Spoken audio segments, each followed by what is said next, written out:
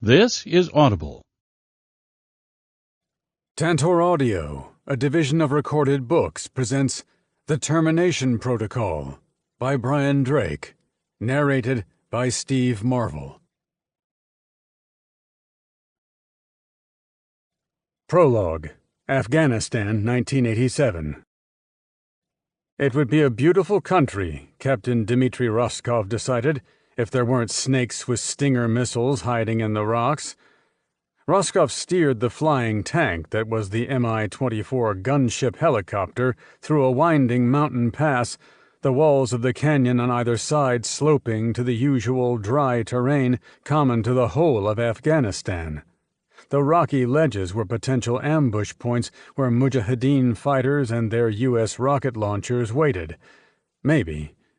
Probably. Roscoe sweated beneath his flight suit, his eyes constantly scanning the warning lights to the left of his center instrument panel. They would glow red once the early warning system detected an incoming missile, but Roscoe had not survived 18 missions in the Mi-24 without double and triple checking every system his life depended on. This mission, his 19th, couldn't end fast enough. He flew lead in front of two other Mi-24s spaced out behind him, each carrying more weapons than he. Roscoe's chopper only had the 23mm gun pod, and he hadn't bothered to engage the safety on his control stick. Should any Mujahideen present themselves, he needed to open fire and get clear so his escorts could destroy the threat. The payload mounted underneath his helicopter could not fall into American hands should he be shot down. If he was shot down and survived the crash, he had orders to activate the gunship's self-destruct mechanism and kill himself with a 9mm Makarov in a flight suit pocket. With the gunship's armor plating, he'd more than likely survive anything other than a direct hit from a Stinger. The payload wasn't the usual explosive shell Roscoe was used to dropping on enemy camps. The cylindrical steel canister contained a nerve gas nicknamed ZH-4, but officially designated Zani microchloraldite 4004, or Z4004. It was a colorless and odorless sarin nerve agent supercharged by Soviet scientists to kill within 30 seconds. Normal sarin caused death within 10 minutes. And there was a special target for the ZH-4, too. Roscoe and his team were headed for the Panwa region. It seemed more arid than elsewhere in the country, but it all looked the same to Roscoe. The leadership of the White Leopard Brotherhood, major players in the Mujahideen, were gathering for a strategy session, and Moscow wanted the group violently wiped out. A perfect job for the ZH-4. The weight of the canister had required the subtraction of most other weapons, hence Roscoe's escorts. Roscoe swallowed, his throat dry. The valley walls continued flashing by. The warning panel remained quiet, but he knew better than to drop his guard. 10 more minutes to target. Jubair Ahmed counted 3 Mi-24s in his spotting scope and quickly stashed it in a pocket. He hefted the Stinger missile launcher to his shoulder. He sat in a makeshift sniper's nest behind a cluster of rocks, the canyon's wall swooping downward mere feet from him. The opposite side of the yawning canyon was identical, and it concealed his teammate Ilyas. Jubair and Ilyas were young fighters barely out of their teens, and already they had numerous Mi-24 kills to their credit. Today, they were the vanguard of protection for the Brotherhood meeting. When the thumping helicopters finally appeared, he let out a curse. There were him and Ilyas, their 2 Stingers, and 3 gunships. He primed the rocket and sighted through the eyepiece. The only chance they had was to knock out 2 and hope the third followed what most Soviet pilots did, turn tail once they were alone. Jubair waited. The gunships flew low, but the Stinger could still get them from the elevated position from which Jubair was flying. The Russians were making the mistake of thinking the Stinger could only fly from surface to air. The viewfinder showed 80 yards. Elias would not fire until Joubert did. He set the sights on the lead gunship. The air was hot and dry, the surface beneath him hard and uncomfortable. Tiny rocks poked through Joubert's thin clothing. Joubert endured because otherwise his country would be lost to the Russians. His family had already suffered greatly since the invasion in '79, his father and sister dead, another brother a prisoner of war, and his mother missing. She was probably dead, buried somewhere in an unmarked grave, but until Joubert knew for sure, she was still alive and fighting. If the Russians said they'd leave after he shot down 50 helicopters, Joubert would shoot down 100 to make them leave faster. Today, he would add at least 2 more to his total. 75 yards. 60. Joubert mouthed a silent prayer and fired the stinger. The shudder of the heavy launcher shook him from head to toe, and the missile left the tube, an angry spout of flame blazing from the rear rocket motor. White smoke trailed the missile. The explosive projectile closed the distance at incredible speed, but Joubert's heart quickly sank. The lead gunship pulled into a steep climb and raced for the open sky above, ejecting flares to confuse the heat-seeking missile and send it careening into the wall of the valley. The explosion sent clouds of flame and dust into the air. From across the valley, a second missile fired, zeroing in on the second gunship as the pilot turned his guns toward Joubert. The rocket smashed into the fuselage and detonated. A direct hit. The gunship split in two, both fiery sections falling to the valley floor. The third gunship veered in Joubert's direction, following the still visible smoke trail from his stinger. Joubert stood to meet his doom, staring through the canopy glass as the gunship neared and the pilot unleashed a stream of rockets. Joubert's world went black before he felt the impact of the salvo. The G-forces pushed Roscoe into the back of his seat as he climbed. 5,000 feet, 7,000. His warning lights flashed wildly, the alarm blaring. His countermeasures had defeated the stinger, but the alarm was still wailing. That meant there was another missile locked on. Roscoe keyed his radio. "Fedorov, how many are there? Fedorov, do you copy?" Another voice came over the radio. Vasily, the third pilot. "2 targets destroyed. We're clear." Roscoe acknowledged and leveled off, then turned and pointed his nose back toward the canyon, pulling back into a hover. His heart sank when he saw the burning wreckage of Fedorov's chopper. "Direct hit, Captain," Vasily told Roscoe, his machine circling nearby. "He had no chance." "Back on course," Roscoe ordered, swinging the Mi-24 back in the direction of their target. "They'll pay for this." Roscoe pushed his throttle to full, and the jolt of the acceleration forced him back into the seat once again. Ilyas Abu Ahmed watched his friend Joubert die in a hail of rockets and flame. The Soviets had claimed another martyr, but he'd make them pay. He sighted his stinger and loosed his own projectile in reply, jumping from his prone position and running for the rocks behind him. He heard the explosion and felt the shock wave push against his back. He stole a glance back. The third gunship was now turning his way. Cannons roared behind him. Ilyas dropped and rolled into a narrow crevice as the ground exploded around him. He kept the back of his neck covered and made himself small as the strafing continued. Rock chips stung his exposed skin.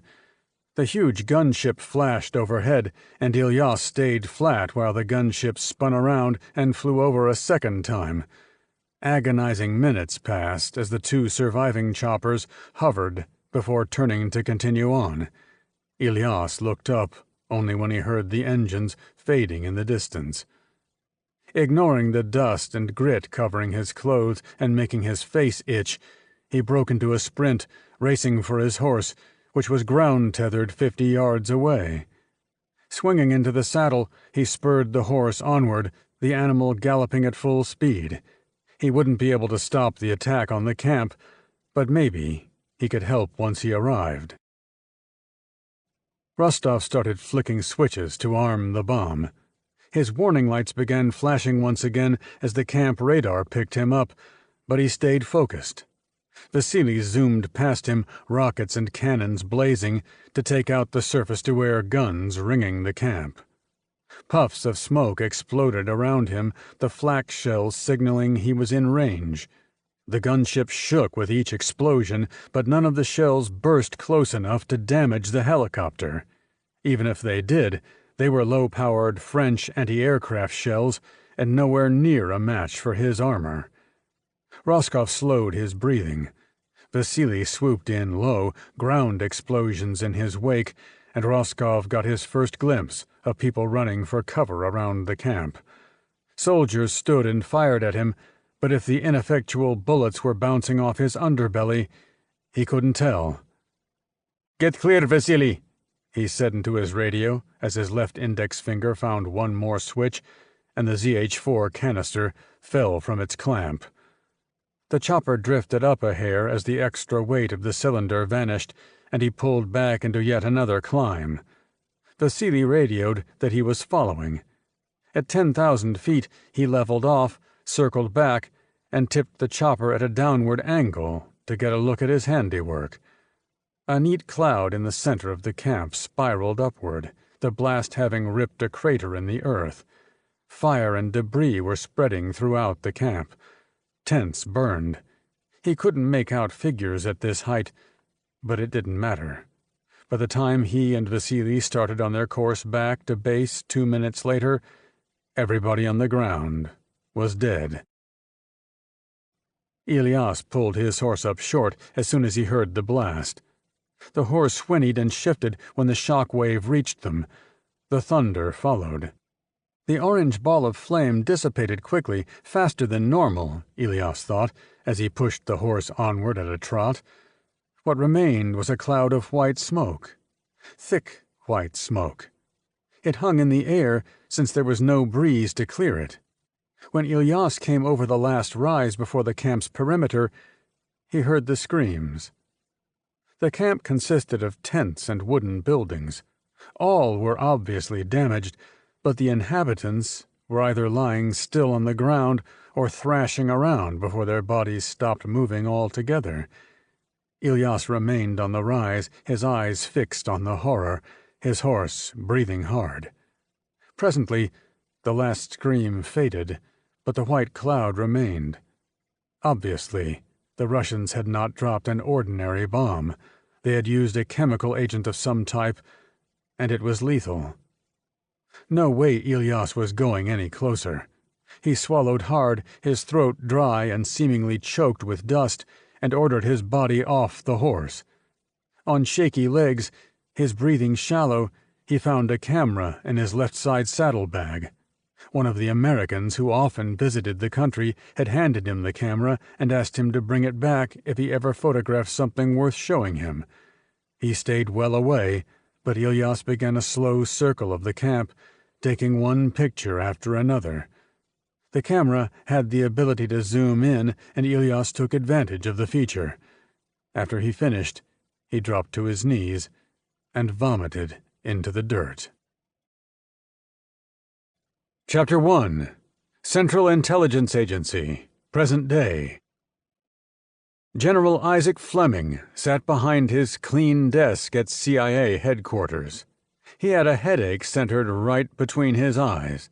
He was the man in charge of the Special Activities Division, the leader of a staff of skull smashers who pulled off the impossible and most dangerous missions. It was his job to have headaches on a regular basis, but the cause of the current painful throb brought more distress than normal.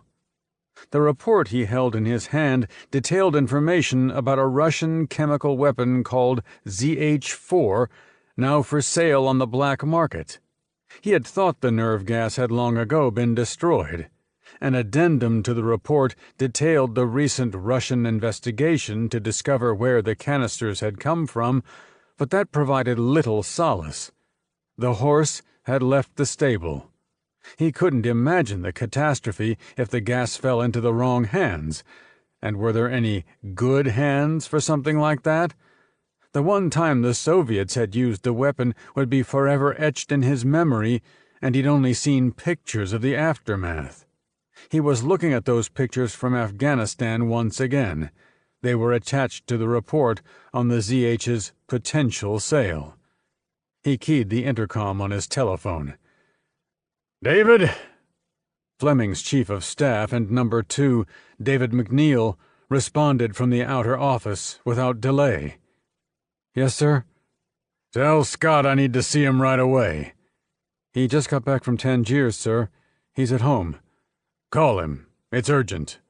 "Yes, sir." Fleming's brow wrinkled in thought. Scott's Stiletto was one of his best.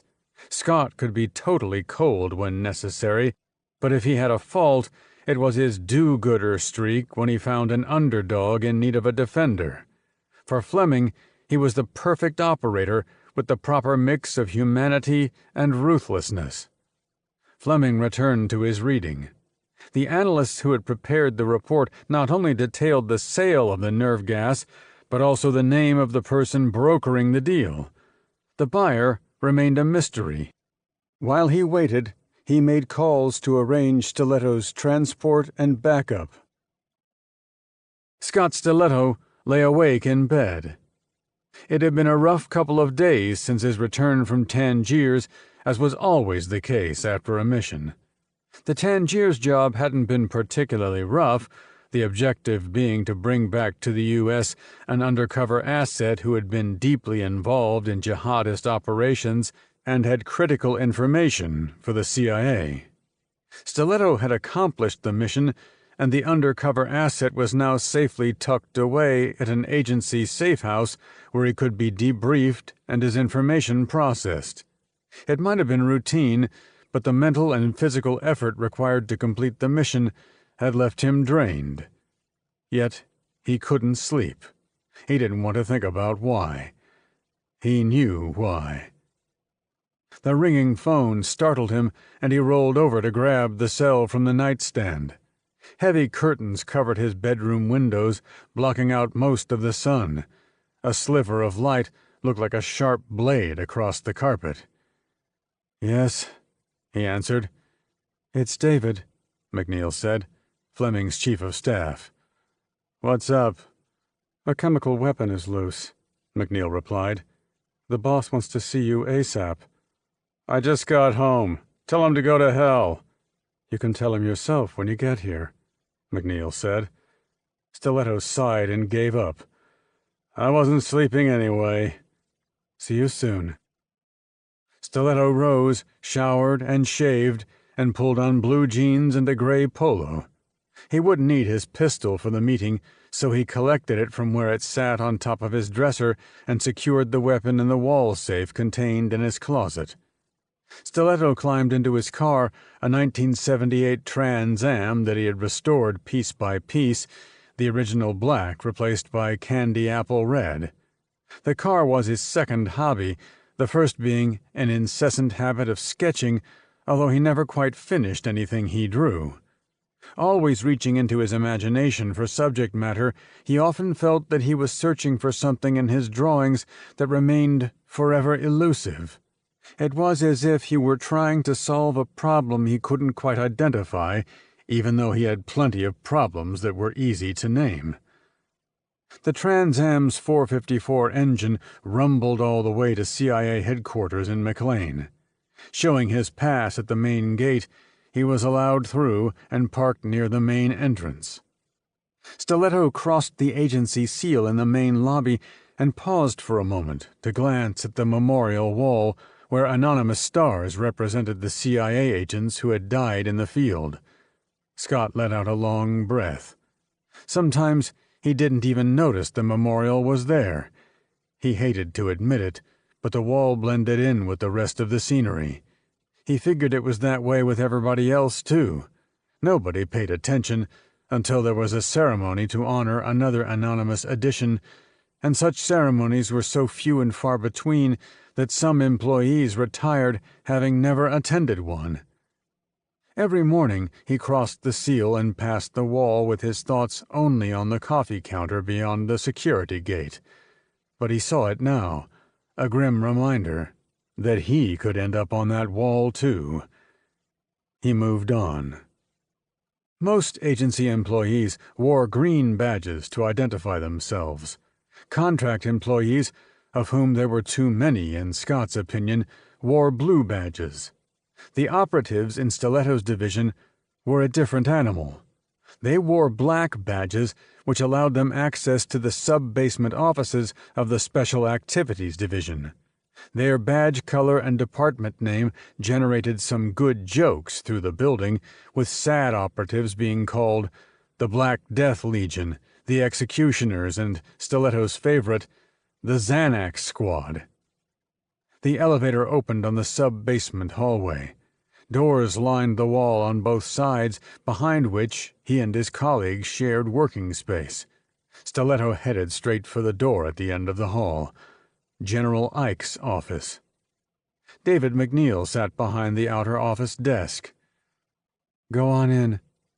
Stiletto opened the door to Fleming's office. "Sit down, Scott. We have a big one."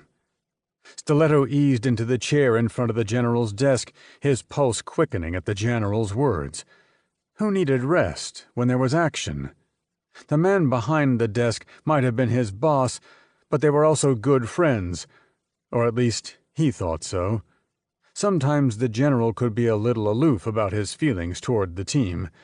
Pictures around the office showed General Fleming in various stages of his Army career. He'd only been in charge of SAD for 3 years, having joined after retiring from the military, but to Scott, it felt like he'd been there forever. Fleming knew how to champion his people, and they wanted to do right by him because he took care of them. No family pictures adorned the desk. Fleming kept family details private, but everybody knew he'd been married to the same woman for almost 40 years. He had sharp blue eyes and dark hair and a scar on his right cheek.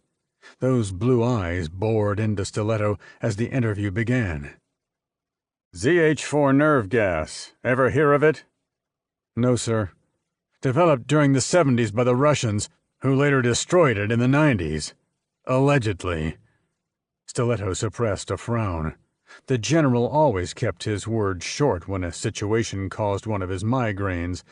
He, on the other hand, wanted to hear more. "Did the Russians ever use it?" "Once. Afghanistan, 1987. Horrible results."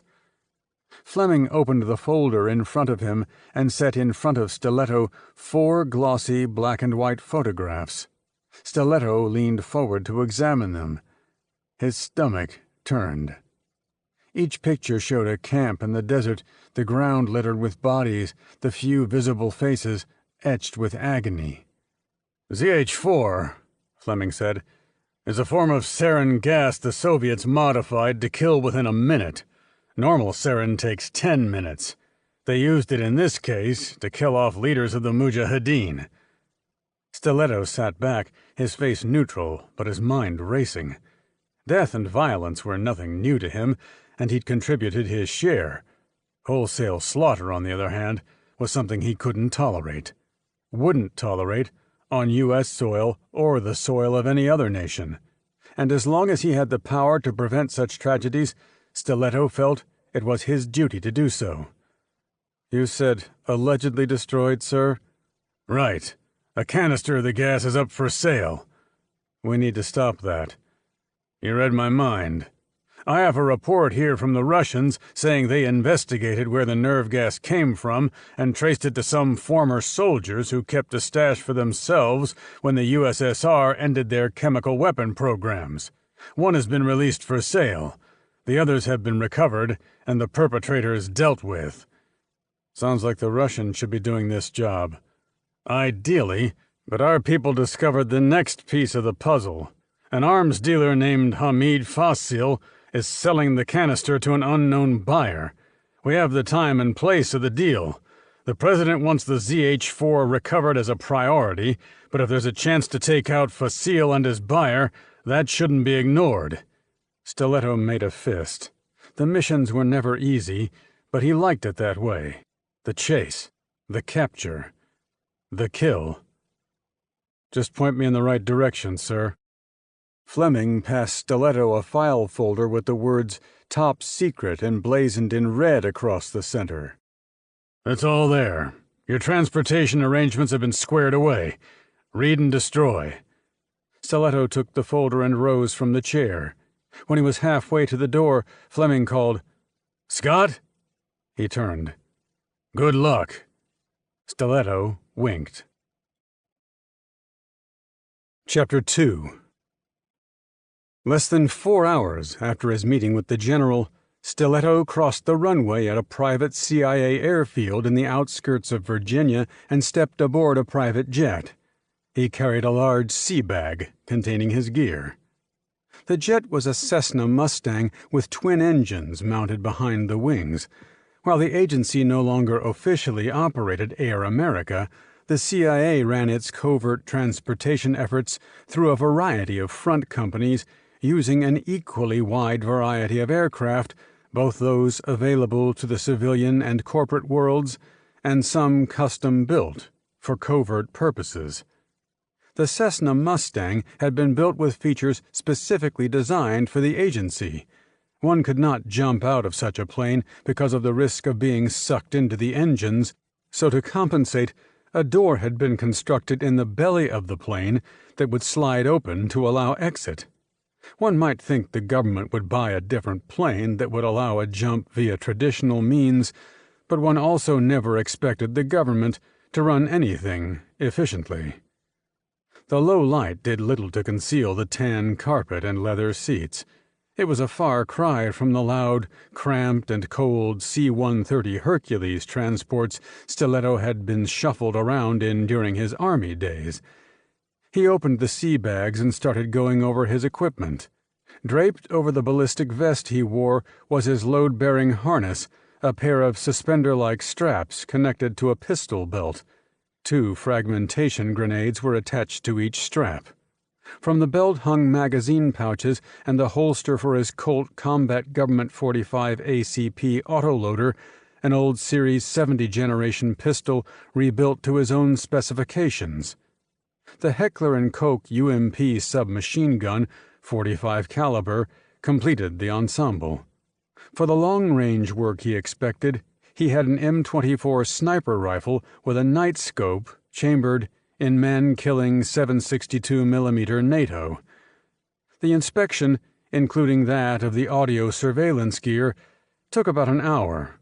He left his gear spread out on the floor while he sat in one of the leather seats and hoped for sleep. He didn't want to stay awake with the drone of the engine lulling his mind into thoughts he'd rather not have filtering through. The kind that kept him awake. Stiletto had entered the Army at 19 to provide for him and a young wife named Maddie who was pregnant with their daughter.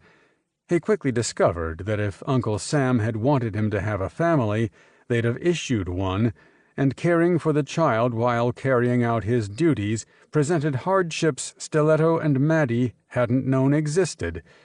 But they persevered.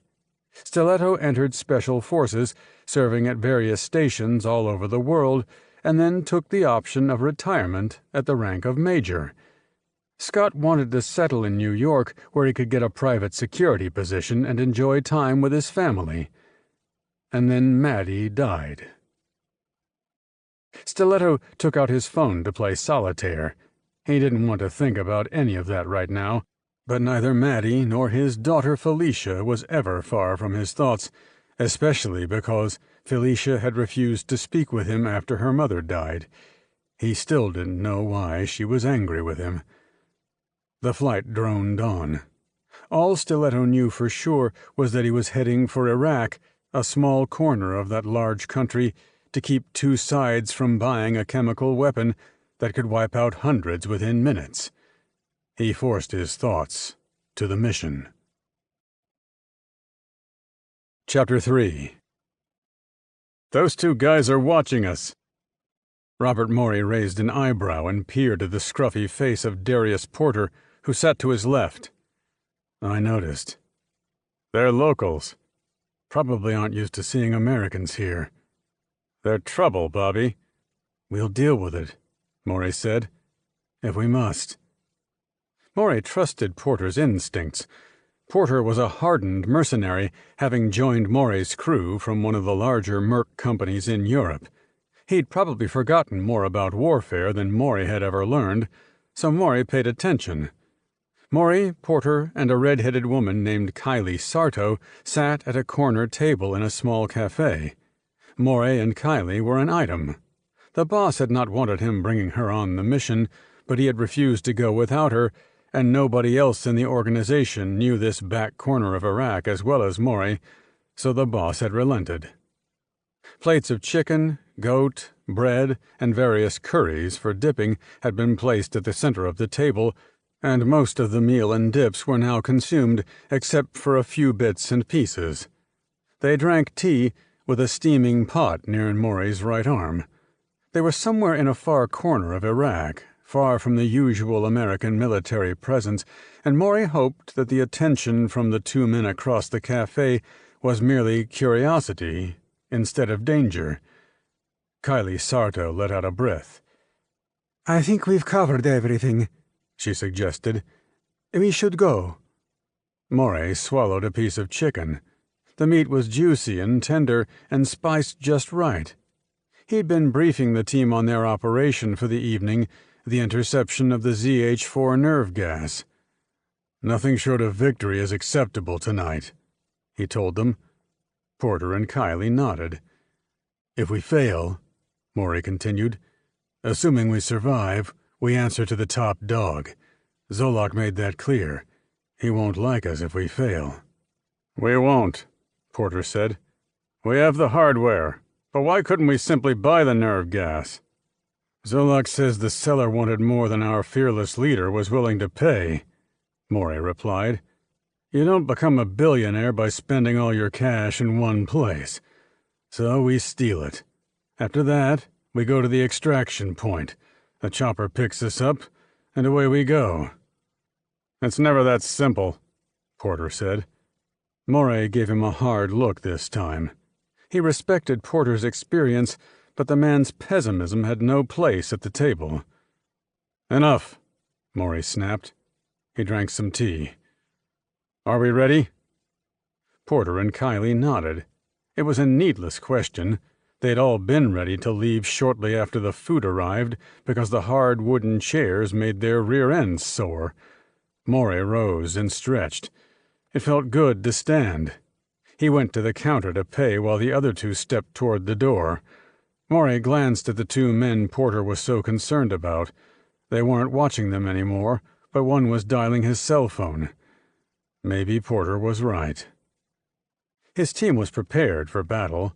Each wore a heavy coat, not only against the nighttime cold, but to cover weapons. Handguns were acceptable for Maury and Kylie, 9mm Model 92 Berettas. Porter had the real firepower. In a special sling under his coat rested an Uzi machine pistol with a 25-round magazine full of high-velocity stingers. If the locals wanted to cause trouble, they'd meet a fusillade of resistance. The trio turned left out of the cafe and followed the sidewalk. The town had paved sidewalks and roads, but enough sand from the surrounding desert blew into the area to create a thin layer on the pavement. Their shoes crunched as they walked to a parking lot between the cafe and the neighboring building. The lot wasn't very large, with room for only a dozen vehicles at most, and a majority of the slots were empty. Their Range Rover waited 10 yards ahead. Porter looked up and down the street, turning to check their backside. Maury and Kylie walked with purpose toward the waiting vehicle. Maury fingered the keys in a pocket. Kylie said, "Bobby!" Maury didn't stop. The Beretta 92 under his left arm gave him the comfort he needed. Two scrawny Iraqis loitered by the Rover. One smoked a foul-smelling cigarette while the other stared at them. Their clothes looked new. Maury, Kylie, and Porter stopped midway to the vehicle. The smoker exhaled a cloud of smoke and said, "We want a woman." Maury grunted. Human traffickers. No doubt red-headed Kylie would fetch a great deal of money. Kylie's response was automatic. She laughed. Her short red hair gave anybody paying attention a warning about her fiery personality. She was tall and thin, with long, toned legs that were as lethal as her pistol. She was a martial arts expert, and Maury had seen her use those legs to great effect. The non-smoker drew a gun from behind his back. He didn't point the gun at them. He held it almost non-threateningly, as if trying to scare them. "We're taking her." Maury whipped out the Beretta 92 in a flash, Kylie clawing for her own pistol. The two Iraqis seemed to hesitate for a moment. Victims weren't supposed to be armed. The non-smoker received a bullet through the left eye for his efforts before he could lift his pistol. He left a splatter of bone and blood on the side of the Rover as he fell. The smoker moved quickly, drawing his gun while running for the cover of the Rover's front end. 2 shots from Kylie missed the mark and smacked into the Rover's front quarter panel just above the tire. Porter called, "Behind us!" The mercenary pivoted as the rumble of an engine joined the echo of the handguns. He threw back his coat and brought up the Uzi. He fired a full auto blast on the truck, the muzzle flash filling the dark parking area with a strobe effect. Blood spurted from the driver's neck, filling the cabin with red and bits of pink, but the 2 men jumping out the back, the ones from the cafe, each of whom cradled an AK-47 so common in these parts, they landed solidly on the concrete and let the Kalashnikovs talk. Maury and Kylie dived for cover as flames spat from the muzzles of the automatic rifles. Maury expected Porter to do the same, but he didn't move. With his feet firmly planted, he stroked the Uzi's trigger once. One of the men fell, and the blood pooling beneath him mixed with the sand to create reddish gunk on the ground. The other dodged behind the truck, lining up his sights on Porter, but his head was just high enough for Porter to get off a shot first. The Uzi spat flame again, and the man dropped like a puppet with its strings cut. Kylie screamed. The smoking Iraqi, his cigarette still dangling from his lips and bobbing up and down as he moved, grabbed Kylie from behind. She struggled, but the man had a powerful grip. Maury jumped into an isosceles stance with the Beretta in both hands, but the man shifted so that Kylie's head covered his face. Porter shouted, "Let her go!" He had the Uzi tucked into his shoulder and was shifting to find a clear shot. Kylie let go of her Beretta, the gun clattering on the pavement, and sent a bony elbow into the Iraqi's face. Stunned, his grip relaxed. She broke free, spinning to launch one of those long legs straight up into his chin. The Iraqi's head snapped back. She followed with a twirl and planted a heel in his midsection. The Iraqi tumbled to the ground, his cigarette finally falling, coming to rest against the skin of his neck. He showed no reaction. Kylie picked up her handgun and shot him in the face. Maury lowered his gun. The Rover had some bullet damage in the body panels, but the windows and tires remained intact. Kylie was already running for the Rover, with Maury on her heels and Porter in the rear. The riddled truck blocked the exit, but that was a minor annoyance. Climbing into the Rover, the trio locked their seatbelts and Maury fired up the engine. He pulled out and powered around the truck, blasting into the street. Maury asked if anybody was hurt, and Kylie and Porter said no. The scenery of the town flashed by, and within minutes they were out on the open road, surrounded by flat desert, the headlamps piercing the blanket of darkness ahead. "This is a lousy way to start the mission," Porter remarked. "But good shooting," Maury replied. "May we be as lucky tonight." Maury glanced in the rearview mirror, not so much at Porter, who was shoving fresh cartridges into the Uzi's magazine, but at the blanket in the back covering the rest of their gear. He smiled. Yeah, the enemy would never know what hit them, and he and his team would be gone before the smoke cleared. Chapter 4. Control to Boy Scout. Status update. The voice startled Scott Stiletto. He hadn't communicated with his guardian angel in more than an hour, and the voice was welcome. The angel in this case sat in a room at an air base somewhere in Nevada and controlled the Predator drone that would provide backup when the fireworks started. Boy Scout to Control. In position and freezing. Over. Hang in there. Stiletto sat behind a cluster of rocks on the side of a hill overlooking the target area, which was approximately 100 yards away. 2 trucks sat in a flat and open area of desert. A batch of men armed with automatic weapons roamed around. The cold bit with ferocity. His body and legs were warm enough, but his arms, feet, and the part of his face not covered by his ski mask, mouth, nose, eyes, felt the chill. If the directional microphone and recording equipment beside him had contained a built-in heater, it would have been a perfect night under the vast array of stars above. But it wasn't a perfect night. It was cold, and he sat on the hard ground. He'd at least slept on the plane prior to jumping into the desert combat zone. The microphone, aimed at the general area where the truck sat, hadn't detected any real chatter since his arrival, only coughs and grunts. The headphones he wore warmed his ears a little. A gust of wind kicked up debris. Bits of rock and dirt cluttered his hiding space. The Kevlar body armor squeezed his torso, but did not make breathing difficult.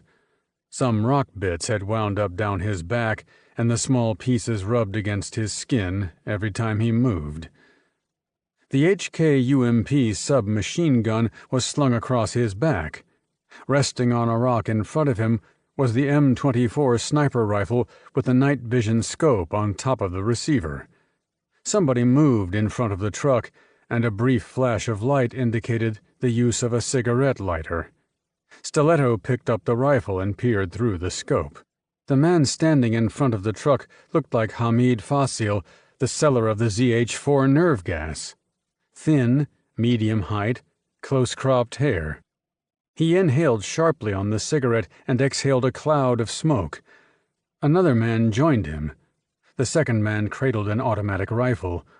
Fasil did not appear to be armed. "They're late," the second man said, his voice loud and clear through the headphones. "Relax," Fasil told him. "We'll give them a little more time." The second man grunted and remained near Fasil, who appeared not to notice him any longer as he smoked. Stiletto scooted back from the scope to blink a few times. The green glow of the night vision irritated him after prolonged exposure. He looked at the truck with his naked eyes for a while. Then Fasil said, "Here they come." The men with the automatic rifle whistled, and the other troops snapped to attention, fanning out around the second truck. That was where the ZH-4 would be. Scott radioed control to zero in on the first truck. If possible, he didn't want the second one damaged.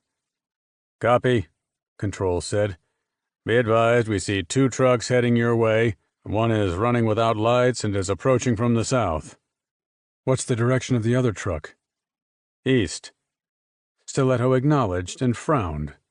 Were the buyers coming in 2 separate vehicles, or was the third vehicle the buyers' security team? Stiletto picked up the M24 and cycled the action to chamber the first round. 4 minutes ticked by. The buyers finally reached Fasil, their truck trailing a cloud of dust. The buyers parked with their headlights blazing on Fasil's truck. Fasil waved, then flicked away his cigarette. As the buyers emerged, Stiletto put the night scope on them. 4 men, 3 armed. The leader approached Fasil, and they shook hands, exchanging greetings. The buyer had an accent Stiletto couldn't place.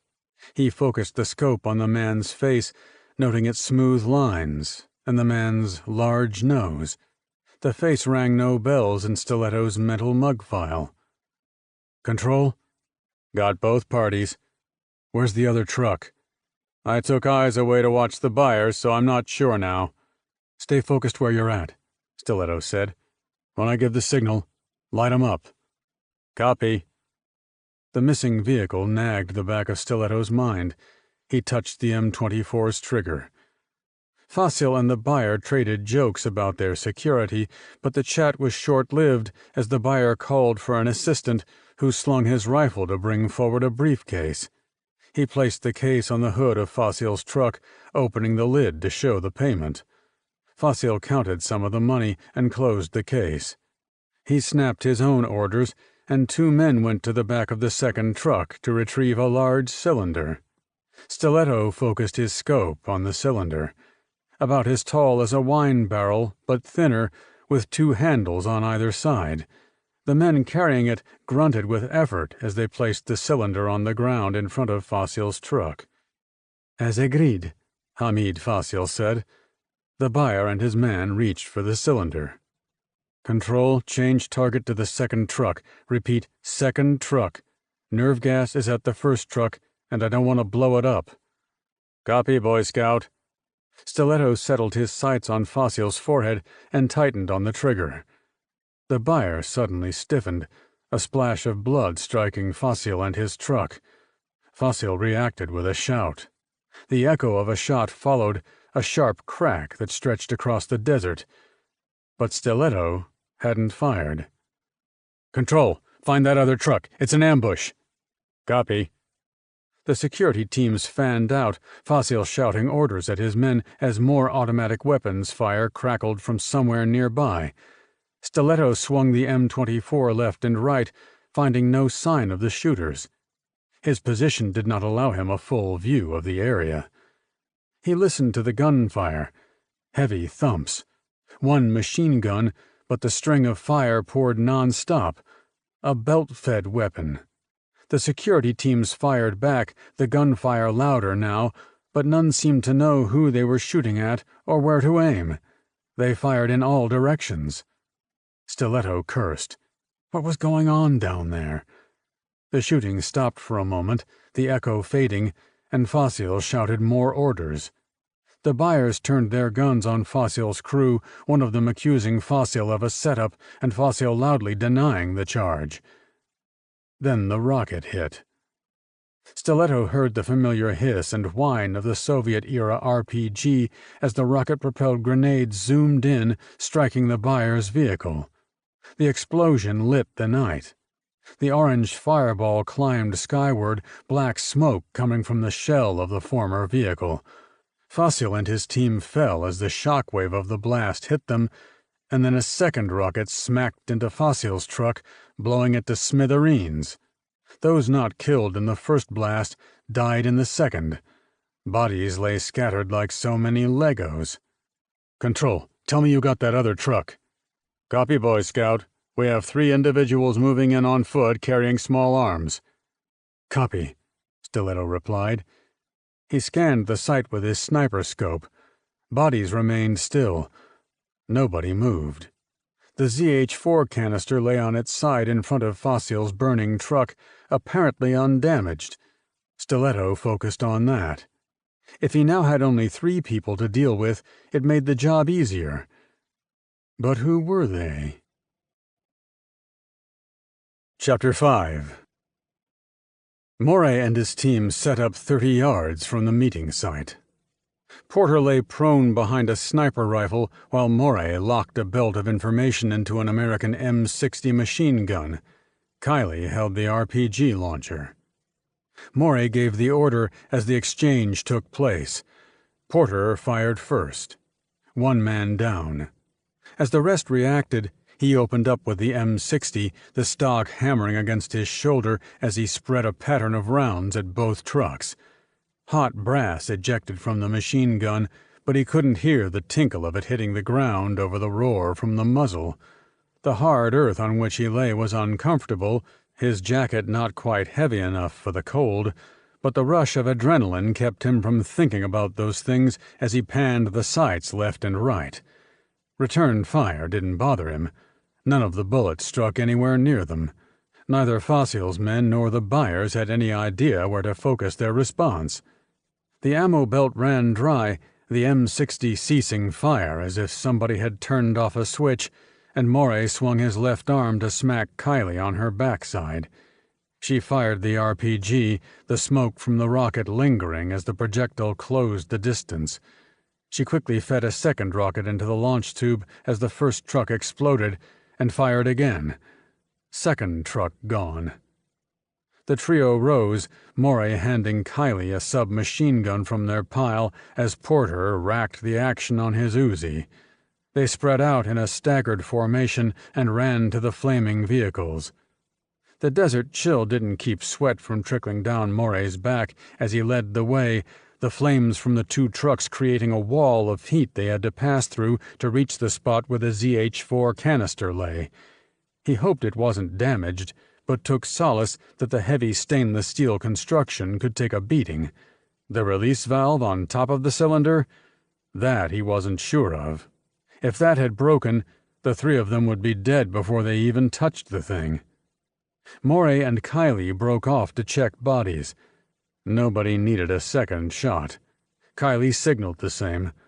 Morey turned around. Porter had his submachine gun slung and was lifting the ZH-4 cylinder upright. All was well, or he'd be choking on his own vomit. Morey approached carefully nonetheless. "Is it okay?" Porter examined the container and the release valve and raised a thumb. Then his head popped like a water balloon. The crack of the shot followed as his body collapsed beside the ZH-4. "Kylie, down!" Morey shouted, hitting the ground hard. Another shot kicked up sand inches from him. He aimed for the hills and let off a burst, and Kylie followed suit. She kept firing as he scooted backward, rose, and ran to her. Another shot struck the ground behind him. Morey reached Kylie and shouted for her to run for the cover of the buyer's burning vehicle. He swept the hillside with a long burst as she moved. When his weapon clicked empty, he pivoted on a heel to follow her. He should have figured they wouldn't be the only ones who wanted the ZH-4. Stiletto felt the stock hit his shoulder as the M24 recoiled. The man lifting the cylinder of ZH-4 nerve gas never knew what hit him as the .308 boat-tail slug separated one side of his head from the other, leaving a bloody mist in the air as he fell. Stiletto shifted to the other man, zeroing the nightscope. The man returned fire, and shots peppered the rocks around Scott. He fired again, but missed. He dropped for cover as the return fire continued. When it stopped, he rose again, sighted, and fired as the man ran away. Another miss. A second shooter opened up, and Stiletto highlighted the person in the scope. A woman. He started to squeeze the trigger again when she ran, taking cover behind the flaming wreckage of the buyer's truck. The other man fired again, his shots going wider this time, before he joined her. Stiletto let out a breath and waited. They had a stalemate.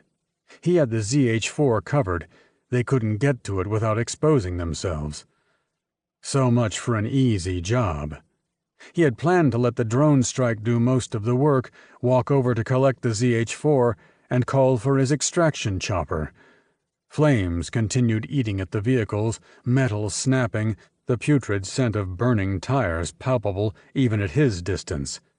Stiletto tapped the M24's trigger. It was going to be a long wait.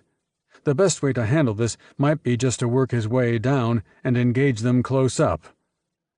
"Boy Scout to control," he said. "Go ahead.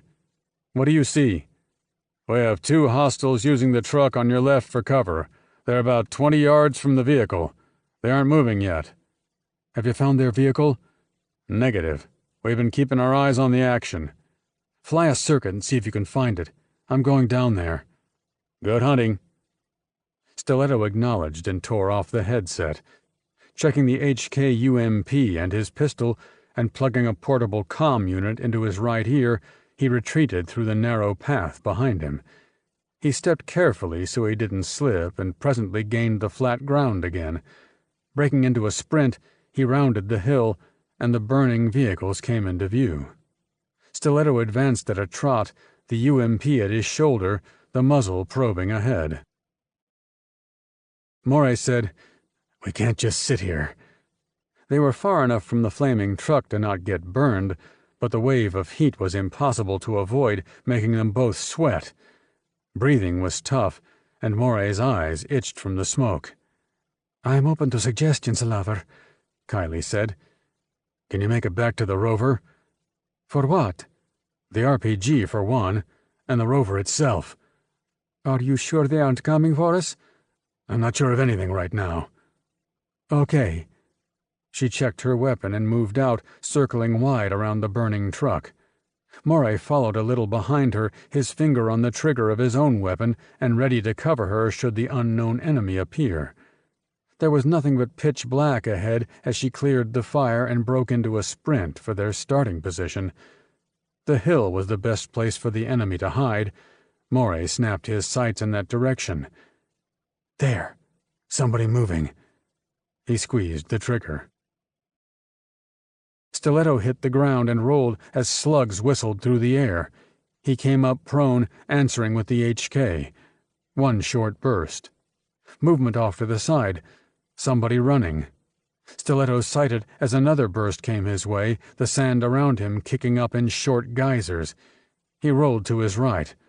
Another salvo of return fire. He shifted to see if the runner was still in sight, but saw nothing. Stiletto jumped to his feet and ran forward, turning diagonally to reach the spot where the ZH-4 cylinder lay. He fired from the hip to keep the position pinned down. The HK was running dry, so Stiletto let the empty magazine clatter to the ground as he reloaded on the run. He gasped as the bright flames and thick smoke affected his view of the battlefield. How do you fight an enemy you cannot see? Stiletto charged ahead. A solution stared Moray in the face. He ran to one of the fallen troopers, kicking away the man's rifle to search his web gear, and plucked 2 grenades from the man's harness. One he stuffed in a pocket. Slinging his submachine gun, he pulled the pin on the other, holding the explosive orb tightly. The smoke from the burning vehicles was thicker now. He blinked a few times. If the smoke was affecting him, his enemy was suffering the same way. Moray started forward, looking for the enemy. He wondered where Kylie was. Had she been intercepted? Stiletto coughed as he sucked in smoke. He ran past Fossil's burning truck and reached the still undamaged second truck Fossil's crew had brought. He dropped near the rear wheel close to the tailgate and wiped his eyes. Scooting on his knees to the opposite side, he sighted down the length of the HK and looked for a target. Nothing. Back to the other side. The stainless steel ZH-4 cylinder gleamed in the light of the fires. He waited, then a man materialized in the smoke. He wasn't holding a weapon, but a grenade. Stiletto cursed as he fired once and missed. The men pivoted in his direction and tossed the grenade. Stiletto dropped farther behind the truck, and the grenade landed off to the left. He reached the passenger side as the grenade exploded, feeling the heat of the blast on his back and bits of shrapnel tugging at his clothes. He raised the HK as the man appeared ahead once again and threw another grenade. The explosive arched toward Scott, getting larger as it neared.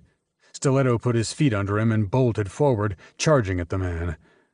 The blast behind him lifted him off his feet, carrying him forward a little before he dropped hard on the desert ground. Something slammed into his backside, and he screamed, more startled than hurt, the Kevlar blocking the debris from tearing open his skin. His breath left him. As he fired blindly into the thick smoke, the HK clicked empty. He let the UMP fall and drew his Colt pistol. He shifted left, then right, but saw no sign of his quarry. Stiletto moved left toward where the ZH-4 lay, sweeping his pistol back and forth as he moved. A pair of headlights and a racing engine pierced the smoke. Stiletto raised his gun. 2 shots smacked the ground in front of him, and another whistled past his head. Stiletto dropped and rolled. More gunfire. Stiletto kept rolling, stopping as the heat of the burning truck only yards away touched the back of his neck. He lifted his head. 2 figures had the ZH-4 by the handles and were carrying it away.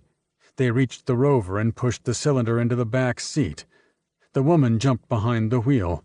Stiletto rose and charged forward, only to stop short as the man swung the RPG to his shoulder and let the rocket fly. The motor of the RPG hissed. Stiletto reversed and broke into a sprint, heading for the second burning truck as the RPG impacted the remains of the first. The angry blast lit the night once again, and pieces of flaming debris rained down. Stiletto's shoulder rolled into the ground and kept rolling away. He stopped on his belly. The dust cloud behind the rover was his only indication of where the vehicle was. The Colt bucked and roared twice, but the vehicle kept going. Stiletto coughed and spat, his eyes burning. He keyed his comm unit. "Control!" he coughed. "Got the rover in sight." "Don't fire!" Stiletto said. "The nerve gas is on board!" "Tracking," Control replied. Stiletto retrieved the HK-UMP from where he'd dropped it. Reaching into the front pocket of his combat vest, Stiletto withdrew a small digital camera. They needed leads, and no mistake. He ran to the man he had shot. Only part of his face remained, but Stiletto took a picture anyway. Then he saw the tattoo on the man's neck. He set the camera down to tear open the man's shirt, then held the camera close and snapped a shot. Stiletto looked around, fighting back a coughing fit. He had to pursue the rover. Facil's second truck looked okay. He ran to it, pulling open the driver's door. The keys were in the ignition. Would the engine start? He twisted, and the motor roared to life. Stiletto pulled the door shut, put it in drive, and stomped the gas pedal. Chapter 6. "I thought you were a goner, baby," Morey said. "Never!" Kylie Sarto kept her hands tight on the wheel as the rover bounced over the rough terrain. Morey was on his knees in the back seat, the ZH-4 cylinder beside him. He faced the back window, trying to spot any signs of pursuit through the dust cloud behind them. He didn't think they had shaken the enemy that easily.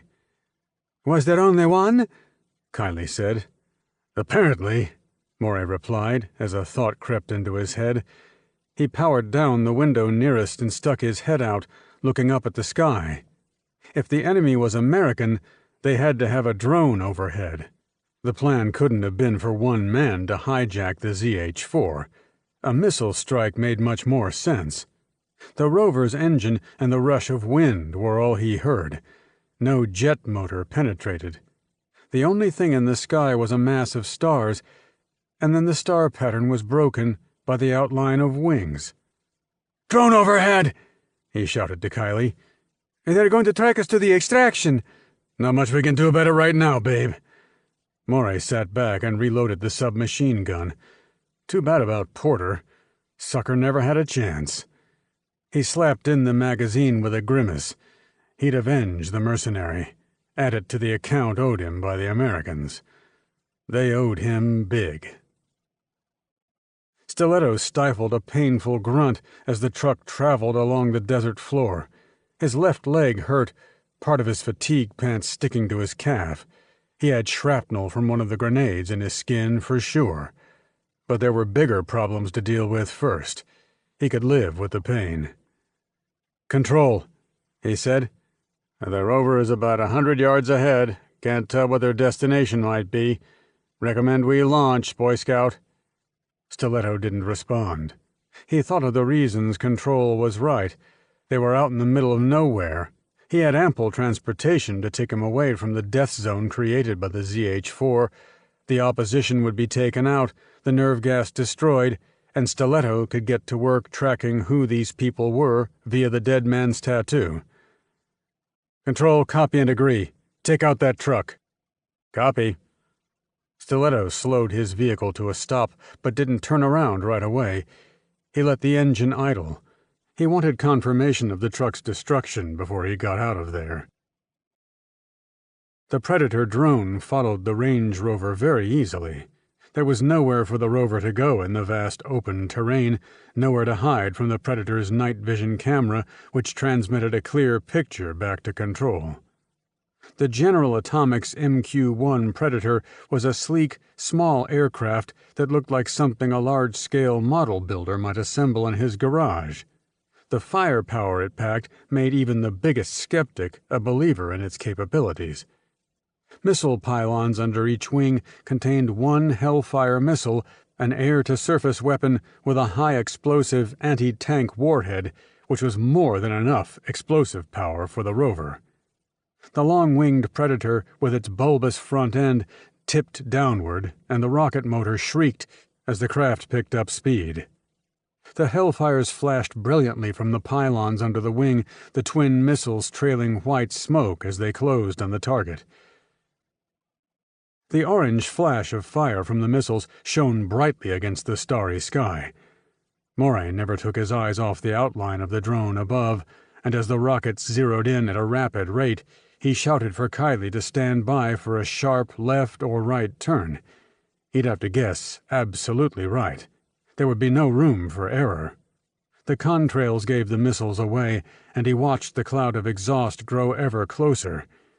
At the last second before impact, he shouted, "Right, now!" Kiley wrenched the rover's steering wheel, and the SUV veered to the right, hitting some uneven ground and jolting violently. It wasn't as bad as the push that followed the impact of the two Hellfire missiles on the spot they had just been, one, then the other, rocking the ground and sending a shock wave in all directions. Kiley fought the wheel as the rover tipped one way, then the other, Moray staying on the passenger side to keep some weight there so the vehicle didn't tip.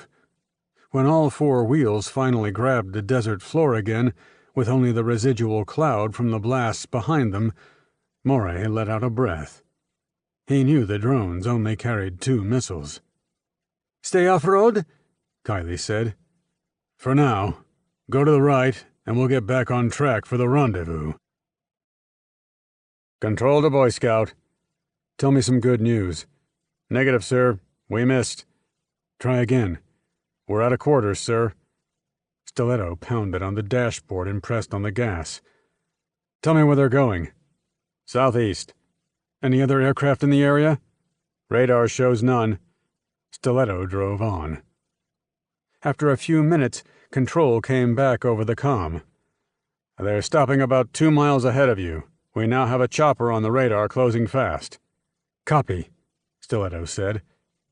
He was getting all he could out of the truck, considering the terrain, the bumpy ride wearing on him, and the wound in his leg, but he fought back the pain and continued driving. He had to stop them. Stiletto watched the odometer, and as soon as 1.5 miles clicked by, he flipped on the headlamps. Straight ahead was the opposition's rover. Stiletto stomped the brakes. Incoming gunfire was already smacking into the truck. Stiletto slid out the door, low-crawling around to the side with the H&K UMP in hand.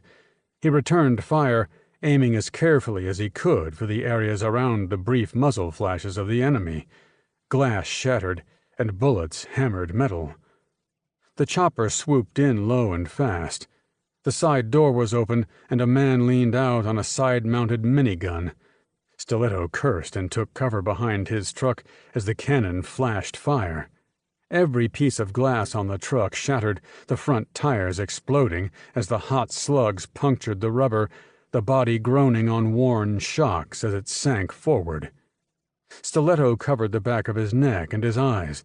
The burst was brief but incredibly destructive, shots that hadn't hit the truck striking the ground instead. Choking desert dust filled the air. Stiletto coughed. He gritted his teeth and swung around the truck with the UMP, only to see the chopper lifting off and flying away. Stiletto coughed some more.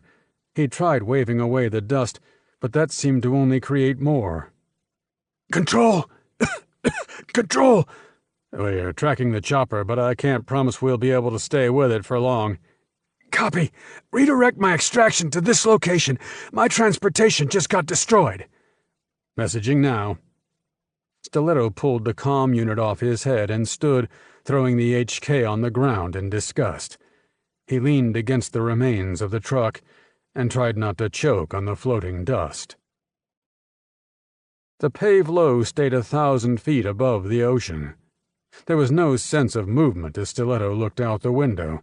The ocean below appeared flat black. Only the stars in the night sky separated the two. Otherwise, the outside environment might have looked like deep space. When the helicopter touched down on the rear deck of the USS Baton, Stiletto unstrapped from the wall seat and took his time as he exited. He hurt all over. The cold ocean wind screamed across the deck, the complete opposite of the desert stillness. Stiletto clamped his mouth shut to keep his teeth from chattering and crossed the hard steel deck to the hatch leading below. The masthead light flashed against the night sky, and the larger radar antenna and smaller air warning radar spun in their endless rotations. He'd joined the army because he hated swimming, and being on a boat made him seasick, but the job sometimes required him to go on the water, so on the water he went. Whether he liked it didn't matter. The mission mattered more. Following a set of steps to the narrow passageway, banging his elbow on a wall, he squeezed by passing sailors who paid no attention to him. Their assignment to the Baton meant they saw all types of special guests who didn't fit normal Navy spec.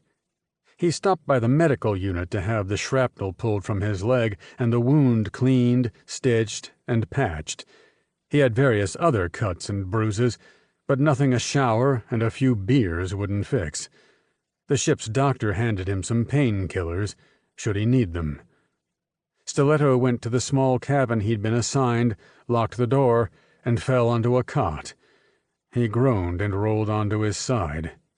He had a sea bag of clean clothes waiting in a corner, but that could wait. He didn't bother to turn out the exposed light bulb hanging from the ceiling.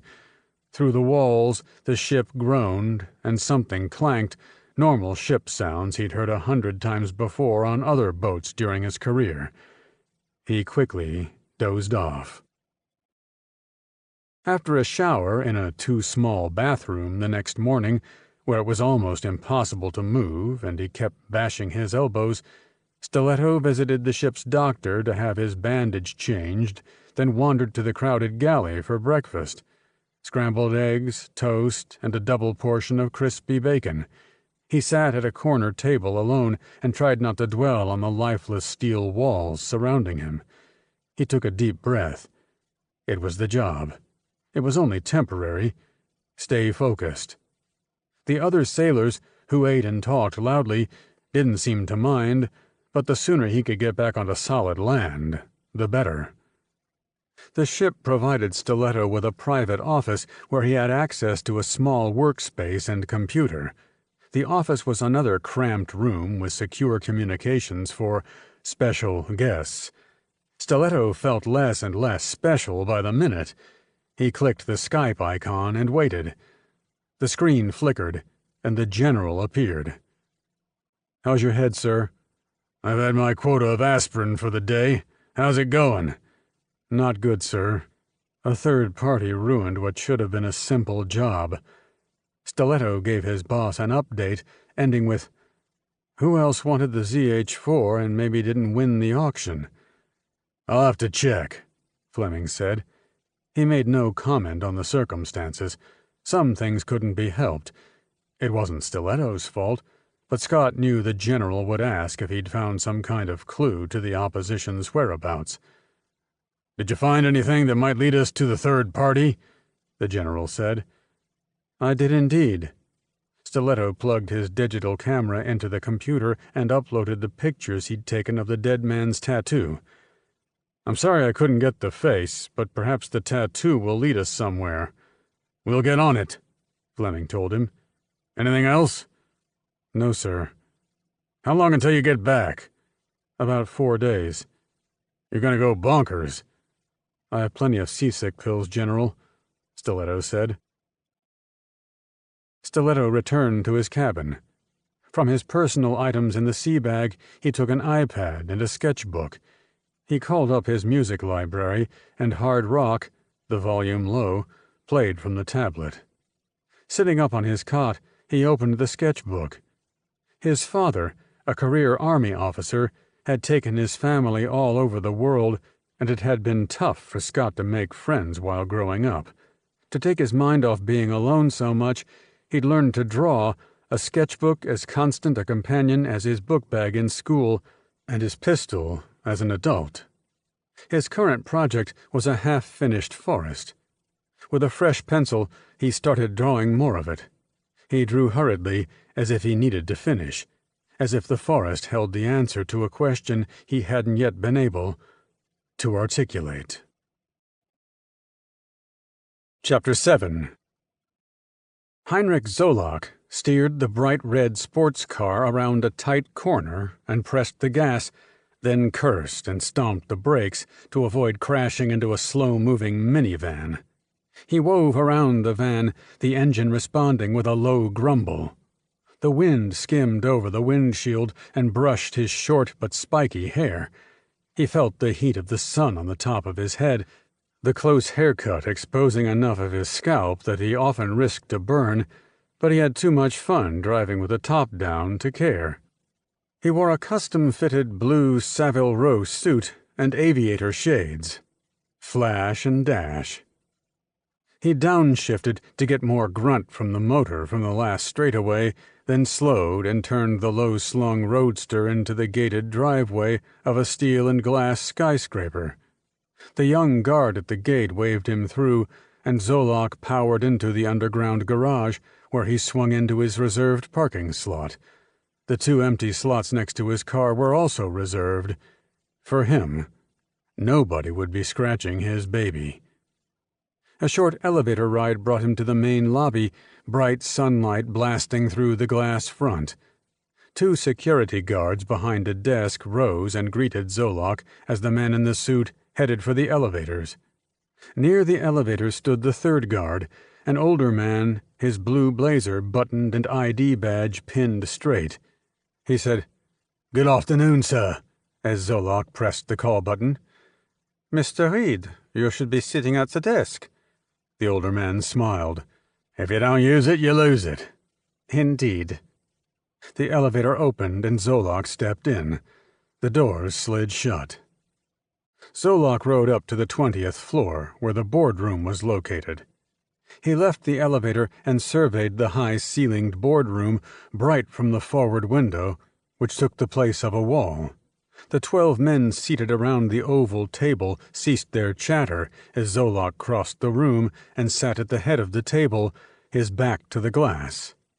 The bright light obscured his features, but all 12 men were familiar with his playboy lifestyle and acne-scarred face. He hadn't always been rich. Zolak said, "Thank you for being here." He scanned the faces, all of which were turned his way. Astute members of the public would recognize some of the 12 from their various industrial and corporate enterprises. The rest were unknown because of their criminal endeavors. To Zolak, it was a good mix of minds for the New World Revolutionary Front, of which he proudly served as second in command while their leader remained safely out of harm's way. As a writer for leftist newspapers in Europe in his 20s, Zolak had seen life from top to bottom and formed opinions about how governments should respond to their communities. He also decided that the citizenry were far too slothful and irresponsible to self-govern in any form. His writing attracted the attention of the leader, who looked at him as a kindred spirit, and together they had built the organization. Zolak and the leader envisioned a planet where the world's citizens answered to one leader, a benevolent dictator who would do for them what they could not or refused to do for themselves. By force, if necessary. Such efforts took money. Agents needed a budget, and operations needed financing. The collective minds involved in the NWRF were masters of subterfuge. Before bringing up the main topic of the meeting, Zolak wanted to know about recent efforts and how much cash they'd brought to the organization. "Let's talk about the latest doings. Mr. Grunberg?" A bald man midway down the left aisle, his round belly partially concealed by the table, consulted notes in front of him. The Baden-Zoletron merger is not yet resolved, but negotiations continue on both sides. What's holding things up? Did the U.S. representatives not raise their offer? They did, but Baden's owner is reluctant to merge despite the benefits. Are we persuading him? We have pictures of him with a woman who is not his wife. He will do whatever it takes to keep those pictures hidden. The merger should yield a dividend of $10 million. Good, Zolak said. Mr. Fry? Another man, with pasty white skin and wire-framed specs, said, Our sabotage of the Alaskan oil pipeline resulted in a longer delay than we expected. The pipeline will be down for 6 weeks, and crude oil prices should rise beyond our prediction as a result. Estimated dividend? Zolak asked. $4 million. Not bad for 6 weeks' work, Zolak said. Good, Mr. Fry. He cleared his throat. Now we talk about our most ambitious project yet, and it is already well underway. Much must remain secret for now, but I can tell you the new project concerns a chemical weapon strike that will be the beginning of uncontrollable chaos in the United States. U.S. voters recently elected a right-wing president, and he is undermining every effort we made during the last administration to topple the U.S. via economic sabotage and pitting the citizens against each other over racial and class divisions. We are now going to accelerate the removal of the new administration and the insertion of our hand-picked candidate. Mr. Bell, the latest, please. A stocky man near Zolak's chair, a European freelance terrorist named Arnold Bell, said, I met personally with Mr. Mustafa in North Africa, and he is providing several squads of his best-trained guerrillas who will find their way into the United States and carry out the orders you gave them. Zolak nodded. And the ZH-4? Successfully acquired after some difficulty, Bell said, outlining the report given to him by Morey earlier that morning. Morey and Sarto are in Barcelona now waiting for their next instructions, but the loss of Porter creates problems. Zolak frowned. Was it the Americans who tried to stop the sale? The use of the drone would suggest that, yes. And Porter, sir? Zolak held up a hand. Don't worry. I'll go see them in Barcelona myself and take over for Porter when the time comes. But what we don't have time for, Zolak said, is getting another operative up to speed. Bell nodded. Zolak knew there would be complications going into the operation. Worse, the dead operative, Porter, might be traced back to them. But there was nothing to do but go forward and meet future challenges as they arrived. They had worked too hard to cut and run. Zolak smiled at the faces before him. He would have a good conversation with their leader in an hour when he updated the man on their progress. Zolak ended the meeting without taking questions and dismissed the gathering, but remained seated. He asked Bell and Fry to remain. Arnold Bell stayed in his seat. As Fry sat down once again, his hands started to shake. The others, talking amongst themselves, cleared the room. Zolak smiled. The smile did not brighten his gray eyes. Stand up, Mr. Fry. The man with the wire-framed specs, sweat now covering his pale skin, stood. A blond man in black, with a barrel torso, entered the conference room and stopped at the table. Bell and Zolak watched the new arrival. Fry did not. Fry's eyes stayed on Zolak.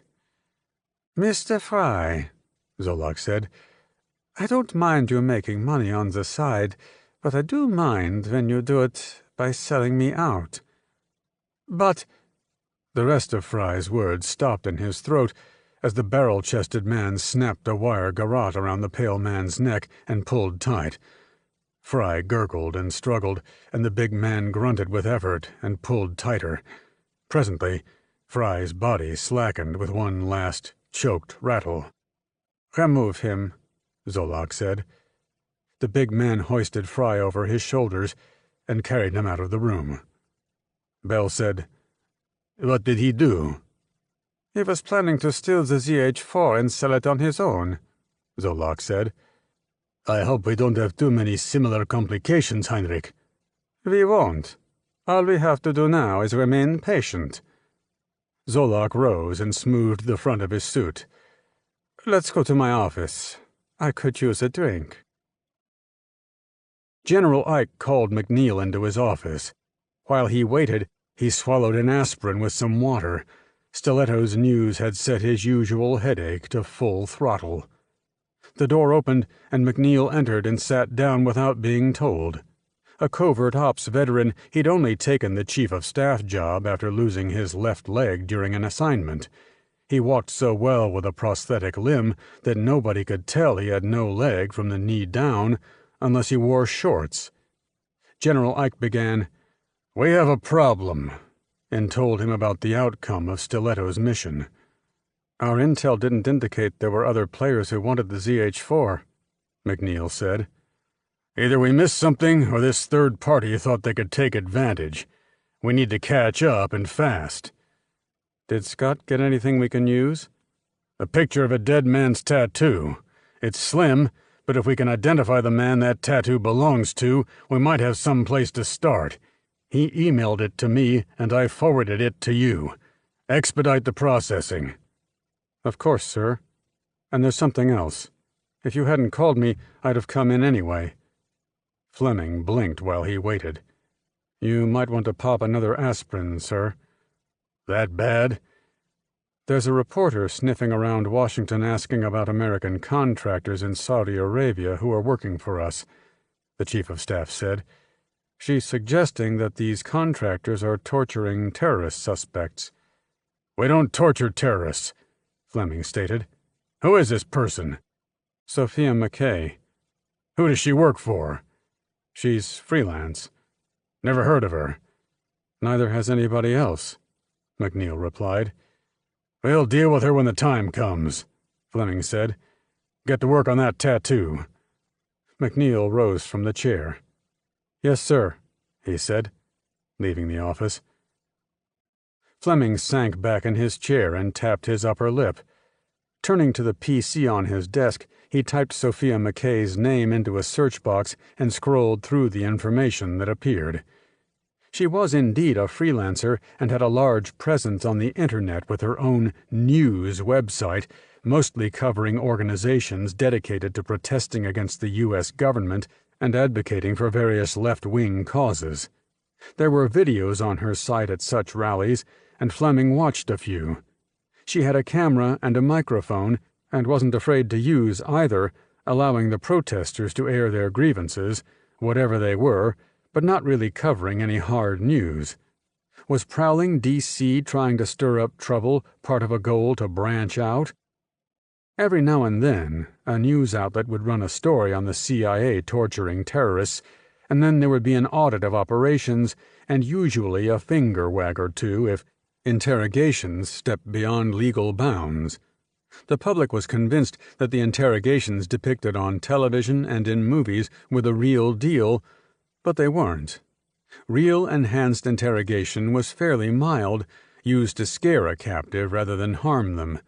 A hurt or dead prisoner was no good for providing information.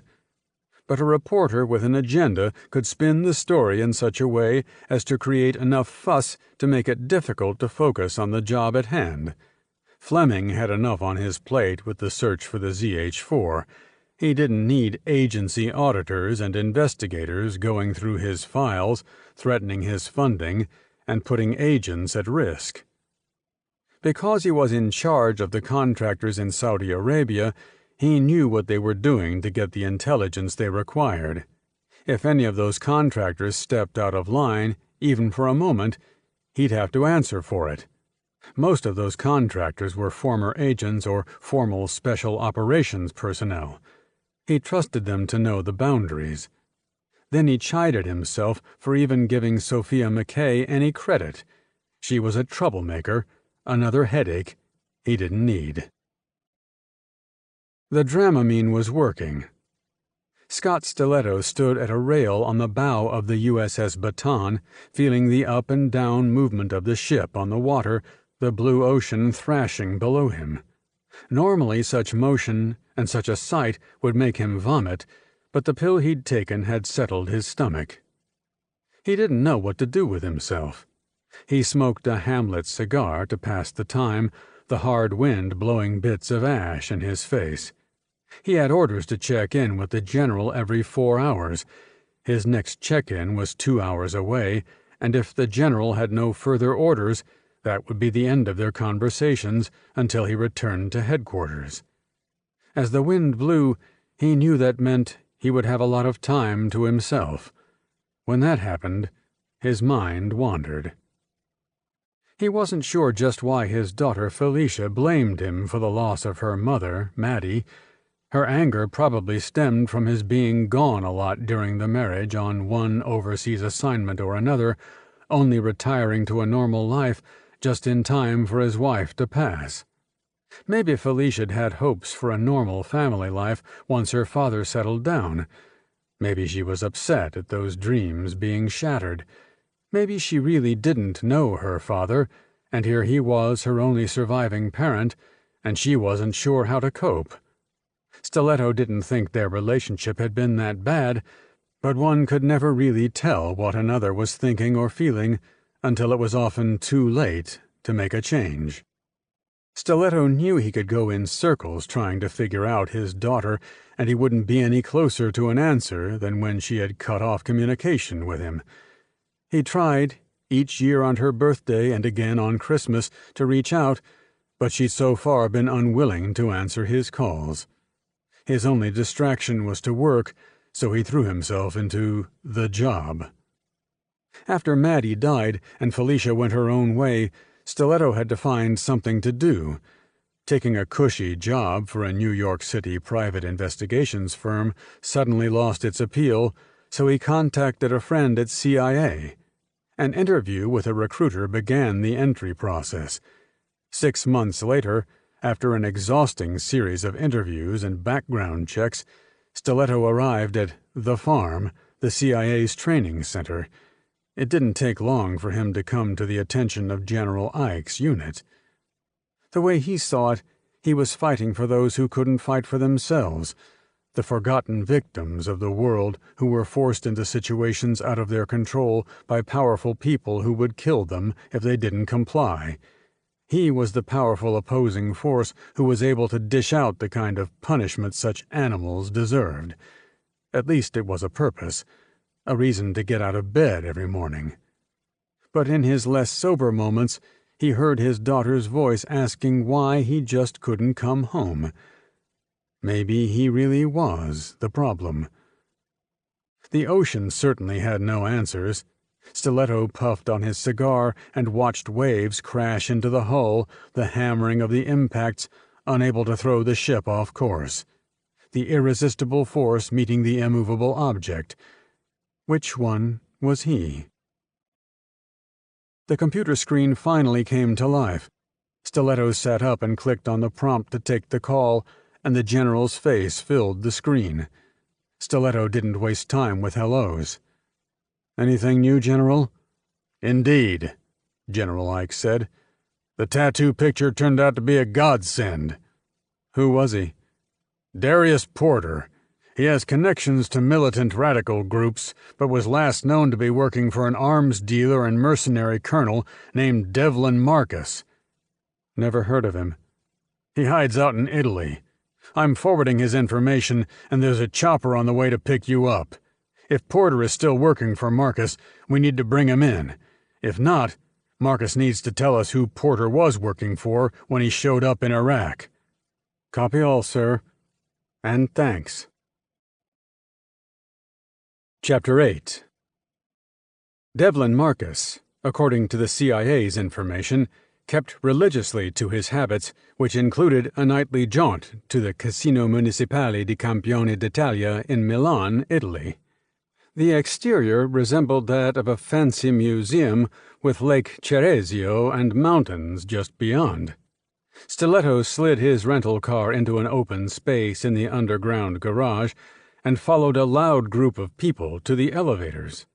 When he emerged on the first floor, The wide-open space filled with slot machines greeted him with ringing, dinging, clicking, clacking, bells, whistles, and shouts of excitement. He might as well have been in Las Vegas. The noise was the same, and slot machines are alike all over the world, and always irritating. The group he'd ridden up with added bursts of delight at the sight before them and converged on the machines like hungry ducks. They were quickly swallowed by the larger organism already in place. Stiletto wandered across the floor. The casino filled a major part of Milan's very active nightlife, but he wasn't somebody who enjoyed such activity. His evenings, when not on assignment, were normally quiet, spent at home or visiting the neighborhood jazz club or playing poker with colleagues. He avoided large gatherings because mixing with a huge throng of rowdy individuals was not his idea of a good time. Following a winding carpeted staircase to the second of the casino's 9 floors, he glanced at a pair of young women in tight party outfits who wore their long black hair in almost identical waves. Their chattering kept them from noticing him. As Stiletto cleared the steps, he thought they could have been any average 20-something females in America, and decided the global spread of popular Western culture wasn't necessarily a good thing. Everybody looked and dressed like everybody else. Individual identity, if it had ever existed, was no match for the monster of conformity. Presently, Stiletto located the private poker room at the rear of the second floor, where he paid for a seat. He found a corner table with 3 players and 2 open chairs, and selected a chair across from the man he knew to be Devlin Marcus. Marcus wore the latest GQ International, plain black silk shirt, top button undone, black trousers, silver Rolex. His black hair seemed pasted to his head and dangled over the top of each ear. He brushed at either ear periodically. The game was No Limit Texas Hold'em. The current hand concluded with Marcus losing at least 2 small bets. The winner was a stocky Italian with dark eyes and hair. The fourth man had lighter hair and covered his bulging middle with a black leather jacket. Stiletto handed the dealer paper notes in exchange for a stack of plaques and nodded hello to the other men. "American?" Marcus said. He brushed at his right ear. "Yes," Stiletto said. "Good. I was getting lonely here."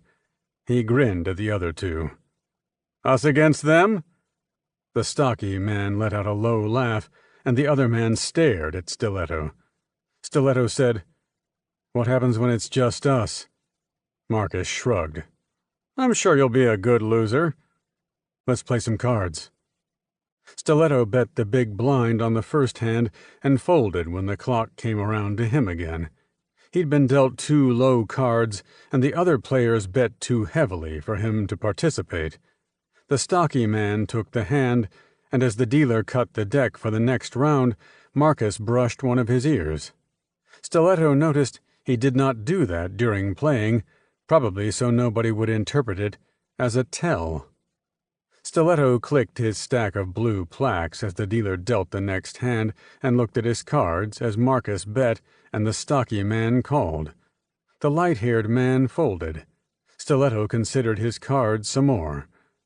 Marcus said, "So?" Stiletto called, and Marcus smiled. The dealer dropped the flop, 3 cards in the center of the table. Stiletto now had a pair of 9s, 1 in hand and 1 on the table. Not bad, but nothing great, considering the next highest card on the table was a jack.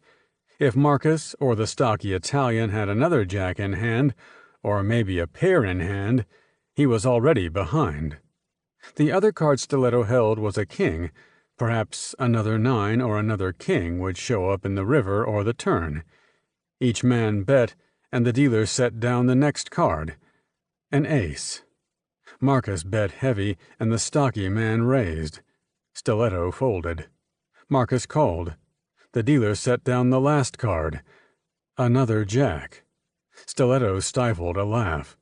Marcus and the stocky man turned over their cards. The stocky man made a fist as Marcus scooped the chips his way. His two pair, jacks and aces, won the hand.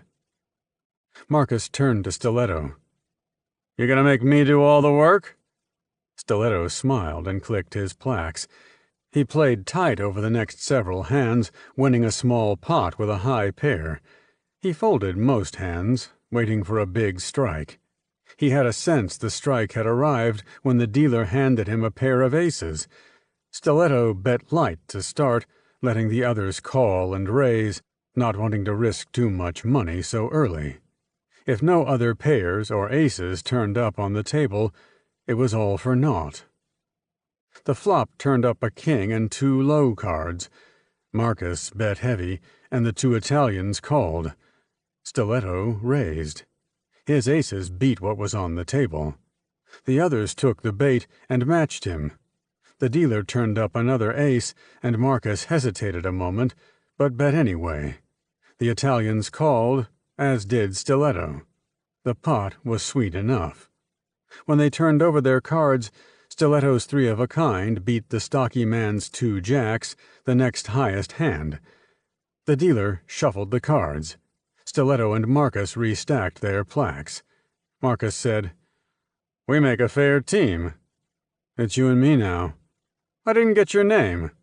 "Jake Cooper." Stiletto rose and offered a hand across the table. "Devlin Marcus. Call me Dev." They shook. Marcus used a firm grip and did not break eye contact. The dealer offered the deck to Stiletto, and Stiletto cut it. The dealer whipped a pair of cards to each player. Stiletto glanced down. A pair of sixes, non-suited. He glanced at Marcus, who pressed his lips together as he examined his own cards. Stiletto had not seen him press his lips together before. He bet some reds and blues, and Marcus called. The dealer dropped the flop. Two more sixes. Four of a kind for Stiletto. A good hand. The third card was a 2, which meant nothing to Stiletto, and wouldn't help Marcus either. Stiletto checked. Marcus bet. Stiletto called and raised. Marcus pressed his lips together again. "You have the other sixes?" Marcus asked. "Maybe I want you to think so." Marcus called. The dealer set down the turn. A jack. Stiletto tapped the table, checking. Marcus bet. At best he had 3 jacks, Stiletto decided, no match for his 4 sixes. Stiletto called. The dealer placed another jack on the table. Stiletto hesitated. If Marcus had the 4 jacks, the hand was over. Stiletto said, "All in," and pushed his stack toward the center of the table. "Really?" said Marcus. "You gotta get to bed early or something?" Stiletto folded his hands and watched his opponent. "Okay, I'll bite." Marcus pushed all in. "Turn 'em," Stiletto said, flipping over his 2 sixes. 4 of a kind. Marcus's smile didn't fade as he tossed his cards toward the center. "Nice play." Marcus rose, shook Stiletto's hand again, and excused himself. Stiletto collected his plaques, tipped the dealer, and walked away from the table. The plastic plaques clicked in his pockets. He visited the cashier, where he exchanged the plaques for a little cash and the rest in a check. That meant a wait, but Stiletto didn't want his pockets bulging with paper money. He went up 2 floors, where he found a bar, selected a corner table, and ordered a Makers and Coke. Stiletto had finished a second drink when Devlin Marcus entered the bar, stopping when he noticed Stiletto. He smiled and approached the table. "May I join you?" "Sure." Marcus waved over a waitress and asked for a brandy and water. Stiletto said, "I hope I didn't take your milk money." "Chump change to me, don't worry," Marcus said. His drink arrived, and he raised his glass. "To unsafe bets." Stiletto tapped the other man's glass. "What sort of business are you in?" "Import and export. I ship stuff all over the world.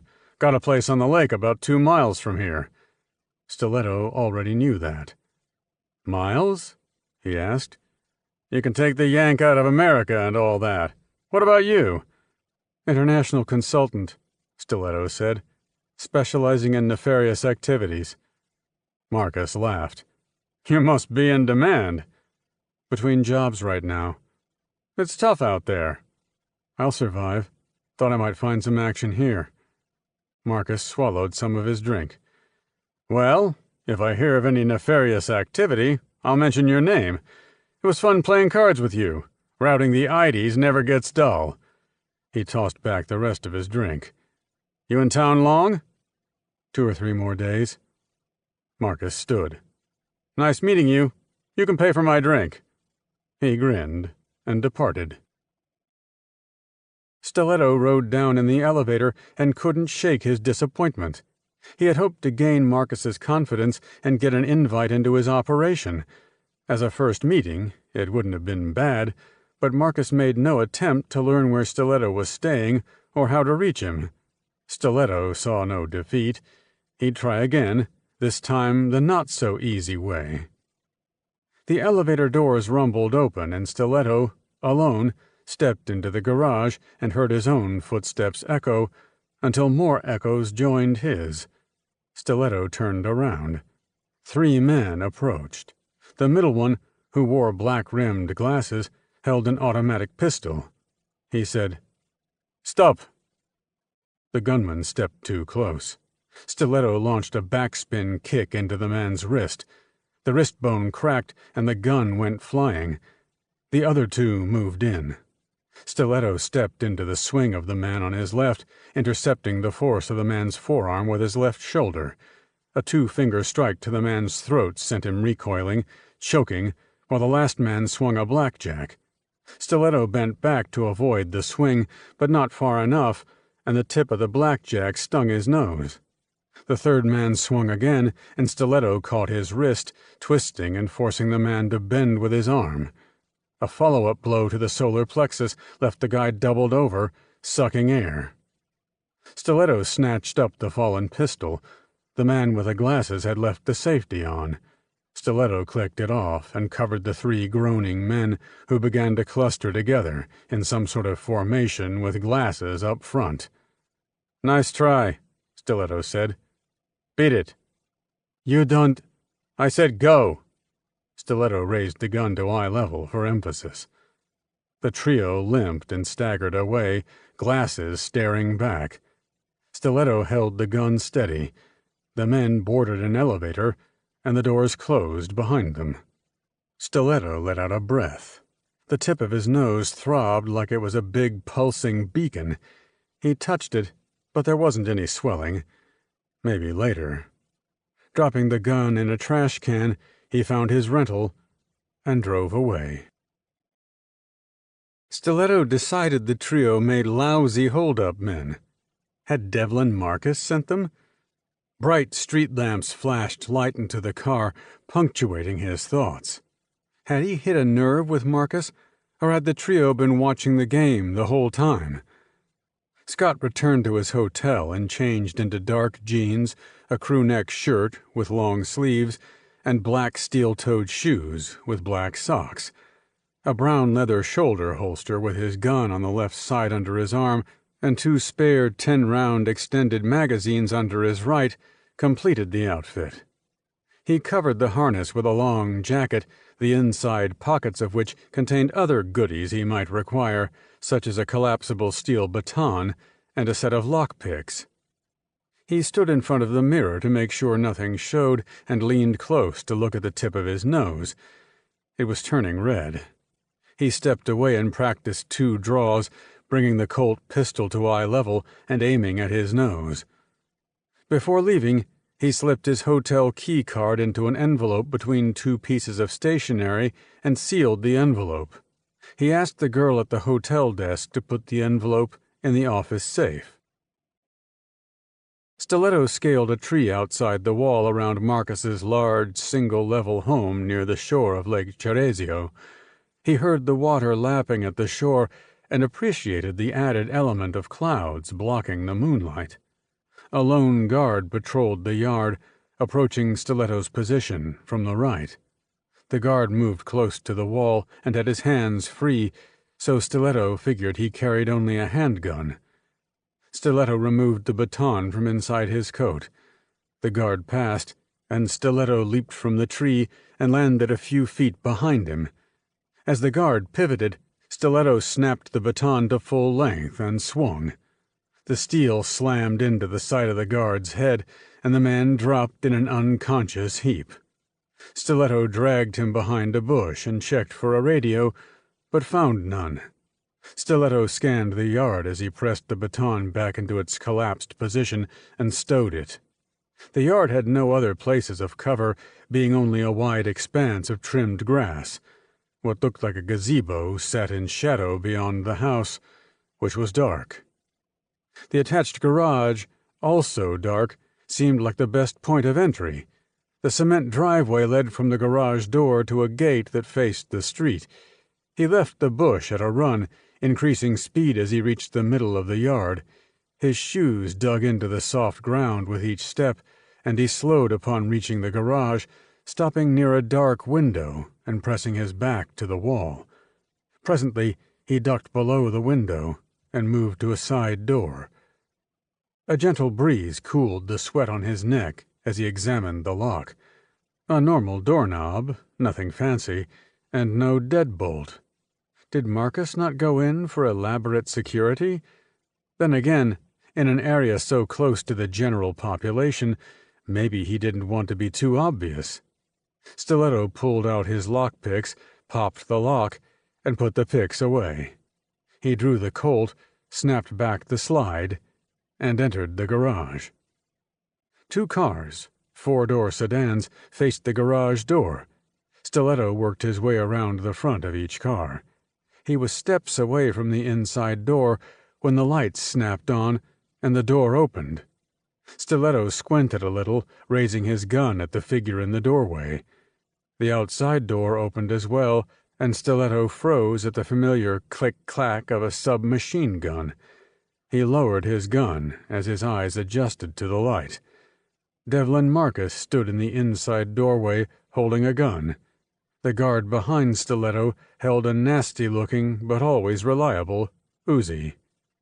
"This is a funny way to get a rematch, Mr. Cooper," Marcus said, "considering it was you who won." Chapter 9. Kylie Sarto glanced at Robert Moray, who sat beside her at the small table. They were in Barcelona, having been smuggled into the country, along with the ZH4 canister, by NWRF contacts. Anybody who questioned their tourist status in Spain would find their papers in perfect order. Moray hadn't said much during the journey from Iraq, both of them drained by the action and the loss of Porter. She let him have his silence. Both were hardened combat veterans of one side or another, this war or that, so Porter's loss was nothing new to them, but they had worked closely with the man, and he deserved more than just, "What the hell?" They sat in Barcelona's Harlem Jazz Club, not far from their hotel, where Moray had wanted to go because jazz was his favorite type of music. Kylie wasn't so convinced. It was loud, brash, and repetitive. Give her Bach or Mozart any day. The club was dark, narrow, and crowded.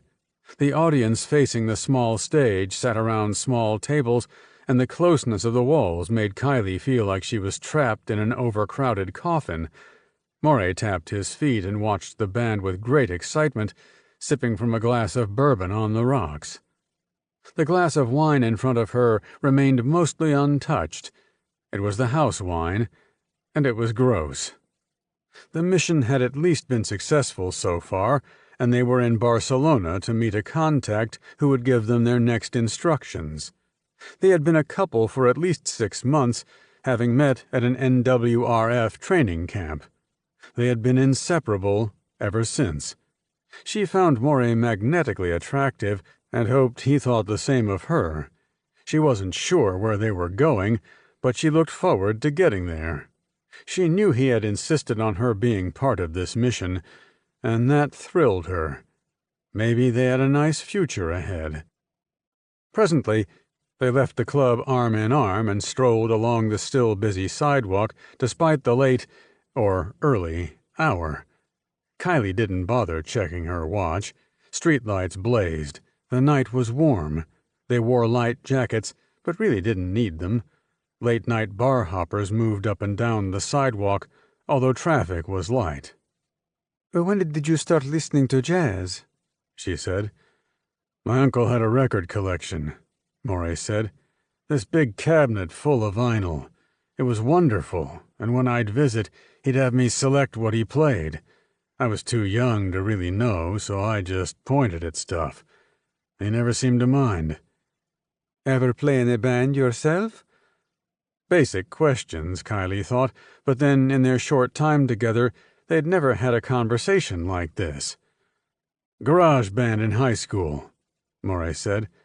"I played bass. Haven't touched an instrument since then." He fell silent as they walked some more. Kylie wasn't entirely sure what his background was, but he was an American who had served in the U.S. military and now seemed more than eager to turn against the country of his birth. She, meanwhile, had no country that she considered her home. Italy, where she was born, had no more meaning for her than any other name on a map.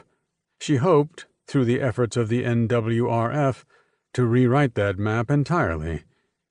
She'd grown up with her father, a lawyer and a Marxist, enthralling her from a young age with stories of the Communist Revolution. Her writings for left-wing publications at Paris Sorbonne brought her to the attention of one of the many factions on campus recruiting students, which later led to the more militant underground groups peppered throughout Europe, and ultimately to the New World Revolutionary Front. "I can't believe we left that canister in the hotel," she exclaimed. "It's fine," he assured her. She squeezed his arm. "I'd be having a panic attack." Morey smiled. "It's all under control." They returned to the Ceres and rode the elevator up to their room. The suite had a sunken living area, adjoining bedroom, and a floor-to-ceiling wrap-around window looking out on the city. The city lights twinkled in the night. Morey flipped on some lights and checked a closet, where the ZH4 canister sat undisturbed. Kylie removed her jacket and draped it on the back of a chair. "So what happens tomorrow?" she said. "You really haven't said much since we arrived."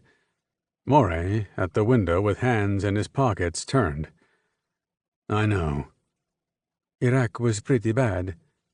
"Yes, it was." "Are you worried about the Americans?" Morey finally took off his jacket and flung it onto the nearby couch. "Want some coffee?" "Sure." Standing in the narrow hall near the door as the coffee brewed, they watched the percolator like a television. Kylie waited for Morey to continue. The wall of confidence he had shown prior to Iraq was still there on the surface, but along with that, he now seemed overly cautious, as if he were afraid to state what he had in mind for their next move. "Our contact," he finally said. "Will meet us tomorrow, and then we're off to the U.S." "You sure?" "That's all I'm sure of." "Does that bother you?" "A little. I like to know everything in advance." "Like what we're doing with the nerve gas?" "Exactly. We didn't grab it to decorate a mantel." "Are you having doubts?" "No," Morey said. "I just like to know things." "I'd like to know something." "What?" "Why are you doing this? We're probably going to use the nerve gas somewhere in the U.S., and you're from there. I'd think Zolak would have picked somebody else just in case you got cold feet." "I volunteered." "Why?" "I gave my life to the U.S. military," Morey said. "I was a good soldier, and they betrayed me." "How?" "Never mind how." Morey poured 2 cups of coffee. She took hers black, same as he did. They sat on the couch. "That wasn't my first time in Iraq," he said. "The last time ended almost the same way, except more men died. I was supposed to be one of them." "But you lived." He nodded, swallowing some French roast. He said nothing more. He seemed to want silence, so she let him have exactly that. Her ears still rang from the live music at the club, and the silence was actually kind of nice. When she finished the last of her coffee, she stood. "I'm taking a shower before bed." He nodded. In the bathroom, she turned on the water and stripped off her clothes, leaving them in a pile on the tiled floor. Kylie ran her fingers through her short red hair, which still felt dirty after playing in the desert. She stood under the water for a few minutes, letting it cascade down her body. Then the curtain moved. Startled, she turned to see Morey, naked, stepping into the shower. The hair on his broad chest had touches of gray, and a few scars stood out, but none of that mattered, as a rush of desire ran through her body. "You might use all the hot water," he said, reaching for her. Marcus led Stiletto into a well-decorated den with white walls and tan carpet. Books filled the shelves, and paintings adorned the walls. At a small bar, Marcus poured Sailor Jerry's into a glass, then added Coca-Cola and handed the drink to Stiletto. "You can't say I doped it," Marcus said, "since you saw me make it." Stiletto took the glass and sat in a leather chair, black, before Marcus's desk. There was a matching chair behind the desk, and Marcus sat there after mixing a brandy and soda. Stiletto's gun, minus the magazine, was on the blotter. Stiletto expressed no surprise that he wasn't tied up or that Marcus had told the guard to leave. He took a drink instead. Marcus picked up the Colt. "Nice gun. I prefer Smith & Wesson myself. I've been expecting you, Mr. Cooper, or whatever your name is. Knew who you were the moment you sat at the table tonight. You came to either capture or kill me." Stiletto responded by taking another drink. "You may be disappointed in my security, but I turned most of it off tonight in anticipation of your arrival. We do need to have an important talk." "Why?" "Because I know all about the ZH-4 nerve gas and what happened in Iraq." Stiletto waited. "I sent those 3 men you tangled with in the casino's garage," Marcus said. "I should have said something, but considering the situation, you might not have believed me." Marcus brushed his left ear. "There was a man in Iraq who had a tattoo on his neck. Darius Porter was his name. He was one of your people." "You speak in the past tense." "Because he's dead." Marcus let out a sigh and glanced solemnly into his drink. "I told him that would happen." "So you sent him?" Marcus looked up sharply. "No. He quit my organization several months ago. Worse, he tried to take more people with him. I smuggle stuff, and I hire out mercenaries, and we get a lot of interesting people. Sometimes they're worth keeping, sometimes they aren't." "Was Porter worth keeping?" "He had experience, sure, but he had delusions." "Mental problems?" "Not unless you think his idea of creating a global fascist state is a mental problem." "Was that what he wanted?" Marcus nodded. "He was less interested in fighting for money and more interested in fighting for a cause. I blame his girlfriend." "Who's she?" "I never got her name, but she started filling his head about the cause and world revolution, etc., the usual garbage our grandfathers fought about that should be on the ash heap of history by now." "And he found a group that supported that cause?" Another nod. "She led him to it. I tried to stop him." "You can't control what people do," Stiletto replied. "Tell Porter," Marcus suggested. Stiletto sipped his drink. "What do you know about the group he joined?" "They call themselves the New World Revolutionary Front." Stiletto lowered his glass with a frown.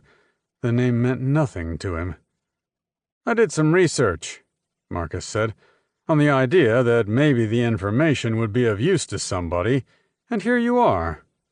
"We appreciate anything you can provide." "Appreciation doesn't pay my bills," Marcus said. You are a mercenary.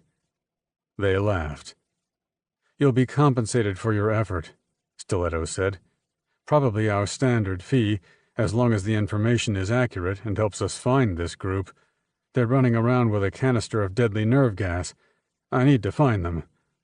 Of course. So what do you know?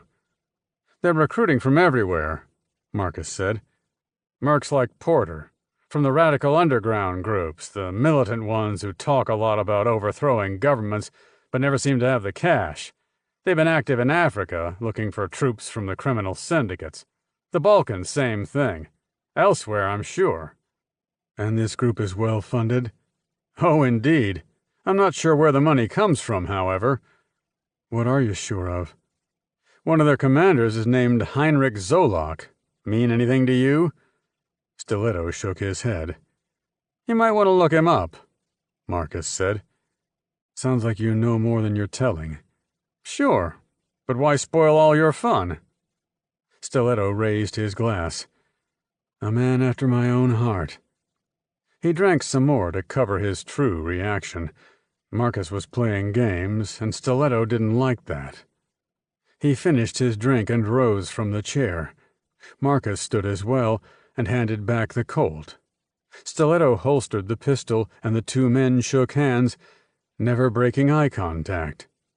For all Scott knew, Marcus was as bad as the man Zolak he mentioned, but that was the spy business. Sometimes you needed a bad guy to catch a bad guy. Chapter 10. Moray and Kylie sat at a corner table in the back of the hotel restaurant, waiting for their contact. Moray had no idea who to expect, only that they were to exchange a passcode. When Moray looked across the restaurant at the tall figure of Heinrich Zolak, he knew no passcode would be required. But rules were rules. Moray pointed him out to Kylie as Zolak waved off a hostess and approached the table. He carried nothing and wore a sharply pressed suit and a purple tie.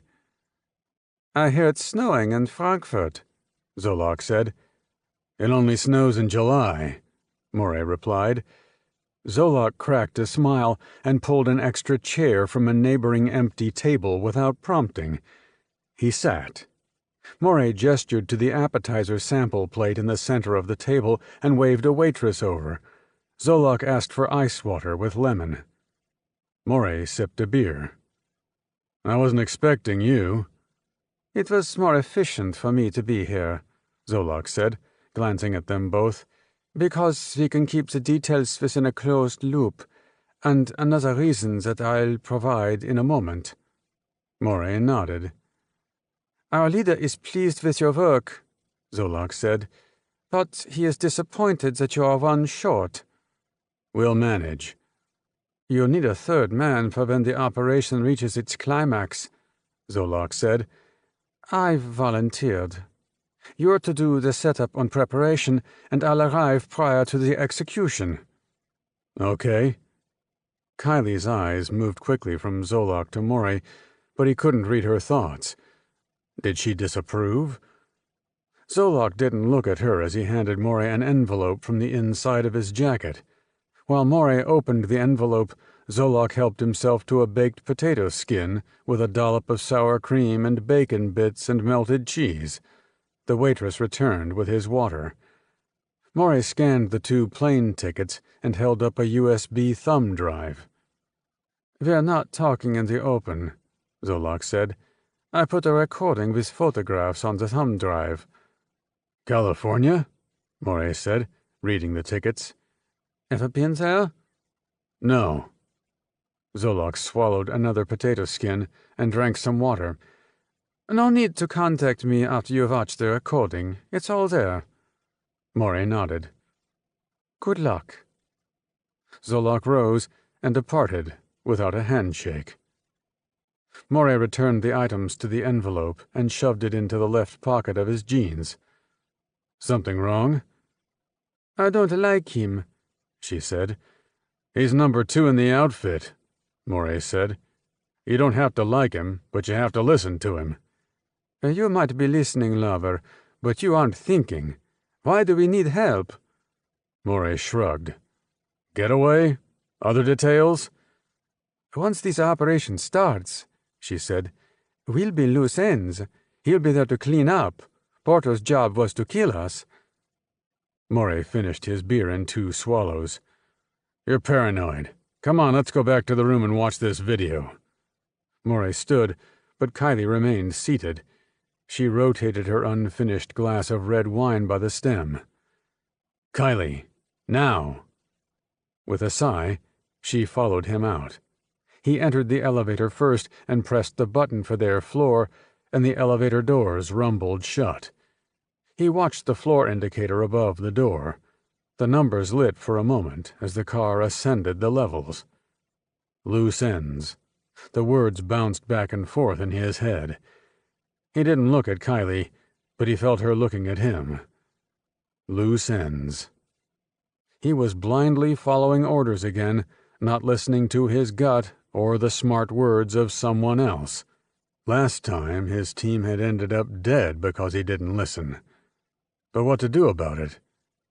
The elevator stopped, and the doors opened on their floor. You're right, he told Kylie. He exited first. What do we do? She said. Kylie sat on the edge of the bed. Morey paced. Do we quit and tell the Americans? She said. No. No way. We're finishing the mission, but if Zolok thinks killing us will close the loop, the only thing we can do is kill him first. We can blame it on the U.S. Not until we're sure. Morey glared at her. You just said... She stopped him with a raised hand. I'm not killing one of our people in cold blood. We'll know to be ready, and if it happens, we'll take action. All right. She left the bed, and they held onto each other tightly for a moment. Morey pushed her away and went to the table where the laptop sat. He powered on the machine and sat. Kylie moved behind him to massage his shoulders. Morey plugged in the thumb drive and opened the video file contained on the stick. Green grass, trees. The camera pulled back to show a park occupying a full square block with a gray stone building at one end. Zolok's voice came over the speakers. Berkeley, California, the heart of the radical movement in the U.S., but they've never managed more than a noisy protest or a riot or two. They will be our pawns, sacrificed for the greater good. You ought to find the suitable spots for the ZH-4 and set it for release no later than 2 p.m. a week from today at this park. It's Civic Center Park near the city court buildings and police headquarters. We have organizers in the city preparing what they think is another protest against the outrageousness coming from Washington, D.C. Already, elements of the right wing, who have sent counter-protesters to several rallies around the nation, are planning to show up and declare their opposition. As with those other rallies, we expect a clash. Plenty of violence. Once the gas is released, we have people in the media ready to show proof that the right-wing agitators are responsible. The death toll will be huge. It is our goal that public opinion will turn against the Conservative Party in power and allow us to insert our own people. They are already standing by. After that, Phase 2 begins, but at this time, that is none of your concern. The video ended. Morey sat still while Kylie kneaded his shoulders, his senses tingling from the touch of her slender fingers. I'm thinking car bomb, he said. Kylie leaned close. He felt her hot breath on his neck. I'm thinking something else, she said. Meet me in the shower in 2 minutes. She moved quickly away, and Morey closed the laptop.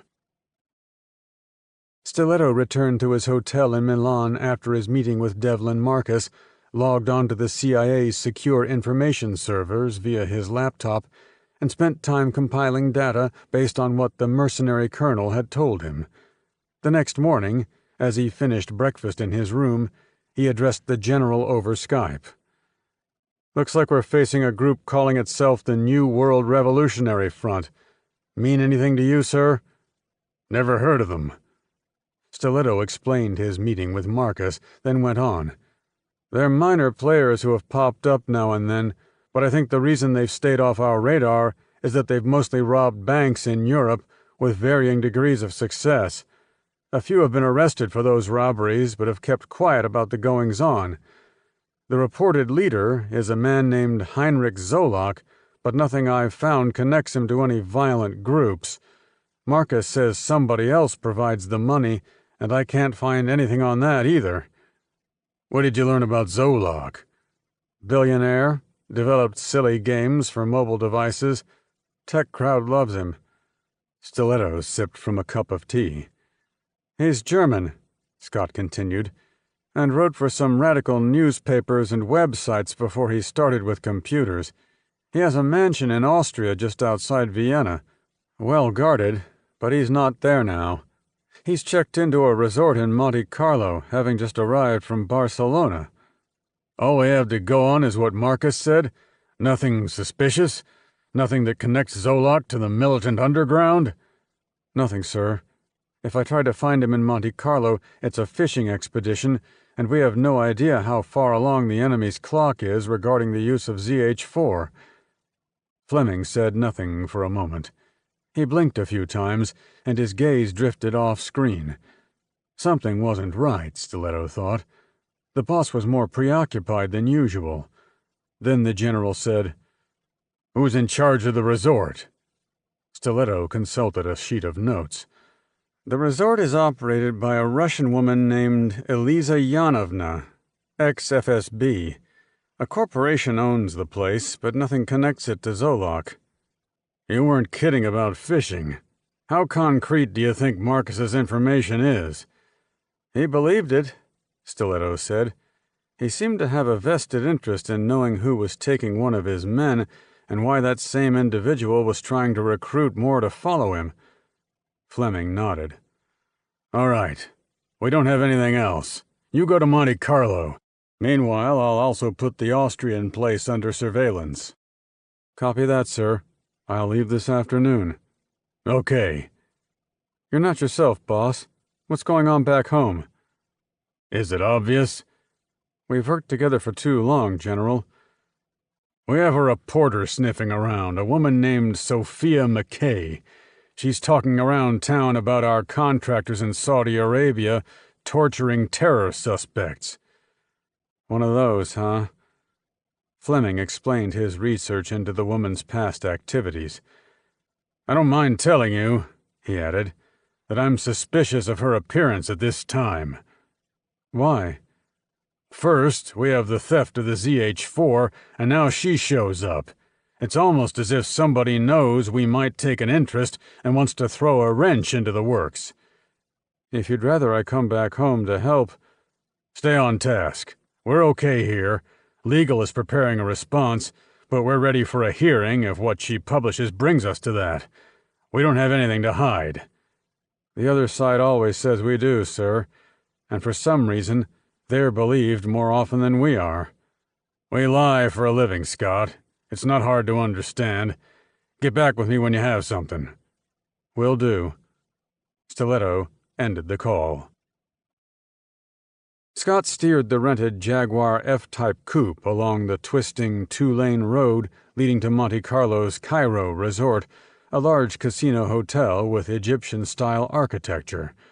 Off to the left, ocean waves slammed the coastal beach, the bright sun creating a shimmer on the water.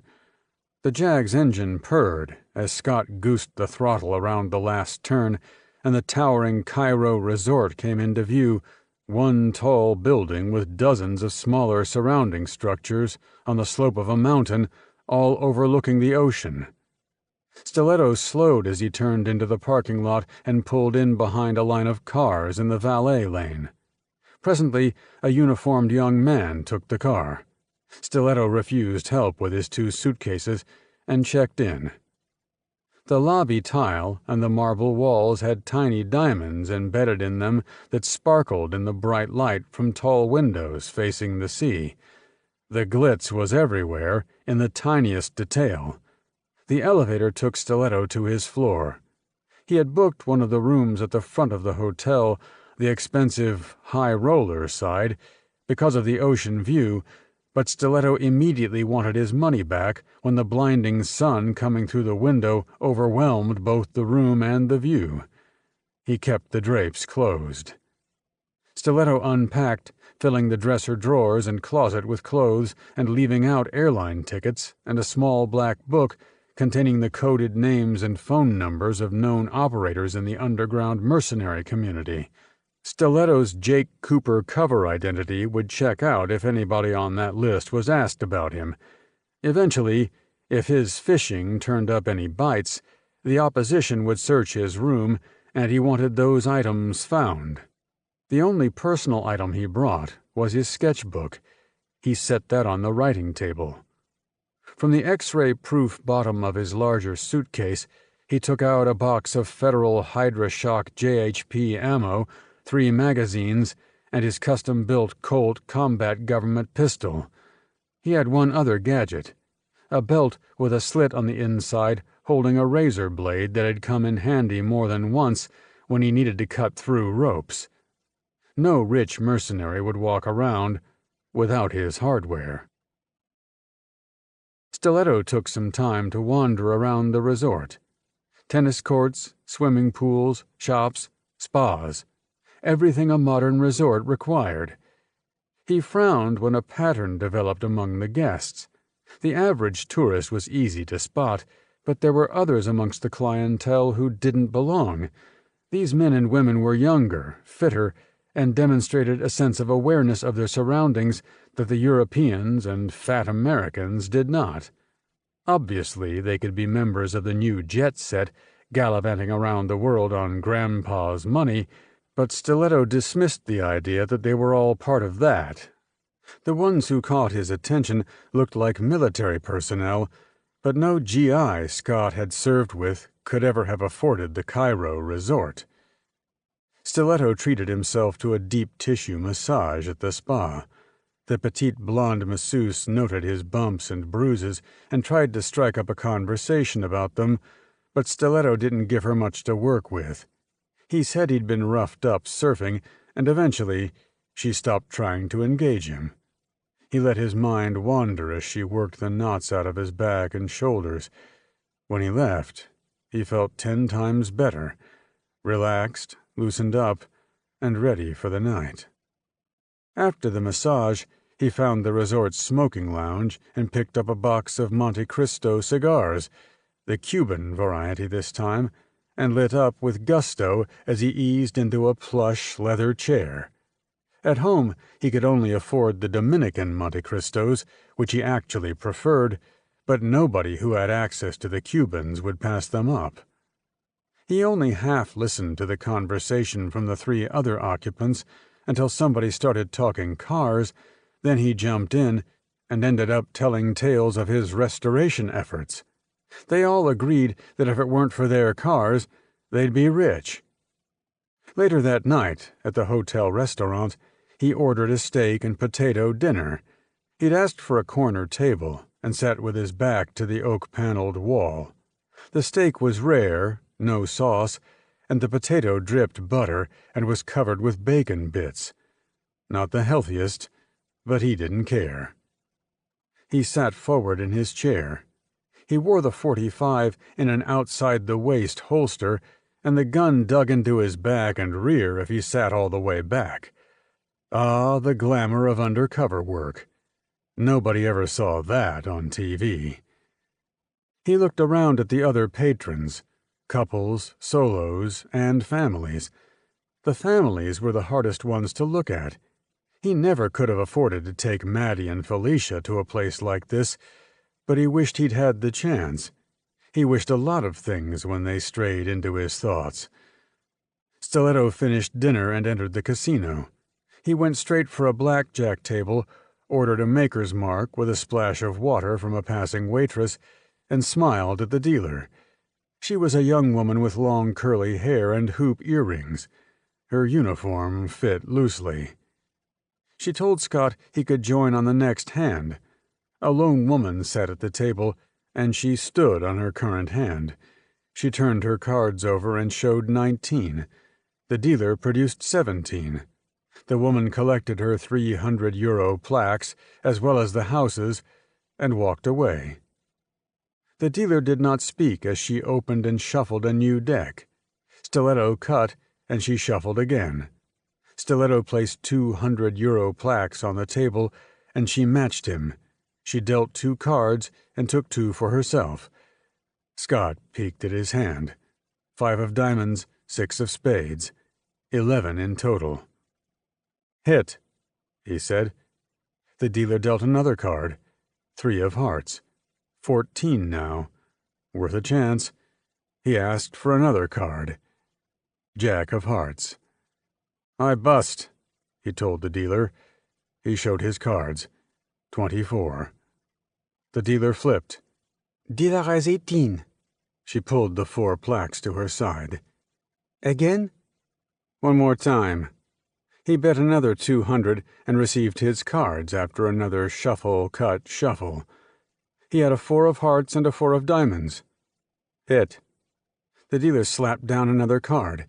10 of spades. "Stay." The dealer examined her cards, hit once, then again. "Stay," she said. Stiletto flipped over his cards. 18. 17, she said, and passed him the plaques. "Go again," he told her. The dealer shuffled, and Scott cut. They placed bets, and the dealer handed out cards. Scott had a 9 and a jack. "Stay." The dealer hit once and stood.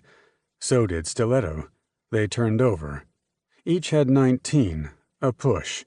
Stiletto let the bet ride, and they played another hand. Over the next hour, the stack of plaques on Stiletto's left grew higher. Soon it became 2 stacks of €100 plaques. Stiletto lost a little, but gained it back with some effort. Spectators formed around the table, but Stiletto ignored them. The concentration made him sweat, and he wiped his forehead with a handkerchief often. The winning did not go unnoticed, and eventually the pit boss wandered over and pushed through the crowd. He watched for a few hands, Stiletto winning 2 and losing 1, then he withdrew. Scott pretended not to see the man, and kept playing. Chapter 11. The pit boss went to the bar.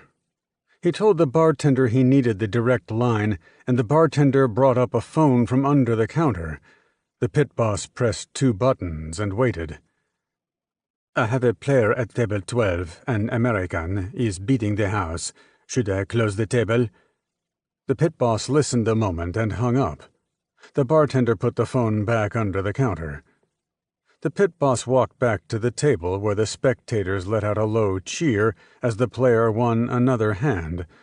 The pit boss pushed through the crowd and drew a hand across his throat to stop the dealer from shuffling. The woman put down the cards. Stiletto turned to the pit boss. "What's the problem?" "I'm closing the table. But I'm not tired of winning yet. The table is closed. Please move along." The spectators faded. Scott rose. He was the same height as the pit boss. "You think I was cheating? Please move along before we escort you out. I'm a paying guest at this resort." Stiletto stepped closer. "Sir." Stiletto made a grab for the holstered gun under the pit boss's coat. The man reacted too slowly, his hands barely reaching Stiletto's wrist before Scott jammed the gun into the man's belly. "Let's go see your boss." The pit boss swallowed. "What are you doing?" "Getting an escort to the top floor. Now start walking." The pit boss exited an elevator. Stiletto, still holding the gun, walked behind him. They stepped into a well-appointed office. It was very warm. A woman sat behind a desk. The window behind her looked out on the brightly lighted city. "What's going on?" The woman rose. She had long dark hair that fell in waves, short black skirt, and a purple silk top that fit tightly. "Eliza Yanovna, I presume," Scott said. "Who are you?" Stiletto stepped around the pit boss and handed back the gun. "My apologies, but I didn't think I could just walk up here." Eliza Yanovna dismissed the pit boss, who got back into the elevator. A door to Stiletto's left opened, and a burly, bald man entered. He carried no weapon, but his size and the strength he projected told Stiletto he'd be a tough opponent. The man stood by the door with hands clasped in front of him. Stiletto turned back to the woman. "My name is Jake Cooper. I'm a merc looking for a job." "I don't know what a merc is." Stiletto glanced at the other man, whose still expression communicated his ignorance of a merc, too. The woman nodded at the other man, who approached Stiletto and patted him down. He did not touch Stiletto's back. As the man stepped away, Stiletto said, "Behind my back." The man checked there and took the Colt. He resumed his original position. The woman folded her arms and put her weight on one leg. "It's illegal to carry a gun here," she said. "You could go to jail." "I have skills I know you'll appreciate." "I have enough dealers, but I could use somebody on the janitorial staff." The other man laughed. Stiletto thought it was funny, too. "Let's stop the joking," Scott said. "We both know the score, Ms. Yanovna. If there really are no openings, I'll move on, no hard feelings." "I'll have to make a few calls, Mr. Cooper, before we talk further." "Great. Finally." Yanovna said, "Say hello to my number 2, Victor Plotkin." Stiletto nodded at the other man, but made no move to shake hands. Yanovna made a gesture, and Plotkin handed back Stiletto's gun. "What about the money I won?" "It will be delivered to your room, don't worry. You won't lose a penny." Stiletto let silence fill the room and watched the pair stare at him a moment. "I guess I'll see myself out," Stiletto said. He stepped back into the elevator and waved as the doors slid shut. Eliza Yanovna folded her arms. Plotkin left his spot and poured a drink at the small bar in the corner. He handed the vodka to the woman and poured another. Yanovna took a drink, but her eyes never left the elevator. Plotkin said, "It's awfully strange, isn't it? He shows up just days after the operation starts." Eliza said nothing. "Do you recognize his name?" "Doesn't sound familiar, but that doesn't mean anything. Check him out. I don't want to mention this to Zolak until we actually know something." "He's trouble. This is not a good idea." "Do what I tell you," she said. "We need to be careful, not paranoid."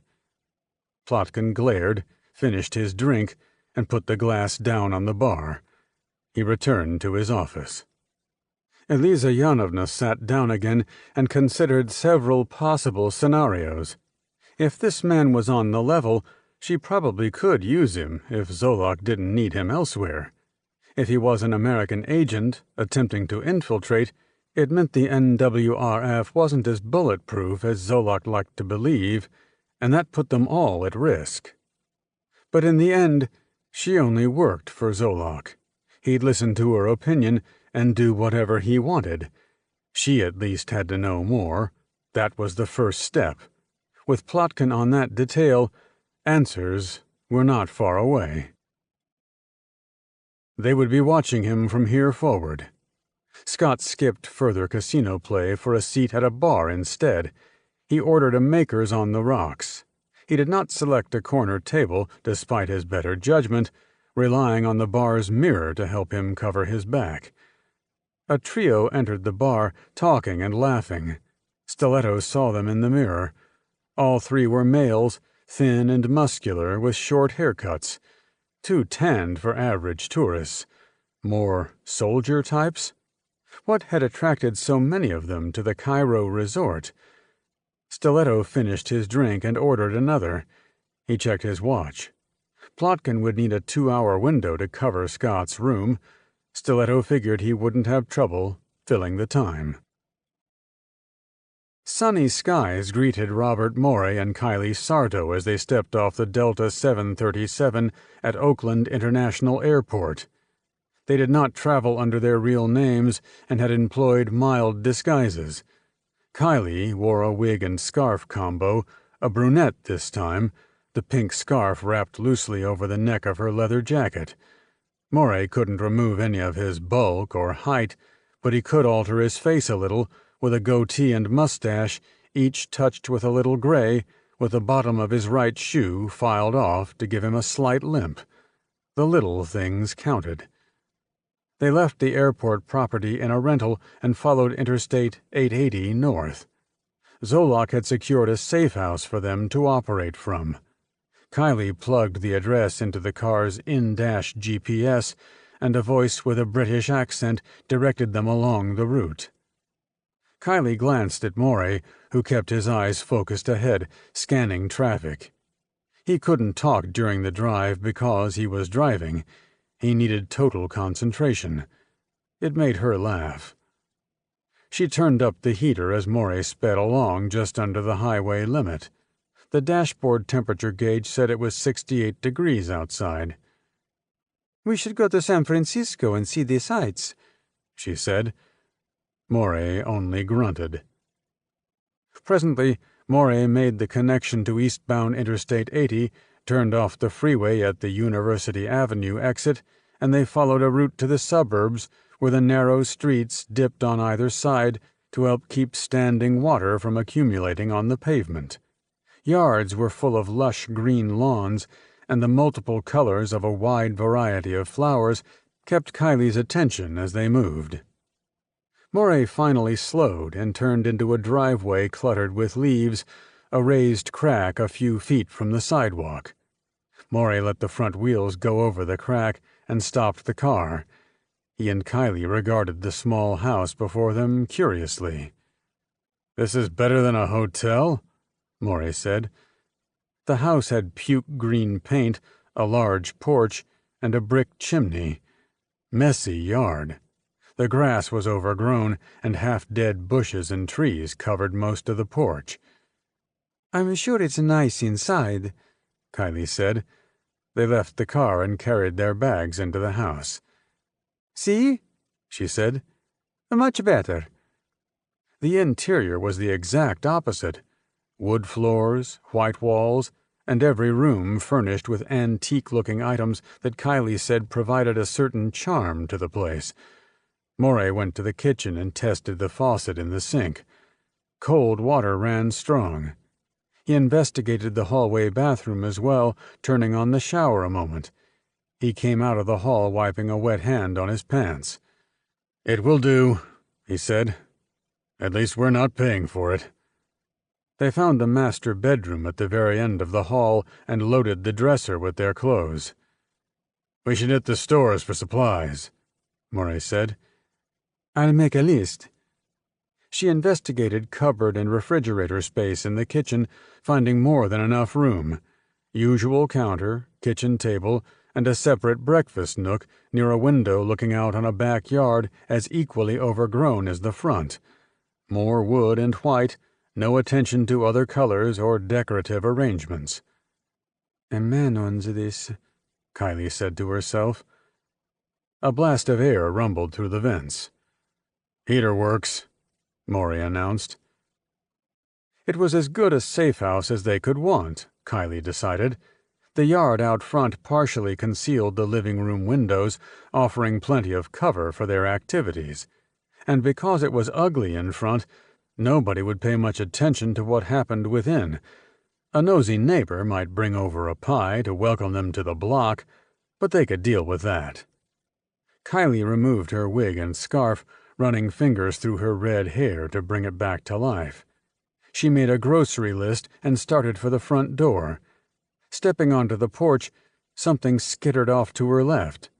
She saw the back end of a cat slither under the porch rail to hide in the bushes. The cat peered back at her through the leaves. "Hi," she said. She squatted down. The cat, tense, stared at her. "Do you live here too?" The cat's eyes stayed fixed on her. The animal looked very bony and thin, with no body mass. She looked over the warped wood of the porch, the peeled paint, cracks. She could put out a bowl of food. The cat slid under the porch, its long tail the last thing to vanish beneath the wood. Kylie stood and went to the car. Driving away, she wondered if she should tell Maury about the cat. She wasn't sure he even liked cats. Plotkin slipped a key card into Stiletto's lock. He stepped inside and checked the closet first, then the bathroom. Nobody hiding. It seemed silly to start off that way, but Plotkin hadn't survived for so long in the game of international espionage by being stupid. Silly, yes. He searched the dresser, but found only clothes and a plane ticket for a return trip to Athens on the nightstand. A black book lay askew next to the phone, and he flipped through the pages. The names and numbers were coded. He put the book in a pocket. The Russian looked around some more, but it was all perfectly boring. Almost too boring. Chapter 12. Viktor Plotkin tossed the black book on Elisa Yanovna's desk. It landed with a slap. "He knows it's missing by now," Plotkin said. Does he check out? Plotkin had worked late into the previous night and part of the morning on his research, calling the familiar names in the book and asking about one Jake Cooper. "Yes, he's clean as far as I can tell." I'll give it back tonight. "What happens tonight?" Plotkin said. Zolak wants to meet him and play poker. "That is a mistake." You said he checks out. "What if I'm wrong? Bring him here to tell him about meeting Zolak. Let him see your safe. If he is here to look for information, he'll look there. If we catch him—" Elisa Yanovna folded her arms and leaned back in her chair. She kept her eyes locked on Plotkin's face. "We have to be sure, Elisa." She looked through the black book. She recognized a few names, but not all of them.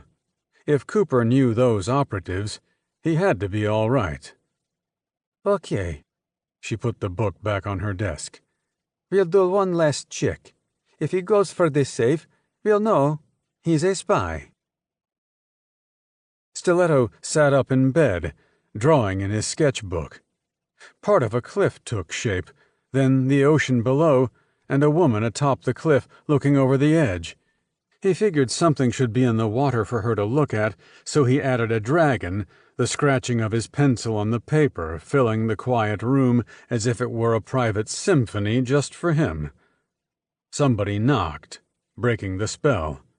Stiletto put the sketch aside and answered. Plotkin stood in the hallway. "Miss Yanovna wants to see you." "Sure," Stiletto said. He was already dressed and packing the .45 behind his back. It amused him a great deal that his black book had been taken. Sometimes the enemy was as predictable as the sunrise. He wondered how many calls they had made. If his cover didn't hold up to that cursory check, he'd be walking to his death. He locked the room and followed Plotkin down the hall. I'm sorry we stole your book, Elisa said. Here it is. Stiletto stowed the black book inside his jacket. "I checked out?" She only smiled. Stiletto sat in front of her desk while Plotkin paced the carpet behind him. You're a good blackjack player, she said. Can you handle poker? Stiletto grinned. Fairly well. Good. Mr. Zolak wants to meet you, and he likes to play. Elisa grabbed a stack of folders from her desk and went over to a painting on the wall, which she opened like a door to reveal a safe. He admired her figure as she spun the dial. He also watched the combination and tried not to laugh. She put the folders in the safe with other items, closed the safe, and put the painting back in place. Stiletto glanced at Plotkin, who was watching him. Stiletto smiled and did not break eye contact. When Elisa returned to her desk, Stiletto put his attention back on her. "How much money do I need for tonight?" Scott said. Oh, 5,000 US should do it. No problem. Don't let Mr. Zolak win, she said. "He expects everybody to play their best." "I won't let him down," Stiletto said. Another Maker's, with a splash of water. Only regular tourists in the bar this time, no off-duty NWRF troops, and this time Stiletto occupied a back corner table. He laughed as the image of Eliza and her safe replayed in his mind. Did they think he was a first-year rookie? Who but a Nimrod would fall for such an obvious carrot? It meant they weren't positive that he was genuine. Or maybe they were sure, but this was one last test. He remembered that Plotkin had watched him during Eliza's display. She was convinced. He wasn't. Regardless, Stiletto had no plans to take the bait. He left the bar to get some lunch and bought a pack of playing cards from the gift shop. He spent the rest of the day reviewing poker hands and mentally preparing to meet the man he figured was the top dog in the New World Revolutionary Front. Eliza knocked on Stiletto's door. She wore her hair down with black slacks and a sparkly black-and-white top with a V-neck. There was a small scar above her right breast. She looked quite desirable, and Stiletto cleared his throat. Was he ready? Ready indeed. In the elevator, she told him of a slight change in plans. Zolak wanted dinner first. Stiletto said okay. She took him to the penthouse suite where Heinrich Zolak, in a white tuxedo and holding a martini, greeted them with a smile. He gave Scott a hearty handshake. Zolak did not look like a terrorist. Medium height, hair cut close to the scalp, no rings on his fingers. Stiletto took in the large, high-ceilinged room, mostly white walls and furnishings, but he didn't linger on details. His focus was the dining table on the left side of the room, where Victor Plotkin sat staring bullets at Scott. He made no effort to get up and say hello. Zolak said, "I hope you don't mind the detour before we play, Mr. Cooper. I had some business to attend to and missed lunch." He led Stiletto and Eliza toward the table. "Fine with me," Stiletto said. Stiletto sat across from Plotkin. Zolak and Eliza sat at each end of the table. "So you're looking for work," Zolak said. "I'm looking at options," Stiletto said. A servant brought cocktails, and Stiletto took a sip of the martini, perfectly mixed, and quite powerful, gin and vodka with a twist of lemon peel. Eliza watched him with a gleam in her eye. Victor fiddled with his silverware. "Tell me about yourself," Zolak said. "I'm not an idealist," Scott said. "I work for money and go where the money is." Plotkin finally looked up. Zolak's smile faded. "These two," Zolak gestured to his Russian companions, "have the same attitude about making money. Nobody fights for ideals anymore. Causes mean nothing. It's a shame. I still think the cause is worthwhile, but we need good people. We need experienced operators." Stiletto drank his martini. The servant who brought the drinks returned, bookended by two others, and they placed salads in front of the four at the table. Zolak made small talk about his journalism days, focusing his attention on Stiletto while the two Russians sat and listened. Neither intruded on the conversation. The servants carried in the dinner plates next, lamb cutlets, new potatoes dressed with oil, and green beans. They ate quietly for a while, then Zolak spoke again. "We are performing a needed humanitarian purpose." "Which is?" "Control." "People?" "Not controlling people in the traditional sense, not keeping them in cages or having border guards face inward. I mean, giving people control, establishing order. Most people simply aren't equipped to handle the affairs of their own lives, so providing an environment where they are told what to do and when and how without the burden of stress or thought is what people like us can provide. That is the ultimate goal of our efforts. New World Revolutionary Front is not just a name, it's a philosophy, a vision." "It's much more ambitious than average," Stiletto commented. "Exactly. And that is where our comrades have failed. They miss the greater importance of our cause." "If the majority want control—" "Need it. Deep down, they are waiting for us to show them the way. I learned that when I worked for the progressive newspapers, the kinds the conservatives rail against so much. The working class and the poor aren't stupid, but life is too hard for most of them. They need their trivial obsessions, the drink, drugs, and sports to keep their mind off the agony of having to fend for themselves. And here I come, bringing a solution, the hand that will feed in exchange for loyalty and a little of what they produce. I'm not asking much." "What about those who might refuse?" Zolak shrugged. "What do you think? There's a reason we need people like you." After the servers cleared the dishes, Zolak led them to a corner table. Presently, a table dealer with a poker set arrived from downstairs and sat at the head of the table. Zolak sat across from Stiletto, while Eliza was to his left, Plotkin directly across from her. They played for several hours, and in the end, Plotkin won the whole pot. When the party finally broke up, Eliza escorted Stiletto back to his room. He stopped prior to opening his door and faced her. "Nightcap?" he said. "What do you have?" "Vodka?" "I'd love a nightcap." Once inside his room, she stood by the bed while he retrieved glasses from the bathroom. A bottle of vodka he'd purchased earlier sat on the dresser. He twisted off the cap and filled both glasses. "Here's to crime." They drank and sat at the table. Stiletto scooted his chair closer to her. "Tell me," he said, "what are a couple of Russians doing working for Zolak?" She shrugged. "I'm ex-FSB.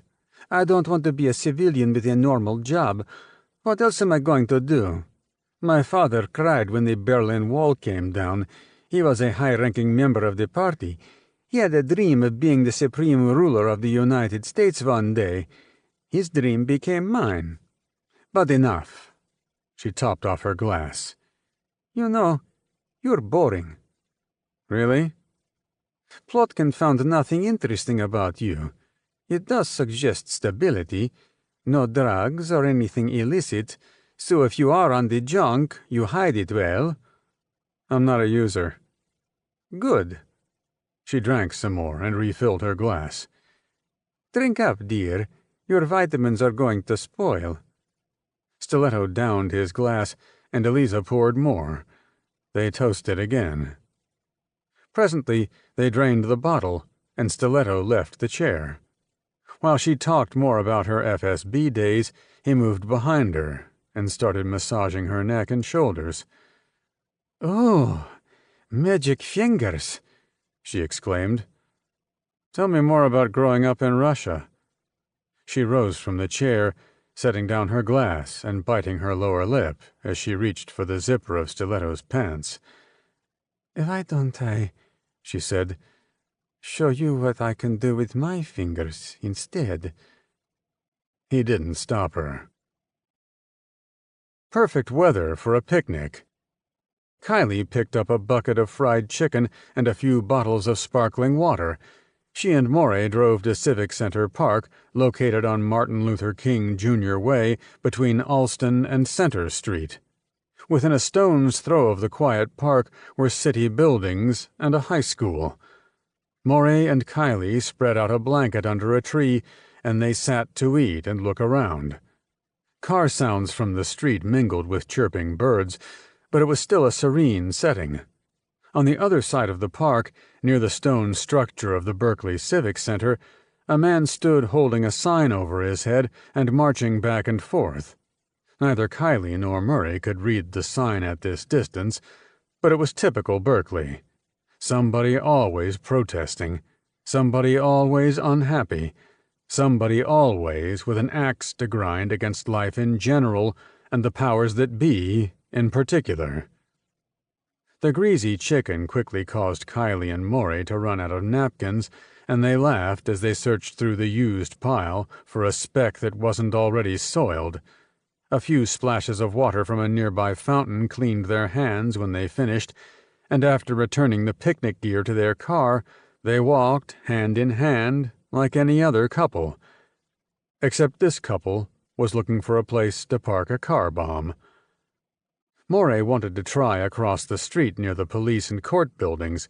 He figured the immediate streets around the park would be sealed off once the protest started, but the next street beyond, McKinley Avenue, might be a good place.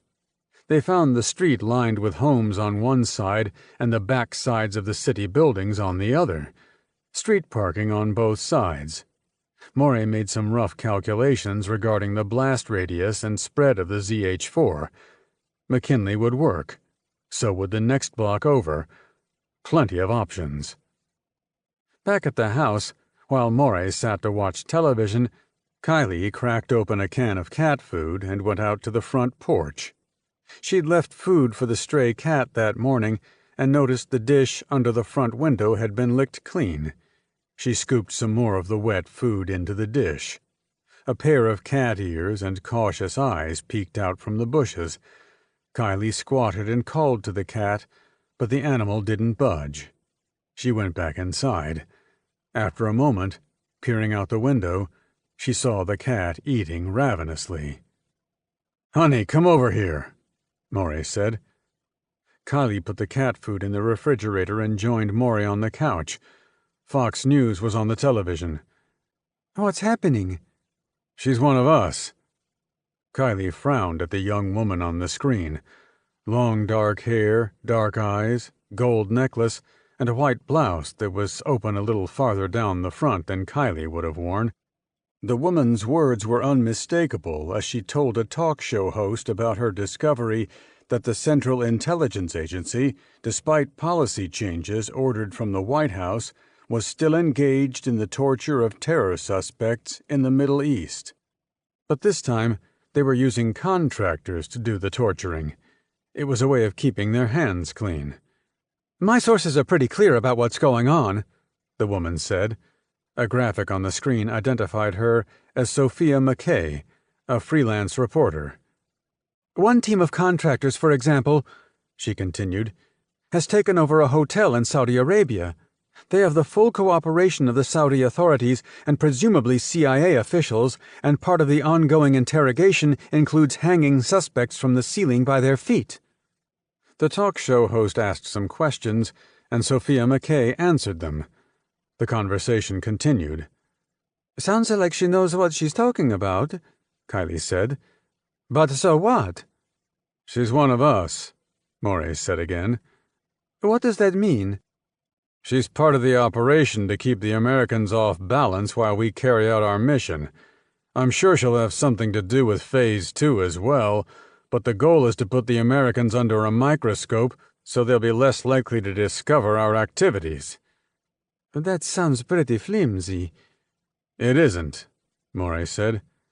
"Allegations of torture and mistreatment have been flying around since the so-called War on Terror started.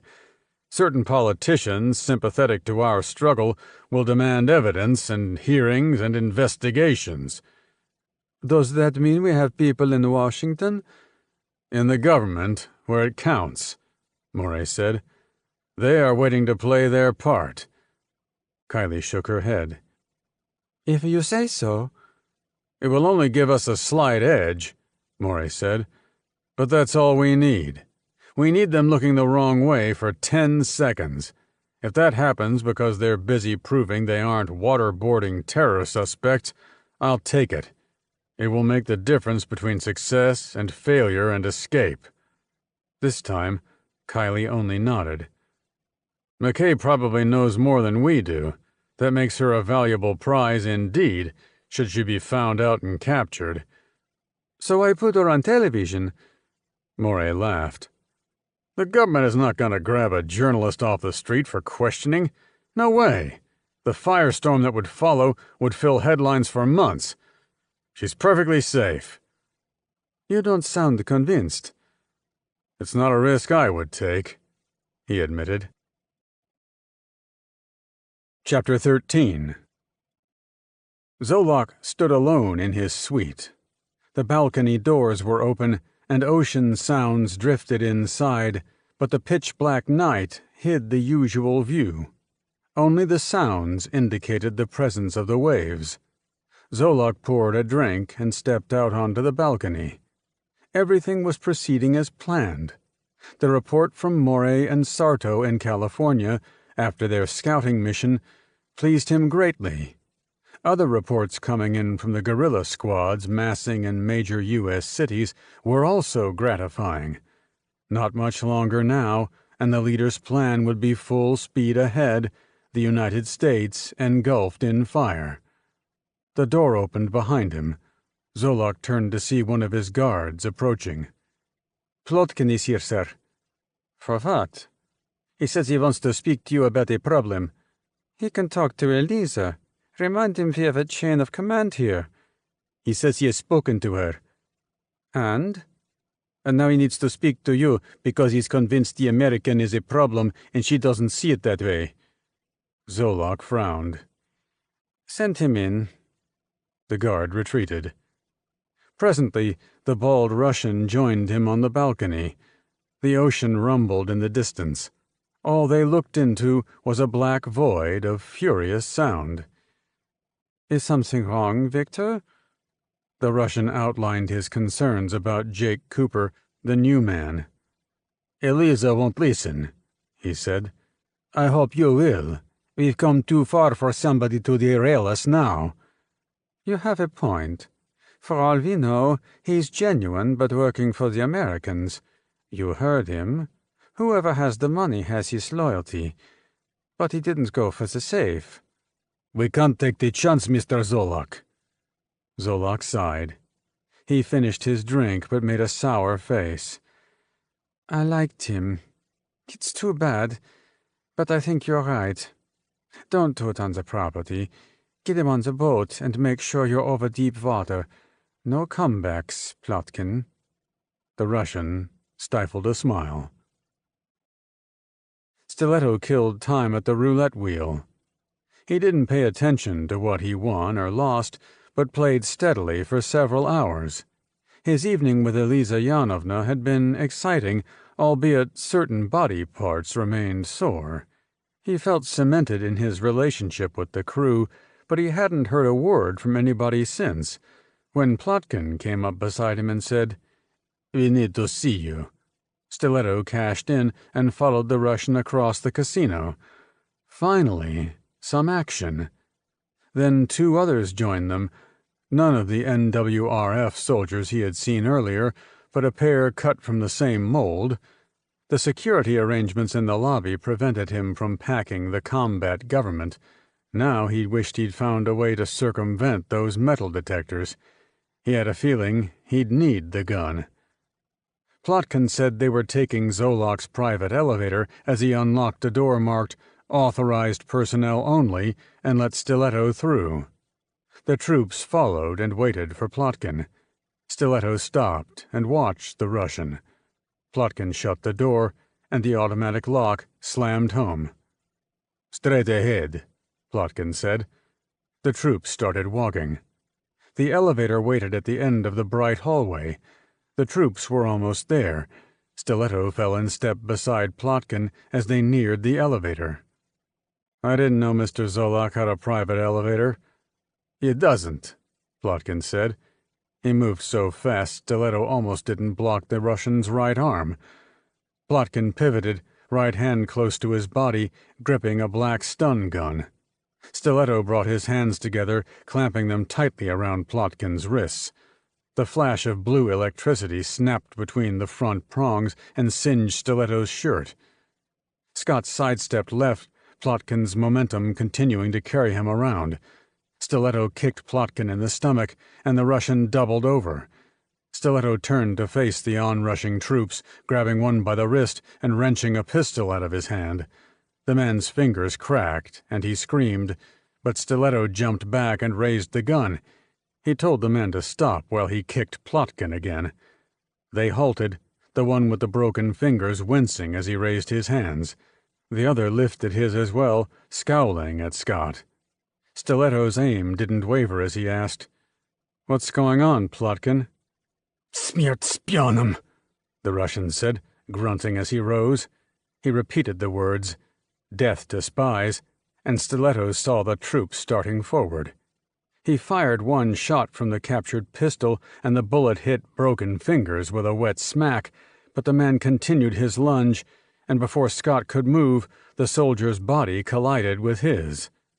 Scott landed hard on his back, the man's dead weight pinning him down. He stayed there and took aim at the remaining trooper, but the man kicked the gun from Stiletto's hand. Plotkin moved in with the taser. The bolt of blue electricity snapped to life, and when the prongs burned into his skin, Stiletto let out a cry. His body convulsed, and his vision went black. Stiletto woke up and vomited on the deck of a large boat. "How lovely," Plotkin remarked. He sat on a nearby metal box holding a short-barreled Kalashnikov AK-74U. Stiletto's hands were tied behind his back. He scooted away from his mess, sliding easily on the floor of the deck. He moved closer to the wall and leaned against it. They were well out to sea, the boat pitching up and down as it crested each wave. Salt tickled Stiletto's nose. His stomach turned over, but he didn't retch. Why did they have to put him on a boat? He looked over at the frothy waves slamming into the hull. The surviving trooper from the hallway manned the helm behind glass in the elevated bridge. "Why are you doing this, Plotkin?" "You're a spy." "I am not. You know who I am." "I don't believe you. Eliza does. She thinks you're perfect. But I don't. I convinced Zolak, and here we are." "What will you do when Eliza finds out?" Plotkin shrugged. "She'll be even more upset that you went over her head." "Office politics. There are more important things to deal with." "What would it take to change your mind?" Stiletto said. "To convince you." "Go back in time and show up 6 months from now." Waves rocked the boat, and Stiletto groaned. Plotkin remained seated. Stiletto felt for his belt in the hidden pocket where the razor blade waited. "I can help with whatever you're doing. Even your boss said so." "Right. By being dead." The man at the helm cut the motor. The boat stopped, but continued to undulate with the waves. "And now we have reached the end," Plotkin said. "You're going to shoot me?" "Yes, now that we're out far enough that your body doesn't wash ashore and disturb the tourists." Plotkin stood and raised the AK-74U. He approached Scott, who braced himself against the wall, his face defiant. Plotkin's eyes were bigger as he lined up his sights. Scott pulled his legs back, then shot his heel forward. His heels hit Plotkin's left knee, and the Russian screamed, staggering back and falling onto the deck as the boat crested another wave. Plotkin started yelling as he scrambled to his feet, and the helmsman turned to look, and Stiletto sucked in a lungful of air and threw himself over the side into the cold water. The shock quickened Stiletto's heartbeat, and he wanted to open his mouth for more air, but instead pressed his lips together as hard as he could. He had the razor in hand and began sawing through the rope around his wrist as his body slowly sank. Stiletto's descent started to slow, and now his wrists were free. He let the ropes go and bent forward to slice at the ones around his ankles. His body started to rise. His lungs burned. After the second set of ropes fell away, Stiletto twisted and aimed for the rear of Plotkin's boat. Stiletto broke the surface, water splashing over his head. The motor coughed and rumbled to life as he swam for the rear ladder. He pressed his lips together hard enough to hurt. He needed air, fast. Stiletto reached the boat, grabbed the rungs, and pulled up enough to expose his head. He gasped, the rumbling motor covering him. Water splashed into his mouth, and he spat it out. Peeking over the side, he saw the troop back at the helm, and Plotkin watching the water, his weapon at the ready, looking for any sign of life. Stiletto swung his legs over the back and rushed Plotkin, the Russian turning as Stiletto landed a blow directly at his right kidney. The Russian started to yell, but Scott wrapped a hand over his mouth, clamping the other hand at the base of Plotkin's neck.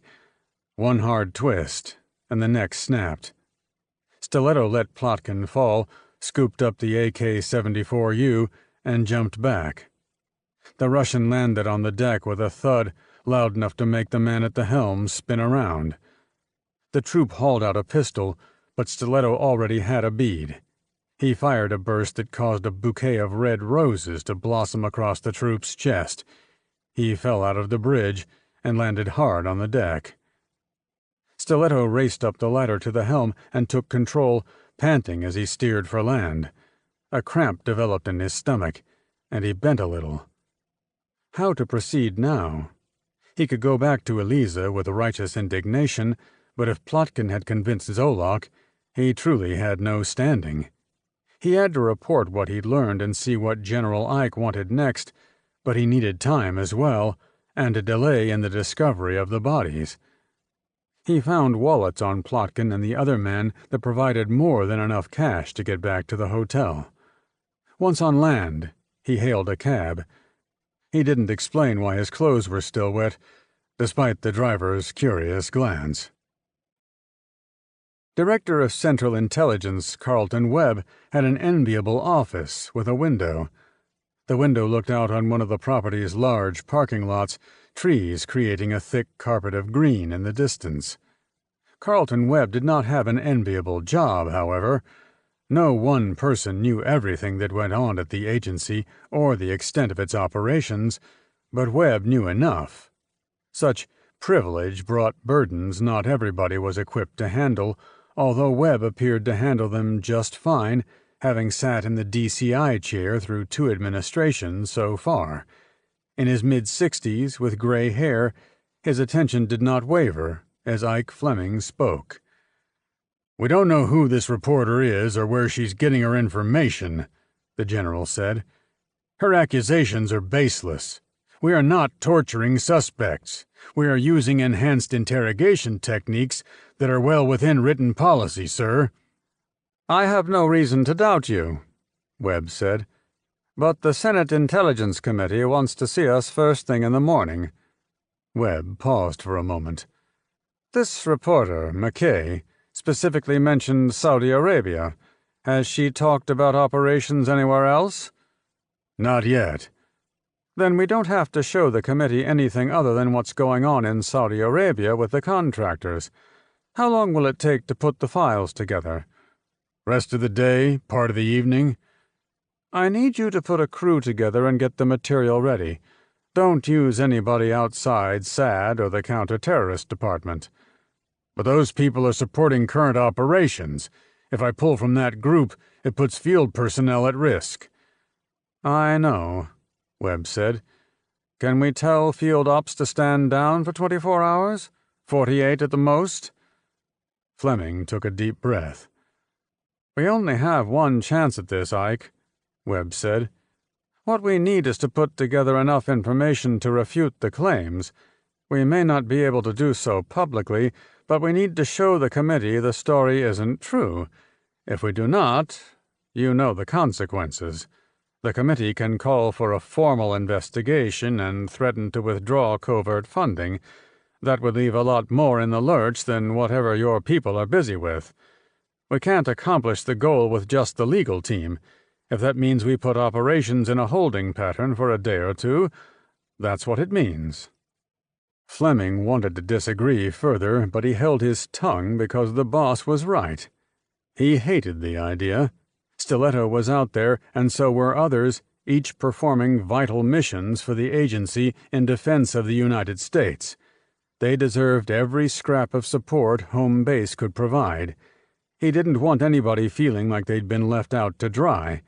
If the worst happened, and the agency lost its funding, The consequences and effects of such a decision would do more than leave agents temporarily frustrated. Webb was right about that. "What time is the meeting tomorrow?" the general asked. 9 a.m. sharp. "We'll be there with enough to keep them from snooping too much, sir. Count on it." The two shook hands, and Fleming returned to his office, only to be intercepted by David O'Neill. "What now?" "Stiletto called. Monte Carlo just went to hell, sir." Fleming's head began to throb. Chapter 14. Stiletto sat in his hotel room and waited. After paying off the cab, he'd entered through a side door, telling the clerk at the front desk that he'd had a boating accident and lost his key card. The clerk issued him a new one. Taking the stairs to his floor, he found his room untouched, meaning the opposition had no reason to clean it out because they were waiting for Plotkin to return with a report of mission accomplished. Scott grabbed a mini bottle of Johnny Walker from the corner refrigerator and a dirty bathroom glass and dug out his cigars. Sitting at the table with the drapes closed and his back to the wall, he smoked and sipped and kept the Colt in his lap. He was halfway through the Cuban when the door lock beeped and clicked back. Stiletto sprang from the chair with his gun in hand. Before Eliza Yanovna was fully through the doorway, she gasped and screamed. Stiletto grabbed a handful of her hair, pulling her inside and kicking the door shut. It closed with a loud bang. He dragged her a few feet to the bed and shoved her face down onto the mattress. She wore a simple white blouse and a dark skirt, one of her black heels slipping from a foot as her body settled on the bed. She flipped over, hands under her to shove off, but she froze at the unwavering mouth of the Colt's barrel pointed at her face. "Surprise," Stiletto said. Her words came out in a rush. "It wasn't my idea. Plotkin convinced Zolak, and they didn't talk to me." "Do you think I'm a spy?" She shrank back, putting a little distance between herself and the cannon in Stiletto's fist. "I don't know what to think." "Where's Zolak?" "Gone." "What's Zolak going to do with the ZH-4? Her face reddened. "You are a spy." "Plotkin's dead, and you're next unless you tell me what I want to know." "Niet, never. You'll never catch Heinrich. You'll never save your country from the fire we will rain down upon it. I'll die first." Stiletto tightened his grip on the gun. He didn't have time to soften her up. If Zolak had cleared out, he needed to find the man fast. "Eliza?" "What?" "You'll die now." Stiletto fired once. Her white blouse turned red. The Jaguar's engine rumbled as Stiletto powered away from the resort. He held his cell to his right ear, and David McNeil answered. "He's here, Scott. Hang on." General Ike came on the line. "Trouble?" "You're the master of understatement, sir. What did David tell you?" "That Monte Carlo went to hell." "That's about right," Stiletto said, and filled in the blanks. "Has Zolak shown up in Austria?" "Not that our team has reported," the general said. "But I'll tell them to raid the place to see what they can find. Head for the embassy in Vienna, and somebody will take you to the location." "Who's the team leader on site?" "Mike Cutter." "Perfect, sir. On my way." Stiletto tossed the phone aside and shifted a gear. The Jag's engine howled as he rocketed down the open highway. Heinrich Zolak did not fly commercial. His status as second in command of the New World Revolutionary Front gave him certain perks, and a private jet was one of them. This particular jet was a luxury flying machine, the Bombardier Global 8000. Built to allow up to 20 travelers, for him alone, it was quite roomy. Zolak sat in a soft leather chair beside a window, with a drink in one hand and the phone in the other. The person he was talking to didn't Skype. "Is it still safe to operate?" the man on the other end asked.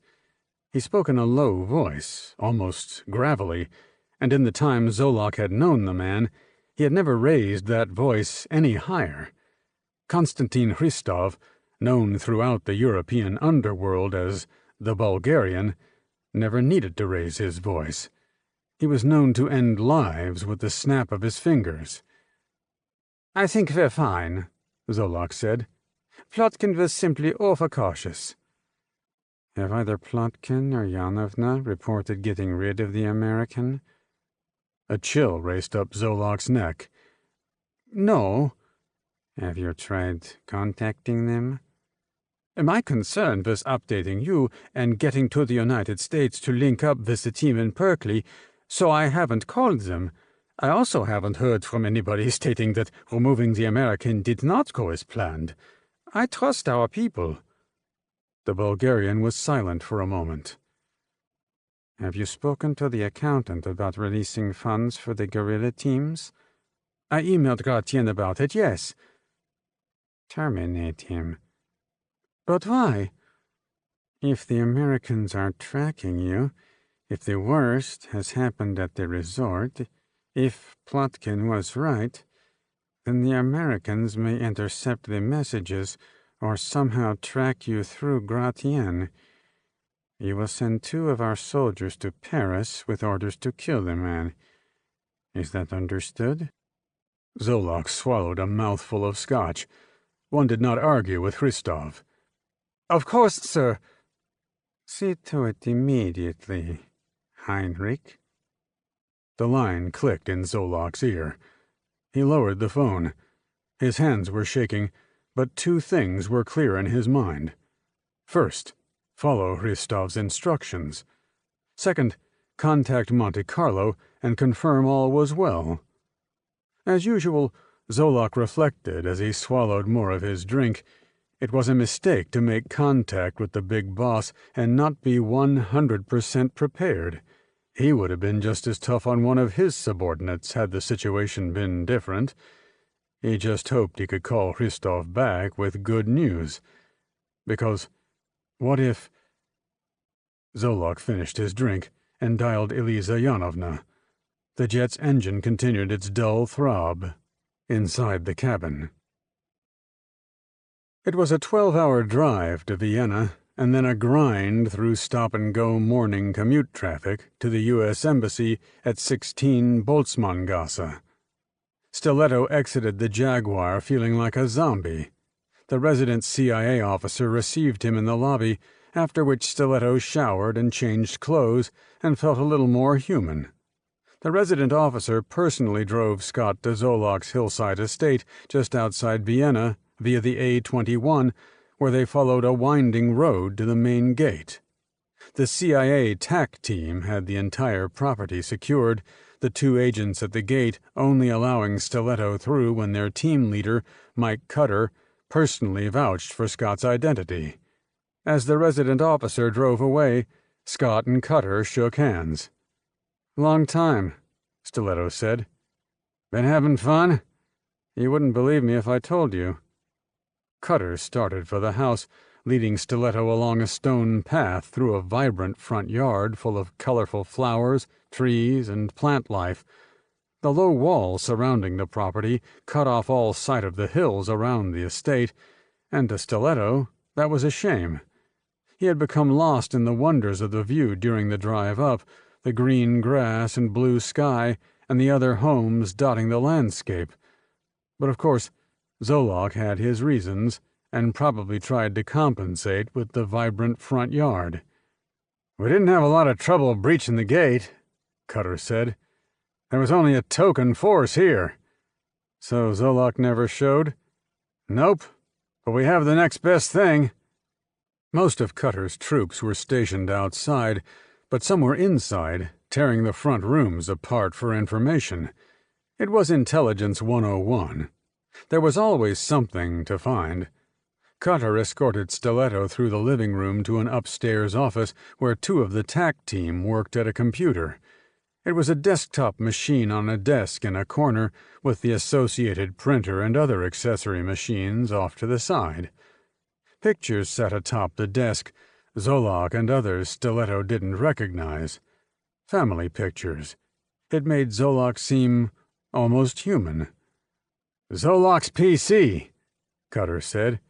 "He's somewhere sending out email messages, and the messages are being logged on this machine. Has he sent enough for us to pinpoint him?" "Nope, but he was a little sloppy. He mentioned a name." Cutter sorted through a stack of printouts beside the computer as the two TAC team agents continued scouring the screen, printing pages now and then, and transferring data to a separate hard drive connected to the back of the CPU. "What did you find?" Stiletto said. Cutter showed him a printed email. "Message to somebody named Felix Gratien in Paris. He's telling him to start wiring money to prearranged accounts. That's all there is." Stiletto scanned the text of the message and agreed with Cutter. There were no other specifics from which they could work, but they had a name. Sometimes a name was all you needed to start unraveling the thread. The Senate chamber held a silence not unlike that of a library. General Ike sat next to DCI Webb at a wooden table on hard wooden chairs. Microphones sat before them, as did pitchers of water and very clean glasses. Both men had a stack of pages in front of them, notes on what they planned to testify to the committee about. Select members of their individual staff sat behind the wooden gate at their backs, on call with briefcases full of information. Ahead of them was a raised dais where the members of the Senate Intelligence Committee would sit, high enough above the floor of the chamber to look down on Fleming and Webb in what Fleming could only imagine was an intimidation trick. He'd sat in this chair before. He didn't have a lot of faith in the members of the committee, understanding the need for congressional oversight, but not appreciating the fact that several members had used their positions to advocate for the dismantling of the CIA. There were moments on the job when Fleming wanted to take a sledgehammer to the place himself, but not enough to see a major part of the United States defense effort dissolved. Such a move would put the public at risk, the exact opposite of what Fleming, his boss, and agents like Stiletto wanted to happen. As the 15 members of the committee filed into the chamber and took their seats, Fleming, Webb, and the others in the room stood. After sitting down and calling the meeting to order, the committee chairman began, "Good morning, Mr. Webb and General Fleming."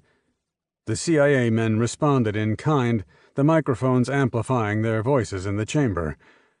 The chairman said, "I thought we were done discussing torture after the last time, but I suppose old habits are hard to break." The chairman, Senator Leo Tattaglia from Vermont, was one of the committee members who hated the CIA's existence and wanted to make it go away. Fleming was glad he didn't have to answer. He let Webb handle that. The Director of Central Intelligence, his folded hands resting on the stack of papers before him, remained cool. "It's good to see you again, Senator Tattaglia. I can assure you that we are not having a repeat of last time." "This committee will be the judge of that, Mr. Webb." "Of course, sir." Tattaglia referred to the committee's earlier hearing and investigation into the CIA torturing terrorist suspects in the early days of the War on Terror. Carlton Webb, newly installed as DCI at the time, had borne the brunt of the committee's wrath over altered and destroyed evidence and the various attempts at deception on the part of the CIA to keep the committee off the scent. Fleming remembered the hearings well, but Webb had remained steadfastly supportive of his people the entire time. He, like Fleming, knew that a new kind of war required a new kind of fighting. While he was willing to admit that perhaps things had gone a little too far, giving a terror suspect a plate of cookies in exchange for information on mass casualty-producing attacks wasn't realistic either, although he knew of one instance where cookies had indeed made a jihadist talk. Snickerdoodles, no less. "We're here to determine," Tattaglia said, his voice booming through the chamber, "whether media reports of torture are true and if the CIA is in violation of United States policy." I understand, Webb said. I don't believe you do, Mr. Webb. Webb said nothing. His eyes remained fixed on Tattaglia. What do you have to say? The senator from Vermont asked. The allegations are not true. Tattaglia let out a noise that was half snort and half laugh. On the contrary, we have reports from a young lady named Sophia McKay, who appears to have sources deep in the intelligence community that say otherwise. Based on what, sir? What do you mean? Has Miss McKay brought forth any evidence? Pictures, video, witness statements? I haven't seen any on television. You know how the media works, Mr. Webb. Sources remain confidential. The problem we have here is that you people have done this before. You're guilty until proven innocent. Fleming, seated next to Webb, saw his boss stiffen a little. He tapped the table twice, their signal to, "Watch it, pal," because the last thing either needed was an outburst in front of the committee to make matters worse. Although Ms. McKay has chosen not to produce any evidence of wrongdoing, and instead rely on hearsay, Webb said, we have brought evidence to refute her claims. Please refute, Tattaglia said. Webb and his staff set up a whiteboard, and Webb began his presentation showing pictures of holding cells in Saudi Arabia where contractors were carrying out their counter-terror and interrogation missions. Fleming joined him to explain in great detail several current missions and how captured combatants were being treated, reminding the committee of what policy currently allowed as enhanced interrogation and how his people in the field were following those procedures. The presentation took about 45 minutes, and a question-and-answer session involving the remaining members of the committee followed. The other members, less hostile than Tattaglia, but Fleming, watching from his seat, wasn't sure they had everybody convinced. When the Q&A ceased, Tattaglia took center stage once again. What you're saying, Mr. Webb, is that Sophia McKay is a liar. Correct, sir. Fleming stifled a grin. Why would she lie? We know Ms. McKay is an advocate for certain causes that would give her an unfair bias to our work, sir.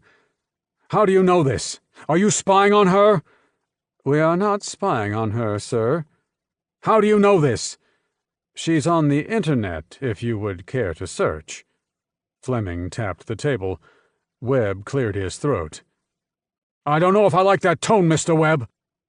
With all due respect, Senator, her information is readily available via a simple inquiry.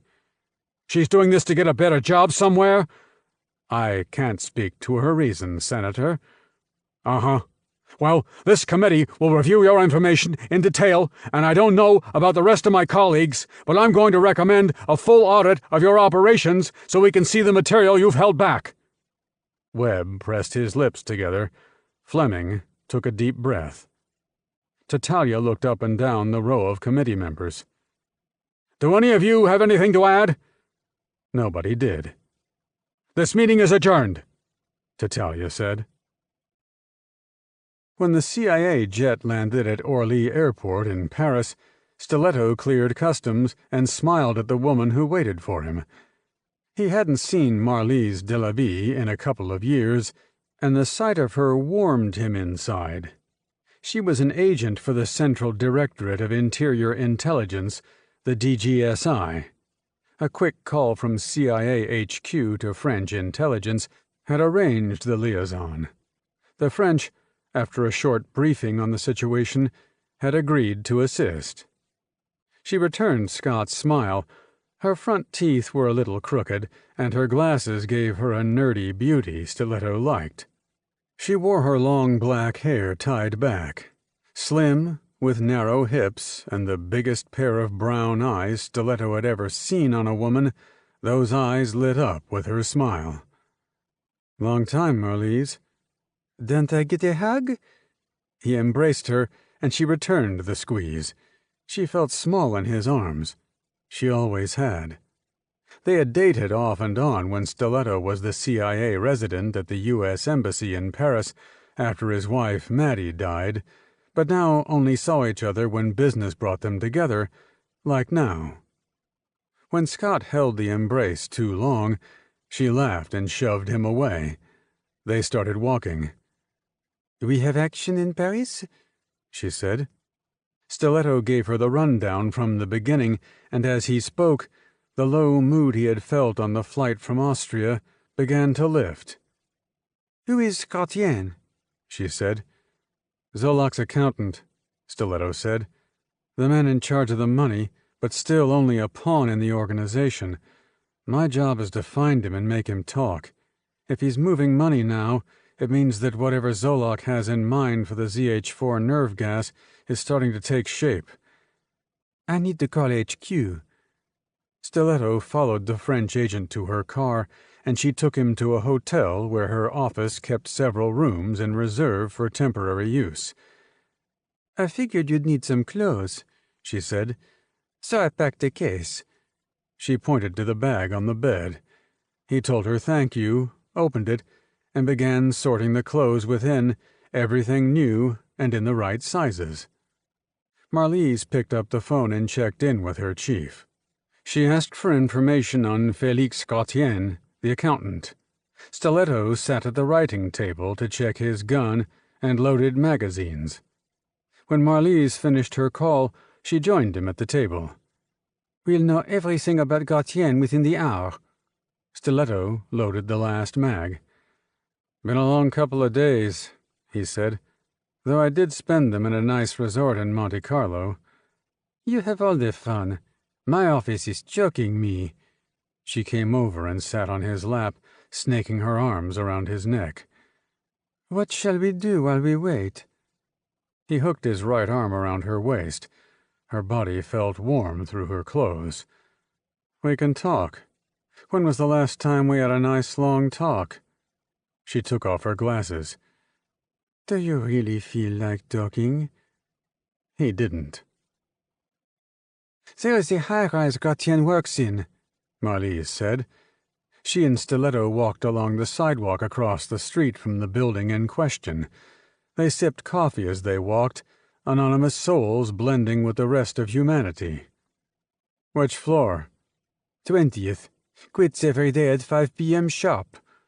Stiletto checked his watch. Just after 3. He asked, "What about his home?" "Apartment's not too far from here." Stiletto examined the building while tuning out the traffic noise.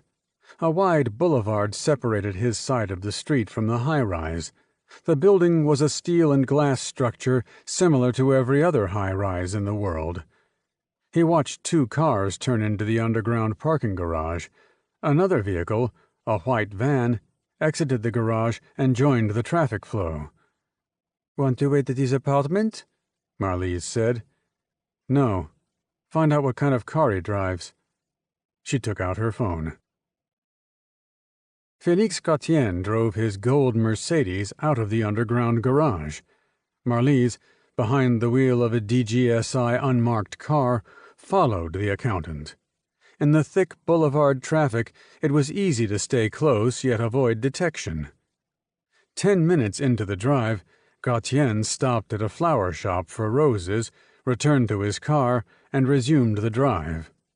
Marlise said, "We have company. Green SUV."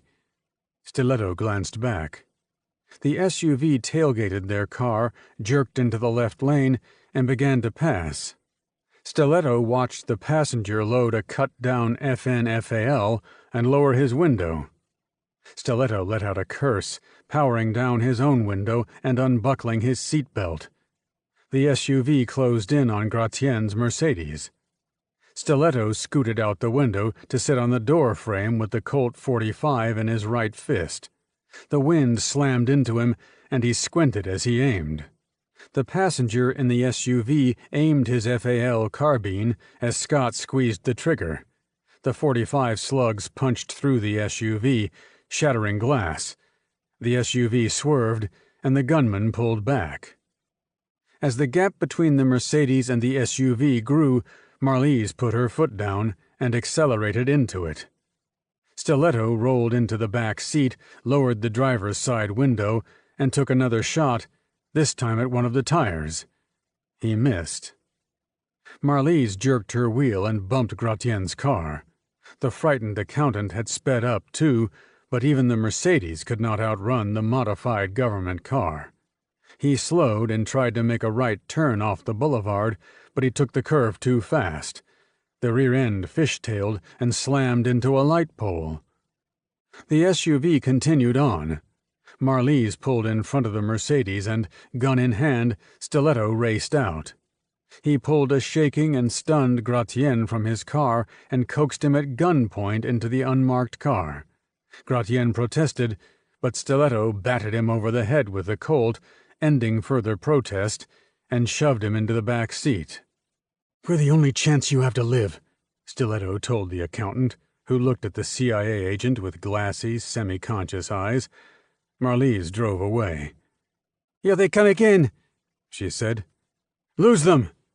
Stiletto slapped Gratien awake as Marlise began weaving through traffic. "Who are you?" the accountant said, squirming in the seat. "What's going on?" "Heinrich Zolak." "He's a client. What about him?"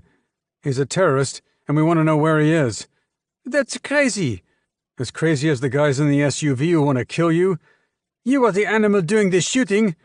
Marlise shouted. "Scott!" Stiletto fell atop Gratien and forced his head into the seat as the SUV roared close, the passenger firing his carbine. The back glass popped.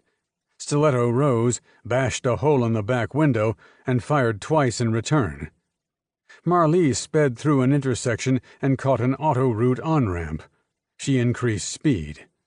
Stiletto put his face close to Gratien's. "They're from your client. You've done your job, and now you're a loose end. Tell me where he is." "I don't know." "You know something." "He called me yesterday and told me to move money. It was nothing unusual." "His money?" Gratien laughed. "You think you're after the big fish, but Zolak is just a cog in the machine." "Who does he work for?" "A name you should know. Konstantin Hristov." "The Bulgarian." The name flashed through Stiletto's mind seconds before gunfire drowned out his thoughts. Marlise swerved in and out of lanes, but the SUV stayed close. Scott rose and fired out the back, cracking the SUV's windshield but missing the front tires. The .45 locked open, empty. Gratien made a move to escape. The accountant twisted and shoved Stiletto away, and Scott slammed against the door. Gratien opened the door on his side. Air rushed in, and he tried to scramble out, but Scott cracked him over the head and pulled the door shut. "My side!" Marlise shouted. Stiletto moved across the seat while awkwardly slapping a new magazine into the Colt. The SUV's passenger fired at Marlise. Bullets shattered her window, and she screamed, her hand slipping from the wheel. Stiletto fired back wildly, the Colt jumping in his hand as the car drifted across to the right shoulder, bouncing off the road and tumbling 3 times before landing on its wheels. The roof caved, both sides dented, and all glass shattered. The SUV pulled off the road and reversed toward the government car. Marlise didn't move. Blood covered the front of her clothes and the side of her head. Stiletto, woozy and bleeding, forced himself off the back seat. He crawled across the unconscious accountant, shoved open the door, and fell out into the dirt. The SUV stopped, and the 2 NWRF gunmen jumped out. The passenger gripped his FAL carbine while the driver snapped back the bolt of a stubby MAC-10. Stiletto coughed and crawled to the front of the car, braced the Colt on the fender, and fired once. The driver's head snapped back, a trail of blood following the bullet out the back of his head as he dropped. The passenger fired the FAL, Stiletto dropping back as the government car rocked with hits. Stiletto rolled into the open, firing the Colt as fast as he could. Each slug tore into the gunman's chest, ripping clothes and flesh apart in a wet mess. The gunman crumpled to the ground. Stiletto held the pistol on the man a moment longer. The sirens screaming up the freeway announced the arrival of the cavalry. He ran to Marlize, wiping blood from her face with his sleeve. Her eyes were closed, but he saw her chest moving with breath. The arriving paramedics pulled him away as he tried to unbuckle her seatbelt. "Are you okay?" asked General Ike. Stiletto spoke to his superior via secure cell in the hospital cafeteria. While the line was scrambled, he had to watch what he said because of the other ears nearby. "I've been worse." "And Marlize?" "She's in bad shape." "The accountant?" "He'll live." "Did he tell you anything?" "He mentioned Konstantin Hristov, the Bulgarian." Fleming grunted. "Certainly not an unfamiliar name, but is he involved with Zolak?" "Grotjen said that Zolak is part of the help. Hristov is the man in charge." Fleming was silent for a moment. "It explains a few things." "Like what?" The general explained how Sophia Mackay's news report had sparked a meeting between him, the director of Central Intelligence, and the CIA legal team with the Senate Intelligence Committee. "It went well," Fleming said, "and we made our case that she is simply a muckraker trying to make a name for herself, but the usual suspect wants more information." Stiletto suppressed a laugh. The usual suspect, indeed. The senator from Vermont, Leo Tattaglia, hated the CIA and wanted to see it gutted. He'd take any opportunity to create a problem for the agency, its people, and its operations. "Wouldn't it be interesting," Fleming continued, "as I've posited before, if Miss Mackay is part of a counter-op using the media?" "Might be a bit of a stretch, but I see what you mean." "These hearings would serve the NWRF and a great many of our foes very well, especially if a prolonged investigation is ordered." "What do you need from me now, sir?" Stiletto asked. "Our primary goal must remain the recovery of the ZH-4, Fleming said. "Hristov can wait." "You want me to bring Grotjen home for further questioning?" "Yes, ASAP, yesterday. However fast you can get here. I'll have our case officers in Paris go through Grotjen's files. Maybe we can find something there." "But, sir—" "Do not wait even 10 minutes, Scott. Marlize will understand." Stiletto almost crushed his phone under a tightening grip. "Very well, General. See you soon." Scott put the phone away. He wasn't going to leave until he knew Marlize would be okay. As he made his way to her room, he wondered if he was staying because he truly cared for her, or if he was trying to prove that he had not abandoned his family and caused his daughter to hate him. The answer proved elusive, and he was probably afraid of it anyway. Stiletto waited for over 2 hours, long enough for Marlize to clear surgery. Orderlies wheeled her bed into a recovery room, and Stiletto sat at her bedside watching her sleep.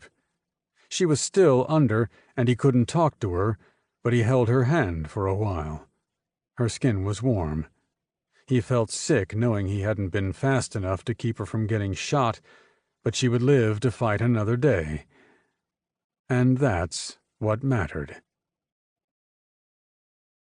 Chapter 15. After Stiletto landed in the U.S., he turned Félix Grotjen, the accountant, over to the interrogators, and General Ike sent him home for 48 hours. He dropped his house keys on the table inside the entry, hung up his jacket, and wandered into the kitchen, where the refrigerator revealed nothing but spoiled items. He tossed everything, then microwaved a can of chili, and sat on the couch to eat. Downstairs, at his assigned parking slot, he unwrapped the bright red Trans Am and stuffed the cover in the back. Climbing behind the wheel, he started the engine and took a long drive. The concentration helped him unwind. The general wanted him to get some rest, but he didn't feel the least bit tired. He drove for 90 minutes before returning, and while reclining on the couch with a sitcom on TV, he dropped into a deep sleep. Stiletto returned to work promptly on the third day. General Ike, in meetings with the DCI regarding the continued Intelligence Committee hearings, was not available. Stiletto caught up on paperwork, then went out to the smoking deck. The deck was an outdoor sitting area between the middle floor and upper section of CIA headquarters. Stiletto puffed on one of his Dominican Monte Cristos and drew in his sketchbook. Of all his regrets about his exit from Monte Carlo, the biggest was leaving behind the box of Cubans. Presently, General Ike pulled up a stray chair and joined him. "What's happening?" Stiletto said, tapping ash into a glass tray on the table. "The Senate Intelligence Committee held their vote just now. They have decided not to go forward with a full inquiry into our activities overseas, which means the office won't be crawling with congressional auditors snooping through our files. But the usual suspect opposed to our existence has demanded more oversight because the accusation is just as bad as the truth, you know." "He's been spouting that crap for years." "Well, yours truly and the DCI will be making more trips to the Hill thanks to this alleged freelance reporter, Sophia McKay, and there may be a committee trip to Afghanistan to see firsthand what's happening there." "You still think McKay is a plant?" "I do. The damage wasn't what she thought it would be, but it created a problem we had to solve, and we may have taken our eyes off the ball. We just don't know how." "It will be all over the media for a while, too." "The day I start worrying about what CNN says regarding our work is when you should put me in a padded cell." "Do we have anything else to talk about? Anything from a certain accountant?" "Let's go back to my office. I think you'll be pleased." Stiletto left his burning cigar behind and followed General Ike back into the building. Stiletto and the General stepped into a conference room with no windows. The bright fluorescent lights hummed. David McNeil sat at the circular table in front of a laptop connected wirelessly to the widescreen television monitor on the wall nearest the head of the table. Stiletto helped himself to a glass of water from the pitcher in the center of the table, but the other two passed on his offer to pour for them. He sat down near McNeil, while Fleming remained on his feet, looking at the screen. "Let's see what you have, David," the General said. McNeil tapped a few keys. The screen turned white, and then the names of cities in the U.S., larger ones, started appearing in 2 columns. McNeil said, "Felix Gratianus told us a lot. The money transfers were in large amounts to various cities around the country. Those are the cities: New York, Los Angeles, Chicago, Denver, and others." "What's the money for?" Stiletto said. "He doesn't know. He was told to move the money, so he moved the money. But we ran a trace on anything that might be going on in those areas, and we found that they all have one thing in common." McNeil tapped the keys again. The list of cities vanished, and what looked like a flyer announcing an event flashed on the center of the screen. "This is all over the internet, and turns out, all over the cities in question," McNeil said. "A group called Americans for Progressive Thought is organizing nationwide rallies. It's a coordinated effort that starts in 2 days. The only problem is that, in the past, these rallies have turned into riots. Lately, right-wing groups have been gathering in the same places to tell these people how wrong they are, and there's been violence, as I'm sure you'll recall." "All over the news," Stiletto stated. "What are they mad about this time?" "Same things they're always mad about," McNeil replied. "They want a government that the country didn't vote for, and they'll protest until they get it." The General said, "That's enough, David. What's next?" "A question. Why are Zolak and the Bulgarian funding this event? How does the ZH-4 tie in, and what's the deal with the reporter?" Stiletto drank some water. "One of the cities is the target," Scott said, setting down his glass. "Which one?" said the General. He turned from the screen to Scott.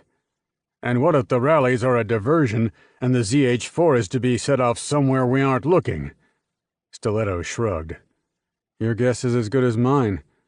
"There was nothing in Zolak's Austrian place suggesting where the nerve gas would be used," the General said. He started pacing. The accountant doesn't know. What other leads do we have?" McNeil hit a few keys. The wall monitor cleared, and the face of Sophia McKay appeared in the center. "The reporter," he said. Fleming stopped, turning sharply to McNeil. "Seriously? You made a connection? We can't just go off on my half-baked suspicions, David." "Nothing half-baked about it, sir," McNeil said. "I've been digging into her background since she came to our attention." McNeil hit a button, and a video played on the screen. Sophia McKay, her dark hair tied back in a ponytail that swung back and forth as she moved hurriedly through a crowd, was shouting into a microphone as the crowd chanted around her. "This is a rally in Austin, Texas, 6 months ago," McNeil said. He cut the sound and paused the video. A box appeared in the bottom left corner as he typed, a still picture filling the space. "There she is before the rally began, with a fellow you might know, Scott." "I don't recognize him." The picture showed Sophia McKay with an arm around a scruffy-faced man with dark hair. "That's because when the two of you met," McNeil said, "you blew his face off." Stiletto frowned. McNeil isolated the man's face and zoomed in on his neck. Stiletto lifted an eyebrow. He might not recognize the man's face, but he certainly recognized the neck tattoo. "Darius Porter," Stiletto said.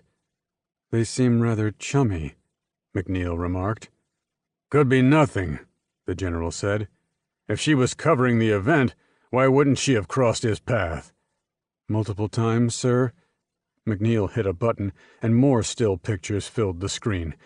Different cities, different hairstyles and outfits, but each one showed Sophia McKay in the company of Darius Porter, and not just at the rallies. 2 photos showed them behind a stage, sitting close together. "Does she know he's dead?" Stiletto said. "What do you think?" "Probably not." "What else do we have on her?" "How about some aliases?" McNeil said. Passport photos replaced the event pictures, each one showing McKay's face, but with a different name or nationality attached. "See the last one?" McNeil said. "Sandra Dow, wanted for attempted murder. She gets around, our Sophia." "Do you think she'll know where the gas is being used?" the general said. "It's worth asking," McNeil said. "She made a ruckus here in D.C. I can only imagine there isn't much else for her to do. Why not cover the rallies?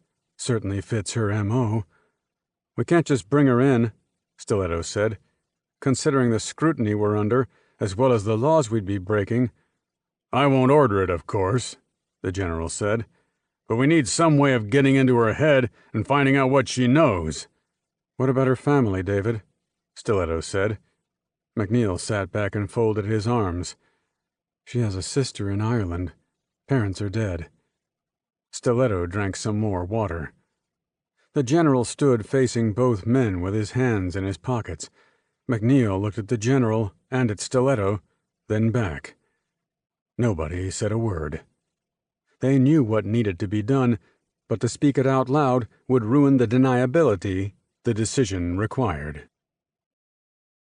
Sophia McKay, in a red one-piece swimsuit, climbed out of the pool. Dripping wet, she grabbed a towel from a nearby chair and began vigorously drying herself in the morning chill. Her swim was a routine she'd followed for decades, and it always left her refreshed and ready for the day. She needed the comfort of the routine now more than ever. Her mission to cause a major distraction at the CIA appeared to have worked, but some of the end results wouldn't see the light of day until Congress published the results of their investigation, if they did. Her interview spots on CNN and Fox had certainly stoked the fire, creating a frenzy for the local talking heads to speculate about how the new administration might be diverging from the policies set by the previous president when it came to the interrogation of terrorists. She could only smile as she clicked through the TV stations in the evening. She had them all on the hook. This afternoon, she had another spot scheduled at CNN for a follow-up interview with a new list of juicy allegations to keep the waters churning. She showered and dressed in a classic blue suit and pearl earrings, tying back her long, dark hair to look even more businesslike. Grabbing her car keys, she started for the front door. It was a large home outside D.C., paid for by the NWRF, and so far nobody had decided to explore her background deeply enough to ask why an alleged freelance reporter could afford the rent by herself. The last thing she did before opening the door was to check her purse for the pistol inside. Then she opened the door. A man stood there, looming over her, and as she screamed, his right arm flashed toward her. The stun gun in his fist snapped and crackled, and as the tongs penetrated the fabric of her blouse and the electrodes touched skin, the scream and all consciousness stopped. Her eyes snapped open, and she retched. Some of her breakfast bubbled up onto her chin and dribbled down the front of her blouse. She couldn't otherwise move, her arms being tied around the back of a chair. She sat in front of a table in a small room with bare white walls. She spat a few times, finally catching her breath, and let her head dangle above her chest. The spot on her stomach where the stun gun had made contact still hurt, as if somebody were pressing the lit end of a cigarette into her flesh. The door opened, and a man entered. He wore street clothes, and as Sophia looked up at his face, she realized he was the man who had appeared on her doorstep. He shut the door. "Have a nice nap?" he asked. Stiletto figured saying hello would sound weak as he entered the interrogation room, but he wasn't expecting her to reply to his quip either. "Feels like college," Sophia McKay said. She sat up as best as her secured arms would allow. "I want water." "Later." "Hard case, aren't you?" "No, just a poor working man." Sophia remained still. "Who are you?" "Mr. Cooper to you. We are going to talk about a few things." "You are not an official interrogator." "You're right. That means you won't be waterboarded today." "Tomorrow?" "Maybe." "So you're a commando, an assassin, CIA, right?" "Depends on what day it is. You've met me on one of my routine office days." "When do I meet the assassin?" "Soon enough, unless you cooperate." "Why should I?" "Let's not make this hard, Sophia. I'll give you credit for knowing why you're here, but that's all the credit you're going to get." Stiletto pulled out the chair opposite Sophia and sat down. He placed a folder in front of him. "Darius Porter is dead," he stated. She blinked. "How do you know?" "Because I shot him." Her bottom lip quivered, and she took a deep breath. "Where?" "Iraq," Stiletto said. "He and 2 others were hijacking a canister of nerve gas called ZH4. Know anything about that?" "Do I?" "Is Sophia McKay your real name?" Stiletto opened the folder and read from the first page. "We found so many. Sandra Dow, Melissa Furlberg, Carla Wilcox." He looked up. There was water in her eyes, but her face remained stoic. "Shall I go on?" "No." "You're not a real reporter. Who are you?" "I'm not talking to you."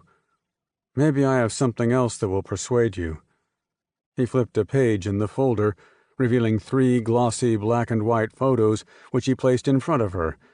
Sophia's eyes widened, and she sat forward sharply, held in check by her tied arms.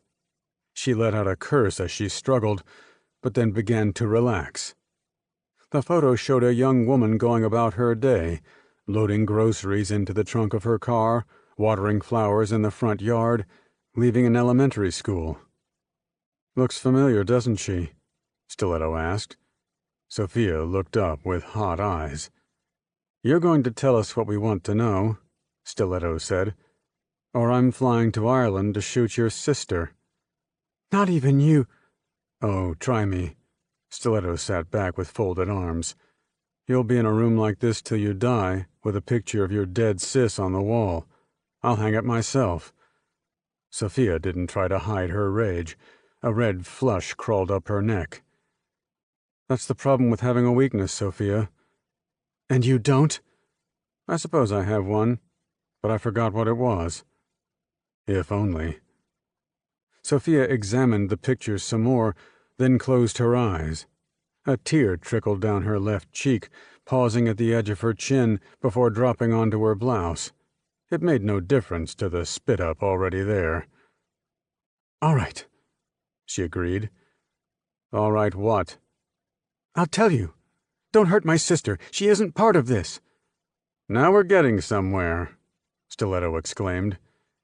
He collected the pictures and returned them to the folder, producing another sheet of paper which he placed in front of her. Plane ticket to Berkeley, California, he said. We found it in your email. Your plane leaves tonight. Sorry you're going to miss it. What's happening there? She said nothing. Is that where the ZH-4 will be used? Yes, she said. She didn't make eye contact with him. The target is Berkeley. When and where? I don't know when. Do you know where?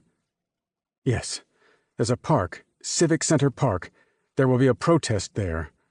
We know about it. Right-wing counter-protests are expected, she continued. When they show up, we'll wait until both sides start fighting, then release the gas. Why then? We're going to blame it on the right wing. Stiletto looked at her. Her body language showed total defeat. Using her sister as bait had been the perfect strategy. We have a full cover story prepared, she said. It will start with me, then we'll send talking points to other contacts we have in the media and elsewhere who will spread the story. What's the goal? To create public resistance to conservatives in general and the White House in particular. Uh-huh. Everybody is going to argue more, and there will be more division and strife between those who don't vote the same way. That's not a particularly good endgame. What's the real plan? Nothing. Sophia? Bring down the president. How? Guerrilla forces. Where? Major cities. Strike and hide specialists from around the world. To do what? Create chaos. Chaos will lead to the results we want. The president stepping down? One way or another. If the president resigns, his VP takes over. The last time I checked, the man is just as right-wing as the president. Sophia finally raised her head. There was a gleam in one eye. Are you sure? Stiletto felt a chill down his back. Who else is involved? Some people in Congress. I need names. I don't know all the names.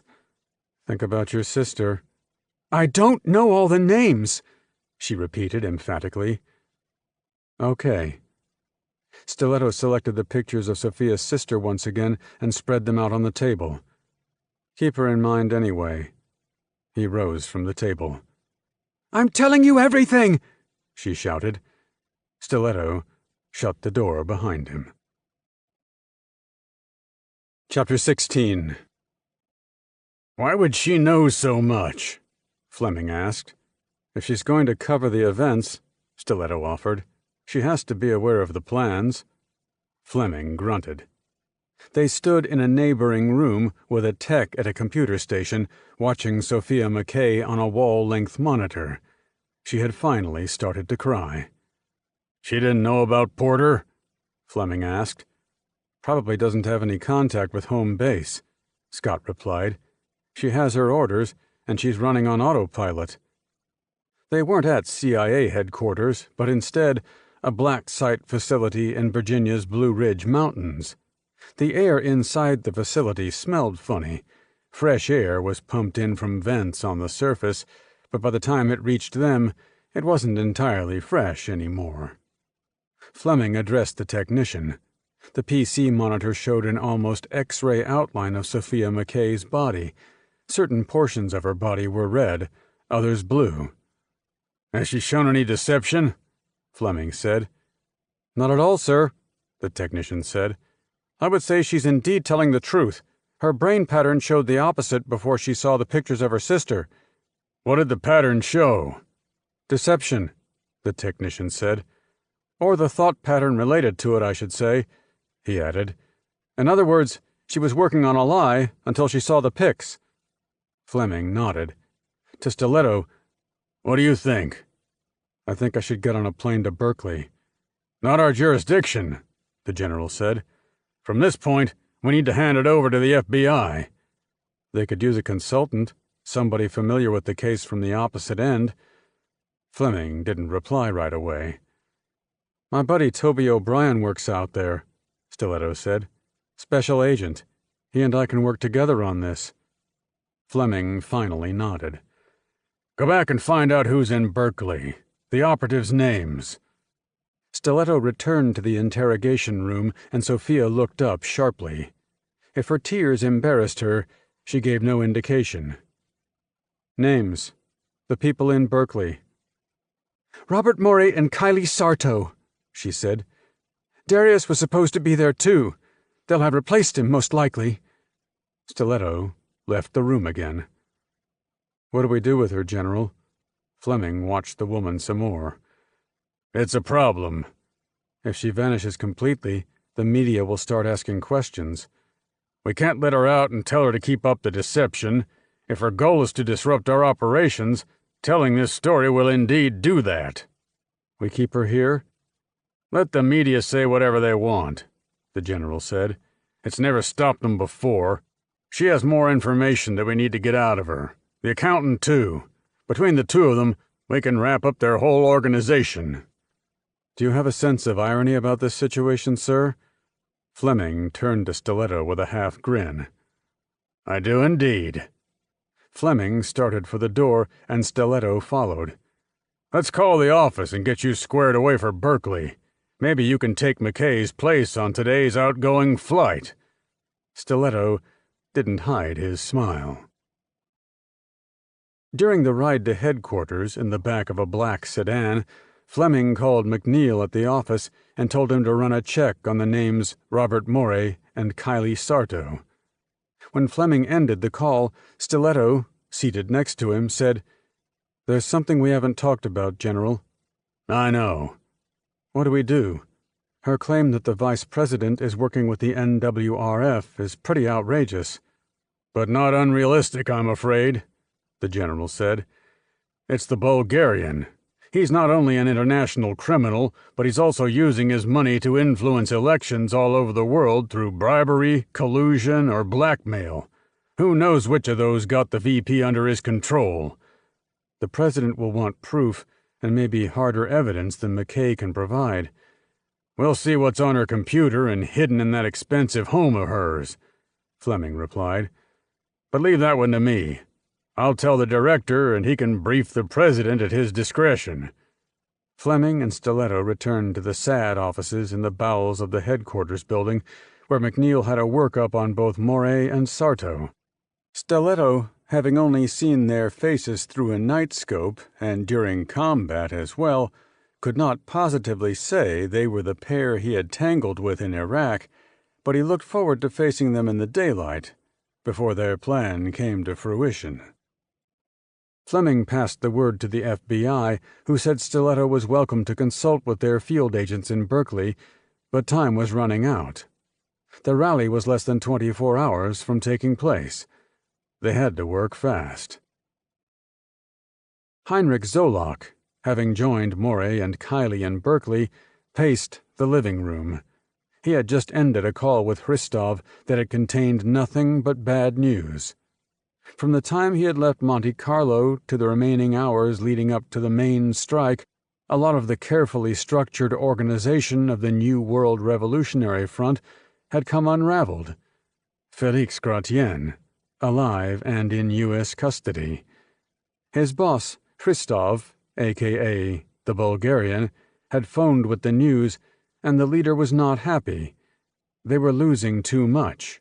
First Yanovna and Plotkin, then the raid at Zolak's Austrian home, and now the accountant. There wasn't much Zolak could do from where he was, and he had to admit that there wouldn't be much he could do even if he had been elsewhere. He had at first easily shrugged off American involvement in the recovery of the ZH-4 in Iraq.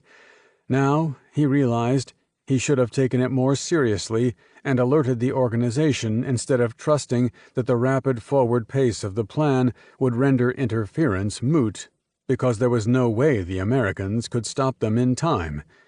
He still didn't think they could stop him. But surviving the day was now in doubt. They might not stop him, but they could catch him before he escaped. He didn't plan on allowing them to take him alive. Zolak cleared his throat and straightened. He did not want Morey and Sarto to see any lack of confidence, but they had a right to know about the sudden complications, even though they, for sure, wouldn't survive the day. He'd see to that. It was his primary mission, after all, and the reason he'd flown out here. Had Porter not been killed, he'd have carried out the removal of the two loose ends before meeting his own demise at a later date. The murders didn't bother Zolak. They would not lack for volunteers already in the organization or fail to recruit outside the circle when Christov conceived the next operation. Zolak returned to the adjoining room, where Morey and Sarto were examining a street map spread out on the kitchen table. There were marks on the map corresponding with closed streets and locations where police were telling owners to move their cars or having them towed. Social media provided much of that information, the posted photographs mostly the effort of organizers already in the area. Whether they knew who they were helping, Zolak didn't know. After some discussion, they decided their best bet with the car bomb was to park it a block away from the spot they had originally intended, on Grant Street instead of McKinley Avenue. The proximity of the city buildings to McKinley made it impossible to park a car there. The whole street was being cleared. The authorities wanted nothing near those buildings. The car bomb had been easy to assemble, with parts available at most hardware stores and others fabricated for the project at a nearby maker's studio, where power tools and other machining-related implements were available like books in a library. The ZH-4 cylinder, mated to a carrier made of two 2x4s and a plank, sat in the back seat of the rental car, wired with a timer and, most importantly, an explosive on the release valve. The rest of the car was wired with C4 too. The explosive force would rupture the cylinder and release the ZH-4 and cause a great deal of damage to the vehicle's immediate environment. Throughout the evening, the trio put the plan in final form and waited for the next day. Zolak told them that he had a plane on standby to take them away as soon as they parked the car and started the timer. He didn't tell them that he planned to be the only passenger. Fleming had been joking about taking Sophia McKay's place on her flight to Berkeley. He'd instead arranged for one of the agency's private jets to ferry Stiletto across the country. The jet landed at Oakland International, stopping in front of an empty hangar, and when Stiletto started down the steps to the tarmac, he didn't hide his smile. His longtime pal and current FBI special agent Toby O'Brien waited beside a black government car wearing a chauffeur's hat. It clashed with his G-Man suit. Stiletto approached O'Brien with an outstretched hand as wind hammered across the runway. "Where's the rest of the uniform?" Scott asked. O'Brien laughed and tossed the hat in the back seat of the car. "Come on, there's a lot to go over." Stiletto stowed his carry-on in the back seat of the Chevrolet and joined O'Brien inside. The car was stripped of everything but necessities, which meant no CD player. O'Brien, a country music aficionado, probably hated that more than Scott did. He, of course, preferred jazz to country. "What's new?" O'Brien asked as he drove away from the parked jet and headed for an automatic gate between two hangars. Stiletto gave him an update on his life and received one in return. O'Brien's family was doing well. Scott felt a twinge of hurt at the description, but he knew O'Brien didn't talk about his kids with any malice toward Stiletto. It was a fact of life he had to live with. Other people had intact families. He didn't, but that did not make him less of a person, nor did it make O'Brien better than him. At least, that was what Stiletto told himself. It was hard not to believe otherwise. Still on the Bureau's softball team? Scott asked. Yup, O'Brien said. He passed through the automatic gate and turned onto the road. We take on the DEA in a couple of weeks. They won last time. Stiletto and O'Brien had met back in basic training in the Army, both taking separate MOS specialties, but ultimately reconnecting at the JFK Special Warfare Center, where they forged a strong friendship as their duties sent them around the world. O'Brien had offered to help Stiletto join the FBI after Maddie died, but Scott had preferred CIA. He had felt at the time that life as a special agent wouldn't be busy enough to keep his mind off the things he didn't want to think about. O'Brien powered the government car up a freeway on-ramp to Interstate 880 North. Traffic was thick, and O'Brien started to slow down. "What's the layout?" Stiletto inquired. O'Brien laughed. "We're trying not to panic." "That's a good start." "We asked the governor straight out to activate the National Guard and bring in their nuclear, biological, and chemical warfare equipment, and he refused until my boss called Washington and somehow got the director to talk to the president, who called the governor. Now the Guard is on the way." "Has anybody asked Berkeley to cancel the rally?" O'Brien laughed. "That went well. The city thinks the big bad government is trying to stifle their expression, so no, the rally will go on as scheduled." "Probably wouldn't make a difference anyway." "We have medical crews standing by," O'Brien continued, "and the plan right now is to keep everything outside the view of the plaza until they're needed. Hopefully they won't be, because we don't want to scare anybody." Stiletto said nothing. Traffic slowed some more as a semi kept Scott from seeing how far up the road the delay continued. "Do you have any idea what we're looking for?" "Nope," Stiletto said. "But it's for sure a chemical attack." "Yup." "Car bomb? Aerosol dispersal?" "I have no idea, Toby. All I know is what our suspects look like." "And if they planted the bomb and left town?" "Toby, I don't have any answers for you." O'Brien let out a breath. "I get it." "I honestly feel powerless. We know something is going to happen, but we don't know where or how to stop it." "We'll have to get lucky." "I don't believe in luck." "What do you believe in?" "An intense focused search of the target area," Stiletto said. "With the Guard's NBC gear, we should be able to detect the ZH-4 before it's used." "And if we don't?" "Then the morgue is going to get very crowded." Both men stopped talking as the grim reality settled upon them. O'Brien continued the slow drive through traffic. "Good luck," Zolak had said, followed by, "I'll be waiting with the car. When you return, we'll head for the plane I have standing by." Morey didn't believe a word the man said.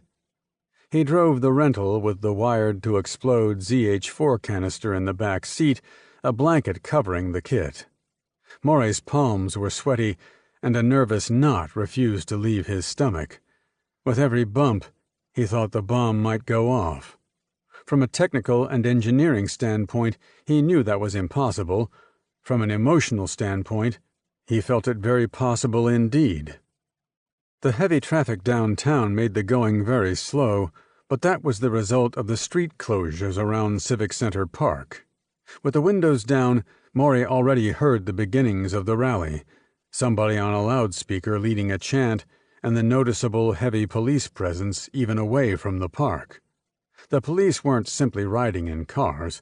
Some were mounted on horses and were traveling along the side of the road as the cars squeezed by.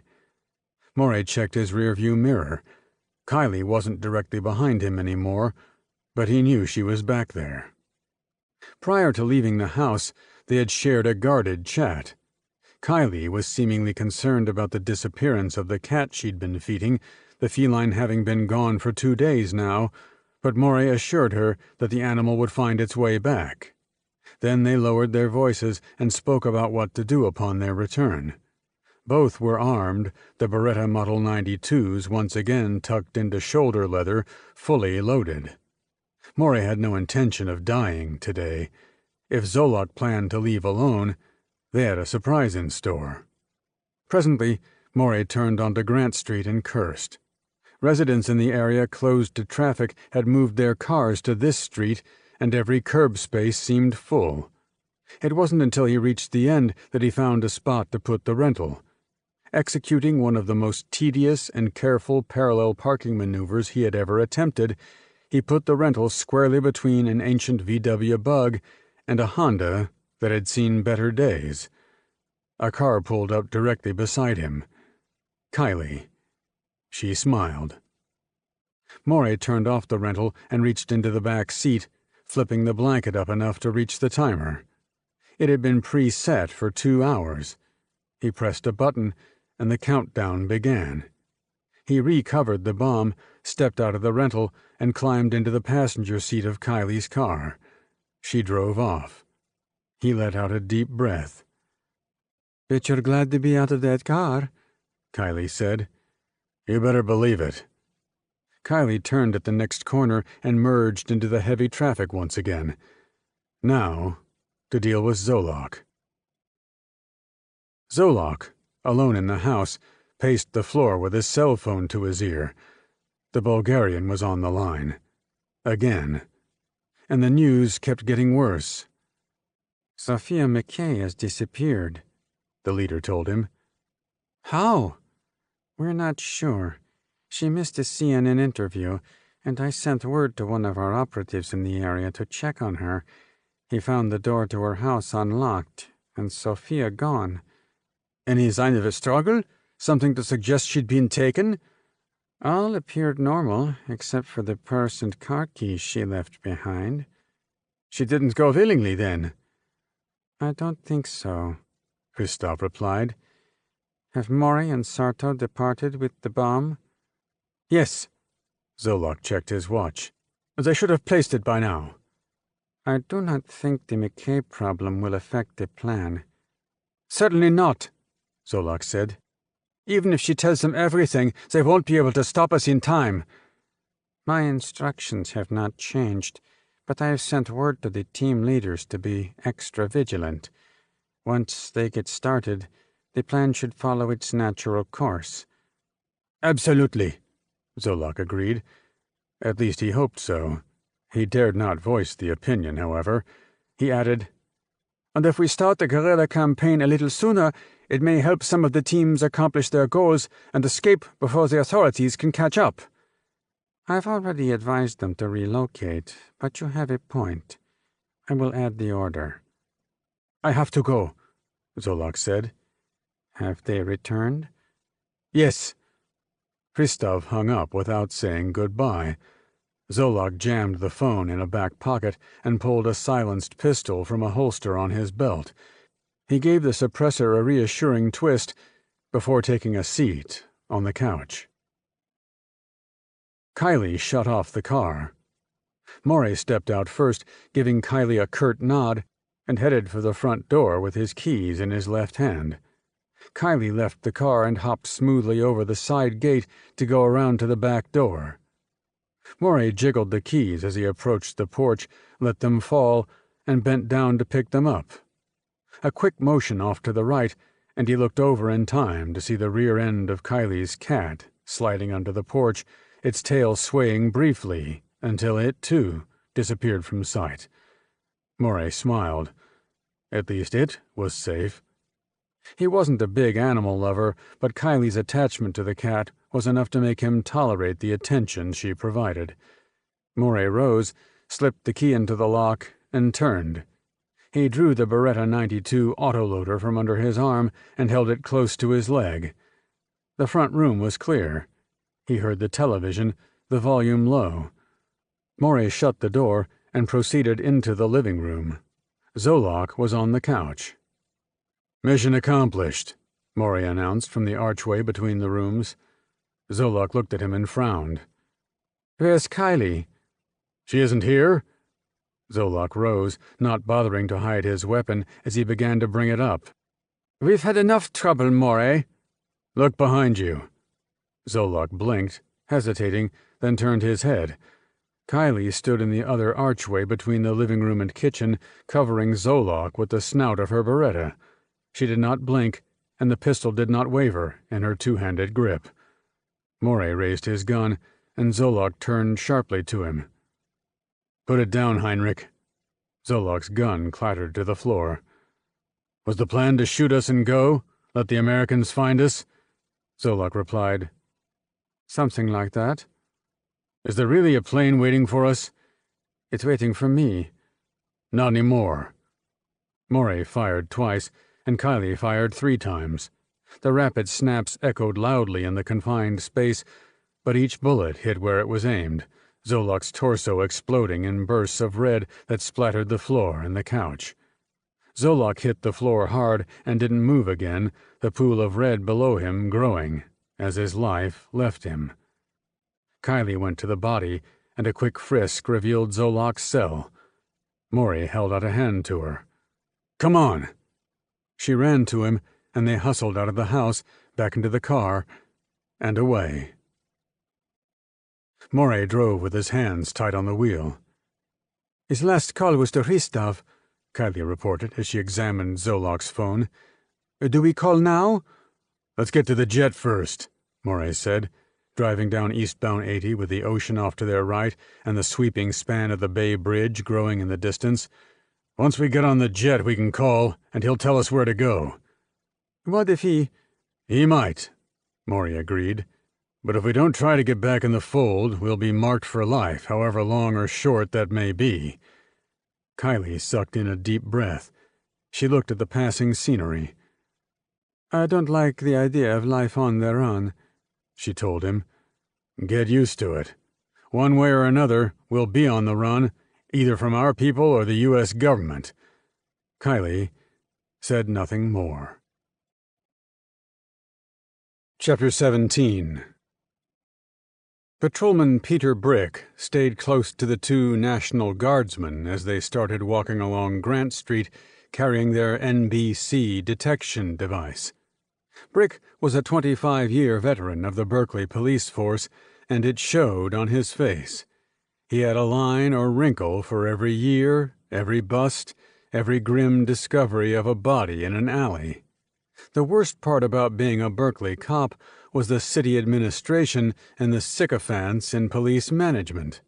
They favored the crooks at the expense of the citizens and had arbitrarily decided that certain laws didn't apply on certain days. If he was with the cadre overseeing the protest, he'd have been ordered not to interfere if anybody started destroying property or even fighting. The town would maintain its penchant for free speech and rebellion even if the whole city burned down in the process. If taking a job farther south in San Jose or going north to Contra Costa County wouldn't have affected his pension, he'd have skipped town years ago. He rode atop a horse as the 2 guardsmen carried out their duties. One held a clipboard, noting vehicle makes and license plates, while the other carried a contraption Brick only had a cursory knowledge of from his brief chat with the 2 soldiers. They were using what they called a JCAD, or Joint Chemical Agent Detector, which could determine whether any of the vehicles contained a chemical weapon. It looked like a Geiger counter and might have been based on the same concept. The 3 men and the horse methodically worked their way from car to car, the guardsman with the JCAD moving the wand from one end of each vehicle to the other before moving on to the next. Brick listened to the radio chatter from the Motorola unit clipped to his uniform shirt. None of the radio calls were urgent, but cops stationed around the block of Civic Center Park called for extra cops for various incidents they were witnessing, and Brick had to wonder why. They didn't have authorization to stop anybody. They were supposed to let the radicals blow off steam, and judging by the noise and chanting, they had steam to spare. Brick didn't have to work hard to imagine the waving signs upon which protest slogans and obscene words had been scrawled. These kids hated the new president, and they weren't afraid to shout it out loud. Counter-protesters were expected, but none had arrived yet. Brick was beginning to think the rumors of a clash had been blown out of proportion. What he knew for sure was that the feds had high confidence of a chemical bomb attack, and that weighed on Brick's mind more than anything. The guardsmen checked off another car and moved to the next. They weren't the only team checking cars. Other two-man units and their police escorts were working nearby streets as well. Nobody knew if the chemical weapon had been placed in a car and rigged to explode or not, but the feds thought it was a possibility, so they had the beat cops checking cars while they, presumably, were doing their own work. Brick's rank wasn't high enough to find out what the FBI was actually doing, but they had a command tent set up out of view of Civic Center Park, so he figured they were working as hard as everybody else. On to the next car. It was hard not to be cynical, Brick thought, as he urged his horse forward, the animal's metal shoes clomping on the asphalt beneath them. There had been so many terror warnings, drills, and false alarms over the last 2 decades that Brick wondered if it was all somebody's idea of fun. Raise the alarm, rush out the troops and emergency crews, spend some of the city's and government's money, and have a few laughs. And the next car. The JCAT equipment didn't click and clatter the way a Geiger counter did when the device detected radiation, but the guardsman with the gear apparently trusted his system to scream or beep if it found something. It was a nice day out, only a few scattered clouds in the blue sky, and if all Brick did was ride a horse in such weather and didn't have to swing his nightstick against the skulls of the hippies up the block, so much the better. He'd get some juicy overtime for sure. They always did when the protesters came out to play.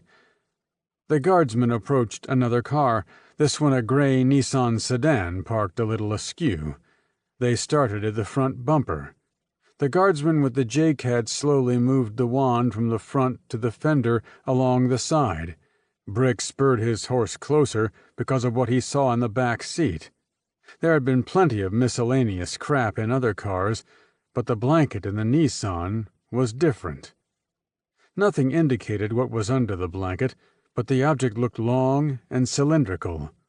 Brick keyed his Motorola and called for the feds to assist as the JCAT wand passed over the back area and started beeping. The guardsman let out a string of curses and stepped away, Brick moving his horse back as well. The animal had sensed the change in attitude and was becoming a little upset. Brick had calmed the horse and moved the animal farther away when a large truck turned up the street. The guardsman waved. The bomb disposal unit. It was a huge 2-ton truck on really big tires, and it had a diesel motor that was loud enough to drown out the protesting from Civic Center Park. Brick decided it was best for him to keep his distance as the truck pulled alongside the Nissan. Had they really found something? Had they saved the day? A smile tugged at the corners of Brick's mouth. Boring shift, yeah, but maybe. If there was a time when the odds were stacked against them, Stiletto knew this was that time. He stood in the back of the FBI's command tent near the protest area, drinking a cup of tea and feeling like a useless limb. The feds around him, led by Toby O'Brien, had the situation under as much control as possible. Search teams were checking cars, using equipment from the National Guard. Stiletto wasn't up to date on the latest tech, but the teams would be, and that was what mattered.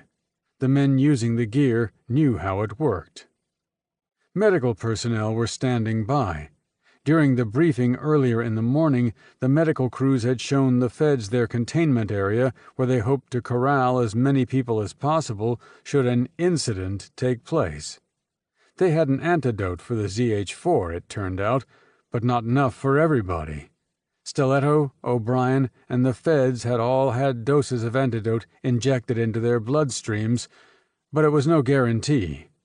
While they could plan for a standard sarin gas attack, the ZH4 was the same but different, so nobody knew if the antidote would work against this particular mutation. A table full of monitors occupied Scott's attention, where cameras were focused on various spots around the protest area, but nothing out of the ordinary had caught his or anyone else's attention. A lot of people, a lot of signs, a lot of noise, and a lot of anger, the main components of the modern protest. The ground shook. "What the hell?" O'Brien said, detaching from the agents he'd been speaking with and running to the monitors. He touched a panel that allowed him to change the screenshots, but none of the views he cycled through revealed where the blast had originated. A chill raced up Stiletto's spine. The attack had just taken place, and all he could do was stand there. Alarms blared, the alert system the National Guard had set up around the area. There was chemical residue in the air. No doubt about it. Stiletto grabbed Toby and they ran out of the tent, looking left, then right. "There!" O'Brien said, pointing. A cloud of gray smoke climbed skyward from behind the city buildings across the street.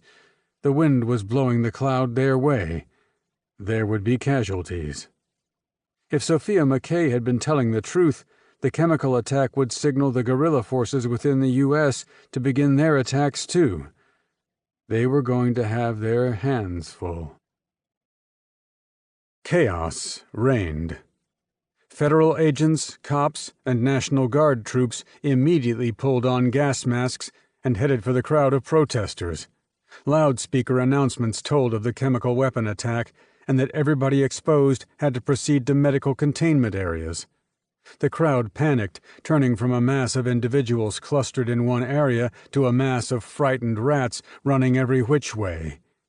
When some of them started dropping, the panic reached uncontrollable levels. While bodies thrashed on the ground, cops moved on those still on their feet, herding them toward the containment tents. They clashed violently with some, who quickly succumbed to the poison in the air. The medical crews rushed in as well, but it was quickly apparent that they were overwhelmed. It didn't help that those on the ground had no chance of survival. Worse, the toxic cloud of ZH4 nerve gas was spreading over the city, propelled by an uncontrollable wind from the bay.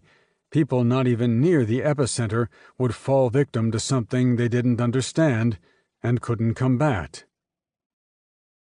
"It doesn't look good, Scott." "No kidding," Stiletto snapped. He leaned against a wall at Altabate's Summit Medical Center. There was no quiet place to talk on the phone, but it would have to do. The noise inside the building was enough to make a man deaf, or at least prevent him from thinking clearly. Casualties so far were huge, and the number was growing. "We're watching the news," Fleming said, "and it looks like it's spreading throughout the city." "It'll go beyond Berkeley and into the East Bay Hills before nightfall," Stiletto said. "We're at the mercy of the wind," he added. "Are you safe?" "Gas mask and antidote, so for now, yes." "Any leads?" "O'Brien says the guard troops who found the car radioed the license plate a few seconds before the explosion, so we're checking on that. Maybe it will give us something." "We'll be monitoring the airports," Fleming said. "Morey's, Sarto's, and Zolok's faces and descriptions have been sent to Homeland Security, so if any camera catches them, we'll know where they are." "Won't be that easy, General. They may be out of the country already." "We don't have much else, Scott." "That's what makes me so mad, sir. I'll be in touch." Stiletto ended the call and went to find O'Brien. Toby O'Brien strained the government car's engine as he barreled through traffic, Stiletto in the passenger seat beside him and two more FBI agents in the back. The Nissan was a rental car, the license plate registered to a local enterprise office. They found the office deserted and the doors unlocked. The staff had apparently fled the area, which was good, and Stiletto went behind the counter to type the license plate number into a computer. The address the renters had provided appeared on screen, and the crew piled back into the car. O'Brien stopped the car in front of the house that had been used by Morey and Sarto. The agents emerged with drawn guns, but Stiletto kept the Colt holstered as he followed the team. O'Brien kicked in the front door, and they ran inside. It wasn't the best way to enter a potentially hostile environment, but even Stiletto had to admit they were running out of time. They found Zolok's body right away. Stiletto examined the dead man's face. "Ringleader," he announced. "How do you know?" O'Brien asked. "Because I played poker with him a few nights ago." The agent searched the house while Stiletto went to the kitchen and called General Ike. "Very odd development," Fleming said. "Not really," Stiletto replied. "Zolak wasn't here to help them get away, he was here to punch their tickets. Obviously, he wasn't fast enough on the draw." "How long has he been there?" "Rigor hasn't set in, so not very long. That means Mori and Sarto may still be in the area." "We'll alert the appropriate people," Fleming said. O'Brien motioned for Scott, who ended his call with the general and joined the G-Man. They had found the maps of the area, materials used in making the bomb, and a lot of cat food containers in the trash, but nothing that indicated where the enemy had gone. They returned to Alta Bates. If nothing else, it seemed like the only safe place to be. O'Brien and Stiletto sat in the crowded lunchroom with cups of quickly cooling coffee in front of them. Stiletto didn't normally drink coffee, but he wasn't in the mood to be fussy about his beverage. "Casualties are in the triple digits already," O'Brien reported. "There will be more before the day's over, and so many ran from the park when the alarm started that we don't know where they are. Until they start dying, anyway." "The counter-protest never materialized," Stiletto said. "Least of our worries, Scott." "But you don't understand," Stiletto told him, and gave him a rundown of the details provided by Sophia McKay. "That was all part of a propaganda plan?" O'Brien asked. Stiletto nodded. "What are you spooks going to do if this guerrilla force you described starts blowing stuff up?" "I'm not sure," Stiletto said. "We've given everything to you Hoover boys." The toxicity levels outside prevented anybody from leaving the hospital. The only good news came from the military weather forecasters who expected the wind to dissipate the nerve gas cloud within a few more hours. What they couldn't tell was how many would be dead before that happened. General Ike phoned Stiletto just before midnight.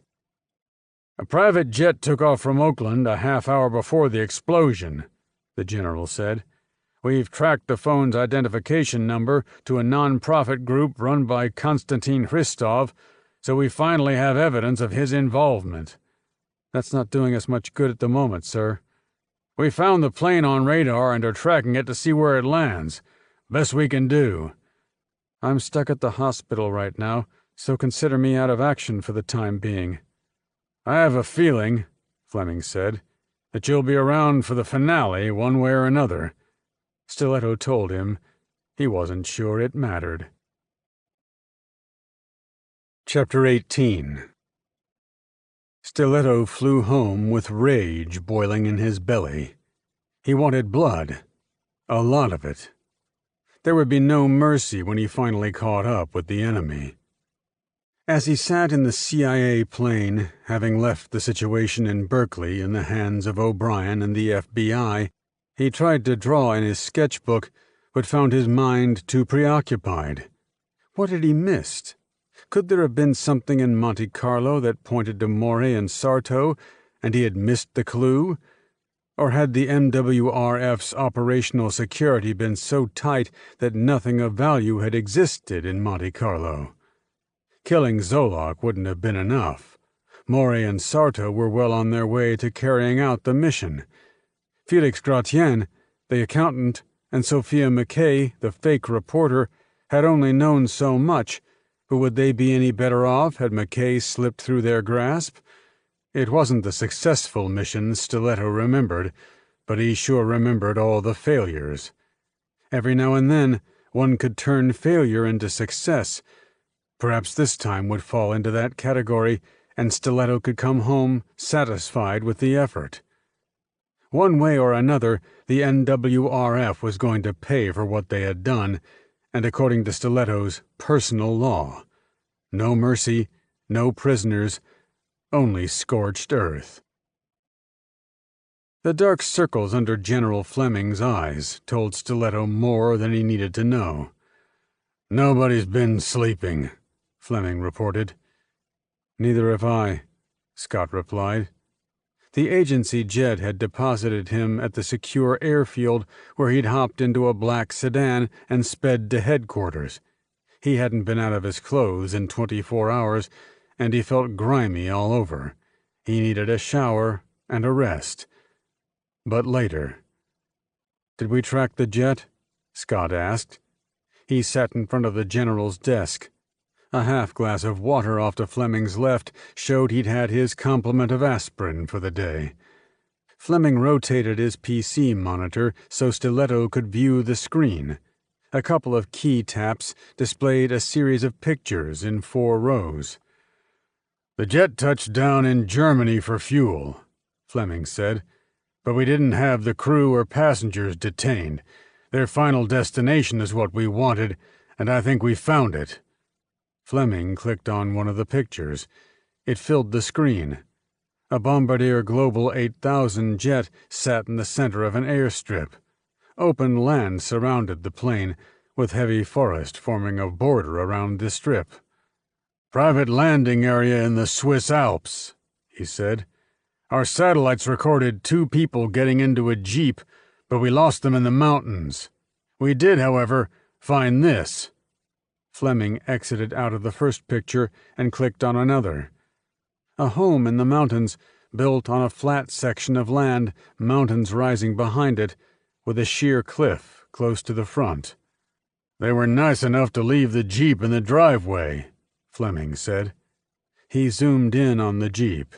It rested near the front of the house, having traveled up a lengthy roadway that trailed through the mountains. "Who's in the house?" "Ristov, maybe. Maury and Sarto, for sure." "Give me a full TAC team and a couple of gunships, and we'll drop by for tea." "We may indeed do that," Fleming said. He sat back. "Sophia McKay has been quite willing to talk, by the way.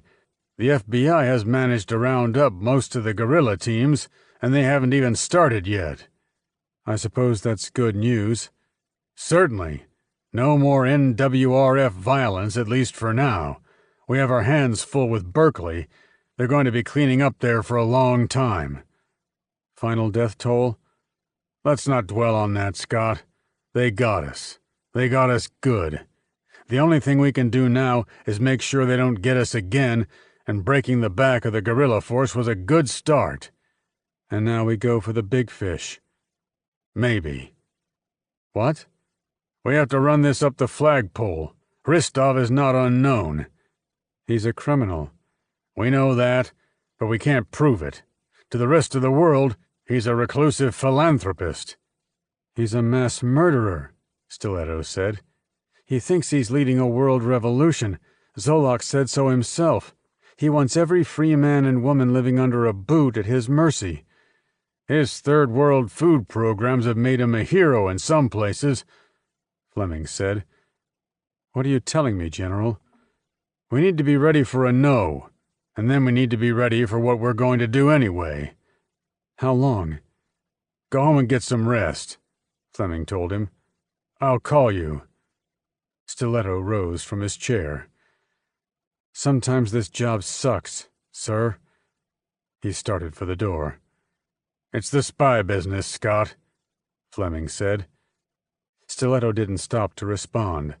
Setbacks, delays, and downright interference from the top was always justified by, "It's the spy business," but that wasn't enough for Scott. The enemy was out there. They knew his name. There had to be something more they could do. Stiletto entered his empty apartment and fell onto the couch. He pulled out his phone and selected his daughter's phone number from his contact list. She wasn't living in Berkeley or anywhere near California, but he felt the need to try to reach her. Of course she didn't answer. Stiletto hesitated to leave a message, but when the recorded greeting stopped, he couldn't bring himself to simply hang up. "Felicia, it's your father," he said. "I'm sure you're watching the news. Don't be frightened. We're working on it. I love you." He hung up. And felt like an idiot. He was telling her not to be frightened when he knew very well that there was plenty to be frightened about. He'd also told her too much, not that it mattered. He purposely left the television off so as not to be exposed to what the media was saying. They wouldn't be saying anything productive anyway, and the talking heads, as usual, contributed nothing but wrong information and barely informed opinions. It was all a big joke, a giant freak show for ratings. Stiletto held the phone on his lap with his jaw set tight. The mission had gone from prevention to revenge, and Stiletto would show the enemy no mercy. The phone rang. Stiletto jerked awake and answered without looking at the caller ID. There was no need. "Yes, sir?" "A direct assault has been denied," Fleming said. "Why?" "The reasons we talked about, Scott. No need to repeat them. The President and the Director have agreed that we cannot go public and identify Hristov as the perpetrator. We're cooking up a cover story." "It won't hold." "Not your problem." Stiletto gripped the phone tightly. "What is my problem, General? Or do I keep sitting on my ass?" "The United States will not officially issue a termination protocol against Hristov. We're going to need a proxy." "Okay. Any ideas?" Stiletto stood up and paced the room. His mind raced, and a name popped into his head. "Devlin Marcus," he said. "The mercenary colonel?" "He helped put us on Zolok's trail at the beginning of this mess. He might want to be included in the resolution." "Do you think he'd do it if the price was right?" "For him, the price is everything." "Where do we find him?" "Leave that to me, sir. I only need a flight to Italy and time to reach him." Fleming said he'd better get started. Stiletto landed in Milan with a renewed sense of optimism and a blank check from the United States government in his pocket. Sort of. A briefcase full of unmarked American dollars certainly sufficed. $2 million precisely. Stiletto hoped it would be enough. He rented a car at the airport and drove to Marcus's home. There was no sense in trying the casino. If Marcus wasn't there, he'd eventually return to the house on the lake. Stiletto drove up to the gate and announced himself to the guard posted in a small wooden shack. The guard that hadn't been in place the first time he'd visited. "Tell Marcus his American friend Scott is here with a business proposal." The guard nodded and picked up a phone. He spoke, listened for a moment, and told Stiletto, "Boss says to go in." Stiletto nodded and waited for the guard to open the gate. It swung open slowly, without a squeak, on well-oiled hinges. Stiletto traveled up the circular driveway. The property looked nice in the daylight, green grass and a statue with a water feature in the center of the drive. Devlin Marcus, dressed casually, waited at the front steps. Stiletto exited the car with briefcase in hand. "Must be some important business," the mercenary leader remarked. "I'll take a drink if you have one," Scott said. "Follow me to my office." Marcus poured scotch over 2 ice cubes and handed the glass to Scott. He sat in front of the man's desk once again as Marcus eased into his chair. "So?" "I need a wrecking crew," Stiletto said. He outlined the mission and the reasons the CIA refused to carry out the job. Marcus sipped from his glass and regarded Stiletto over the rim for a moment. "I have the men," he assured Scott, "and the gunships. What I need is money." "I have $2 million in the briefcase. Cash." "I could ask for more." Marcus brushed back the hair over his right ear. "I could get you more." "I've been watching what happened in California," Marcus said. "It's terrible. Those responsible shouldn't be allowed to breathe clean air." "Does that mean you'll help?" "The money will be sufficient." Stiletto put his glass on the desk, picking up the briefcase, and handed it to Marcus. "Count it." Marcus snapped the locks and lifted the lid. "Won't be necessary. I know you're good for it." "When can we start?" "I'll call my 2 team leaders and we'll get started right away." Marcus picked up the phone on the desk. Konstantin Hristov resembled a toad. Short and fat, with a face that looked like it had been rubbed against concrete and then decorated with age spots, wrinkles, and a mole or two. The European crime boss/philanthropist known as the Bulgarian stood alone in a conference room facing a wall of television monitors. On the table in front of him sat a panel with which he could control the monitors and the volume of the men speaking. He stood with his spotted and overly fleshy hands behind his back. His suit fit his heavy body well, as it should have, since all of his clothes were custom-fitted to his frame. Only from the neck up did he look like the near wreck that he was, although somehow his system kept humming along as he approached his 90s. Faces on the monitors looked back at him, the faces of the leaders of the New World Revolutionary Front. Had the operation in Berkeley gone as planned, Heinrich Zolak would have once again met with the men in the high-rise where he'd first announced their plans, but with Zolak dead, the responsibility fell to Christov. It was one of the few times the other leaders had seen him, but they all knew who he was and, worse, the violence he was capable of. Zolak is dead, Christov announced. He didn't expect the men to react strongly, and none did. A few blinked their eyes. One looked surprised. "What happened?" asked a man in a corner monitor. Christov knew him as Arnold Bell, one of Zolak's trusted confidants. While our nerve gas attack in the United States was successful, the Americans caught up with our people at the last moment. Zolak did not survive. Morey and Sarto, however, managed to escape and have joined me here in the Alps. Bell continued. Zolak went there to— No longer the point, Mr. Bell.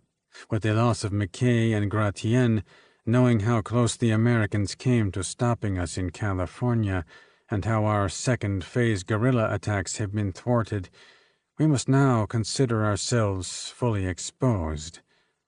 Another man, Grunberg, his face and bald head in a low monitor, said, "What does that mean?"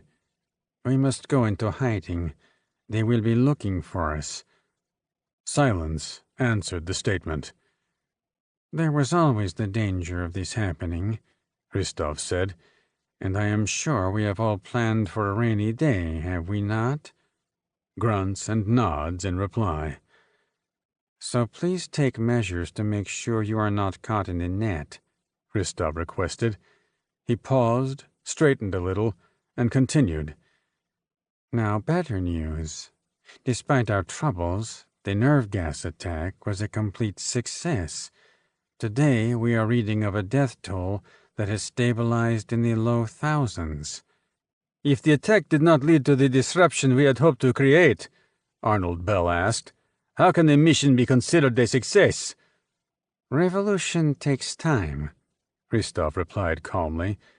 We still have our allies in the media and the politicians in our pockets who will push our agenda, albeit in a way that's more palatable to the American public. They will work to change minds, and we will work to bring about our vision. There are elements that McKay did not know about, and what she doesn't know, she cannot tell. While we are in hiding, Christov continued, we will develop new plans. I have several already in mind. We will learn from the missteps we made in California, and the next operation will provide us with the results we seek. Christov stopped talking. The faces on the monitors stared back at him, the men waiting for more. Better, they weren't objecting. Nobody was too upset about the problems encountered with the U.S., which meant they were still loyal to the cause. This will be our last communication until further notice, Christov said. When we speak again, you will be notified by contacts familiar to you, so there will be no doubt it is I who wish to address you once more. Are there any questions? There were none. Farewell for now, and good luck. Christov touched a button on the panel before him, and the monitors went blank. A door opened behind him. "Sir!" Christov turned. Robert Morey, a rifle slung across his back, stood in the doorway. Christoph had considered killing him and the Sarta woman upon their return, but realized they had their uses, so he ordered them to join the guards. What is it? Attack force approaching. How many? 3 helicopter gunships, unknown number of troops. Christoph didn't hesitate. Shoot them down. Moray nodded and departed. Chapter 19. Stiletto looked at the 20 faces watching him and hoped he wasn't leading the men to their deaths. Marcus had introduced his 2 team leaders only as Hardball and Short Fuse. Hardball, a tall, barrel-chested white man, derived his nickname because his bald head looked like the tip of a full-metal jacketed bullet. Short Fuse, a short and stocky black fellow, was the resident explosives expert and often rigged his charges with a short fuse, hence his moniker. Stiletto wasn't surprised they kept their real names a secret. Most mercenaries did. The rest of the 20 he didn't know yet. He leaned against a table at the front of the room, watching Devlin Marcus give the general briefing. Showing the satellite imagery Stiletto had brought on a thumb drive on a large flat screen mounted on the wall behind him, Marcus talked about the terrain and especially Christoph's estate. The multiple buildings, all connected, sat on a flat section with a mountain rising in the back.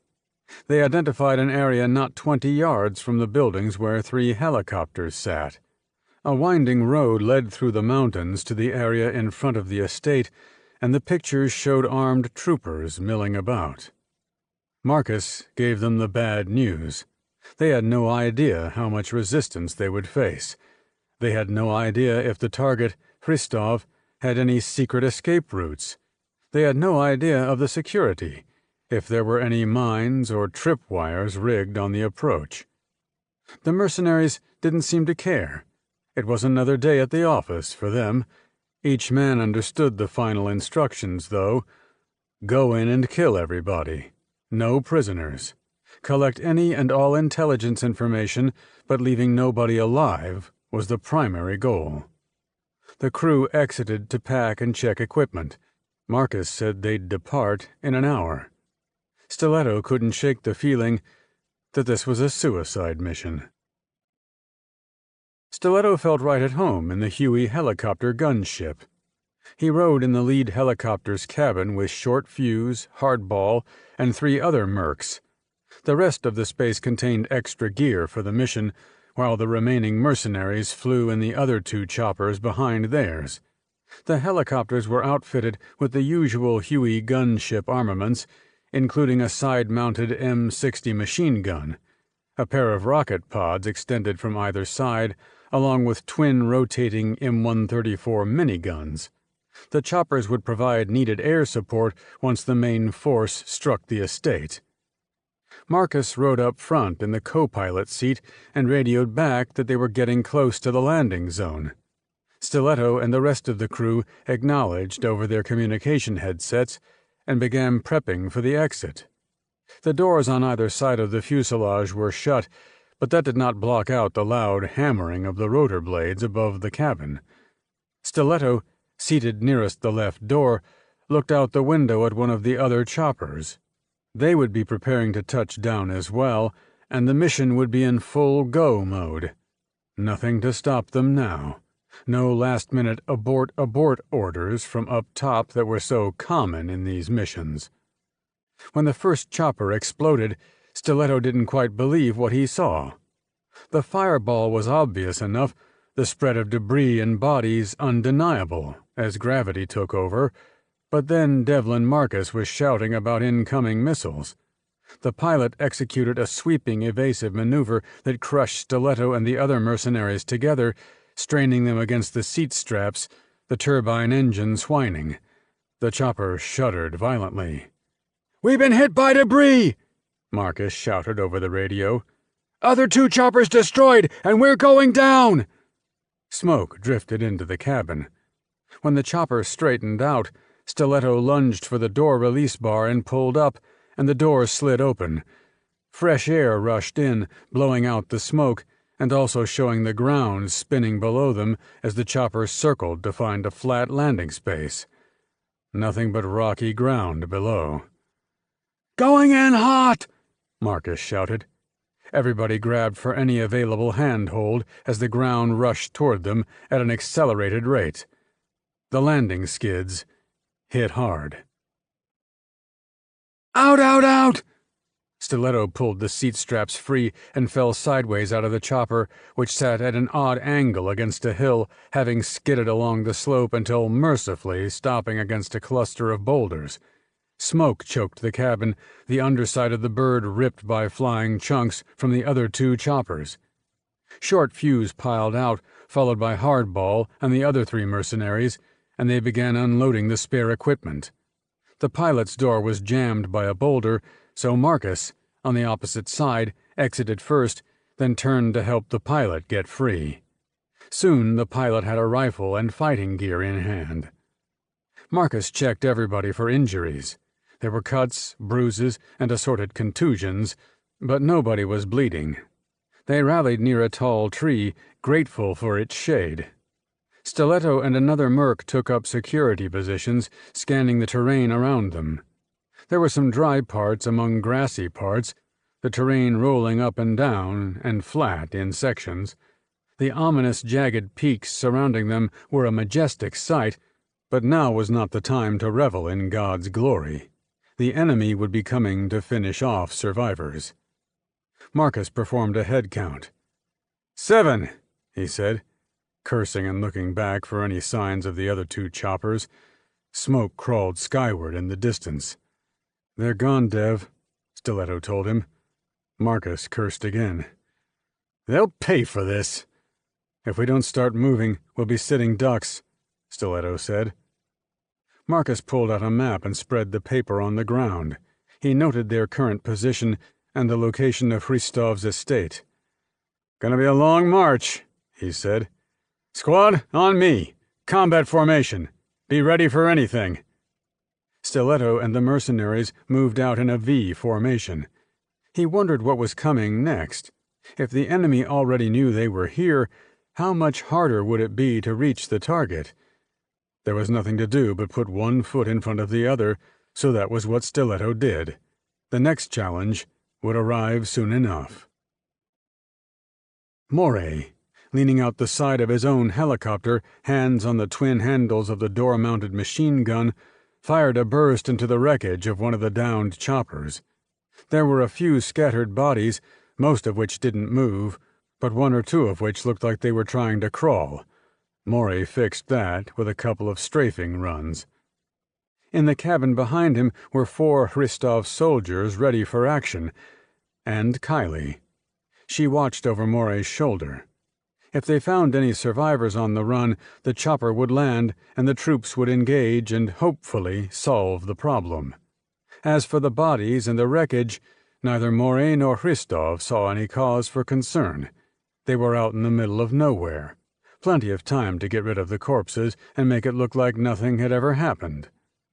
They flew over the other downed chopper, but this time Moray saved his ammunition. It was quite plain that no one remained alive on the ground. Over to the third. It was harder to find, having traveled farther than the other two, but when Moray saw the machine resting on the slope of a hill, stopped only by a well-placed boulder, he tensed, because there were no bodies about. "Set us down," Moray said into his radio. "No flat area, sir," the pilot reported back. "We'll have to repel," Moray said, signaling the other troops, who began hooking lines into their combat harnesses. The pilot held the chopper steady as Moray, Kylie, and the 4 troopers descended to the ground, Moray waving to the pilot when the last of them touched down.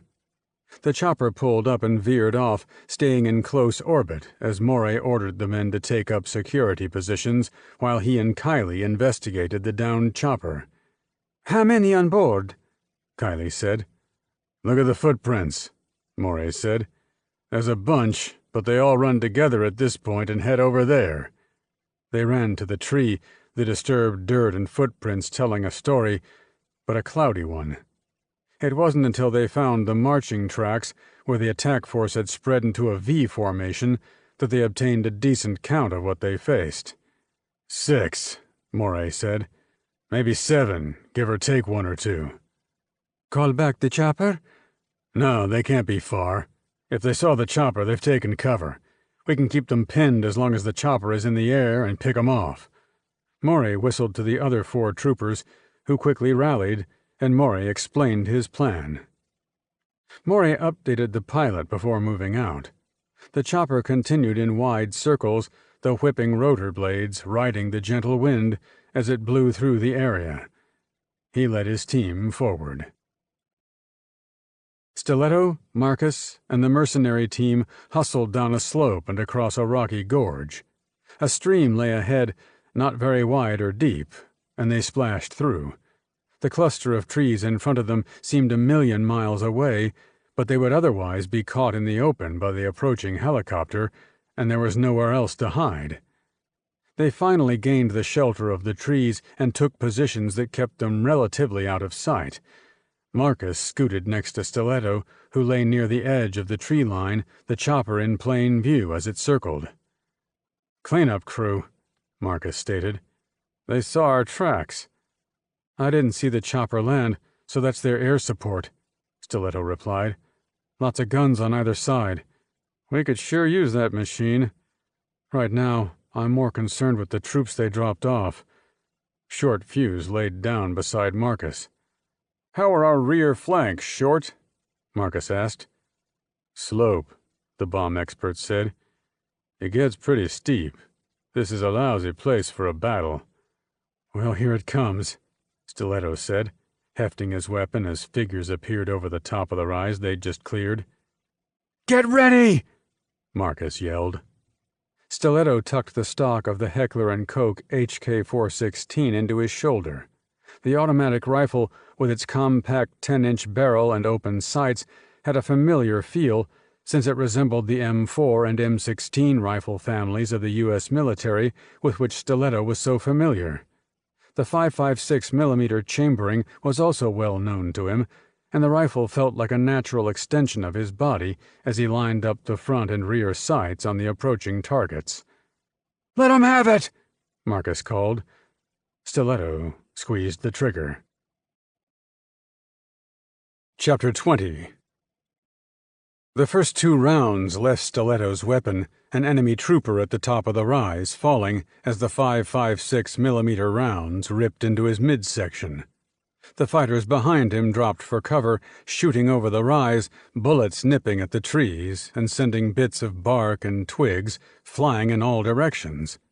Stiletto adjusted his aim and fired another burst. More gunfire from the other mercs' HK-416 rifles crackled around him. The Alps were for skiing, not for fighting, Stiletto thought, adjusting his aim again. The whipping rotor blades of the helicopter grew louder as the flying machine approached, coming in low, and even Stiletto didn't need to be told what was coming next. He shouted, "Incoming!"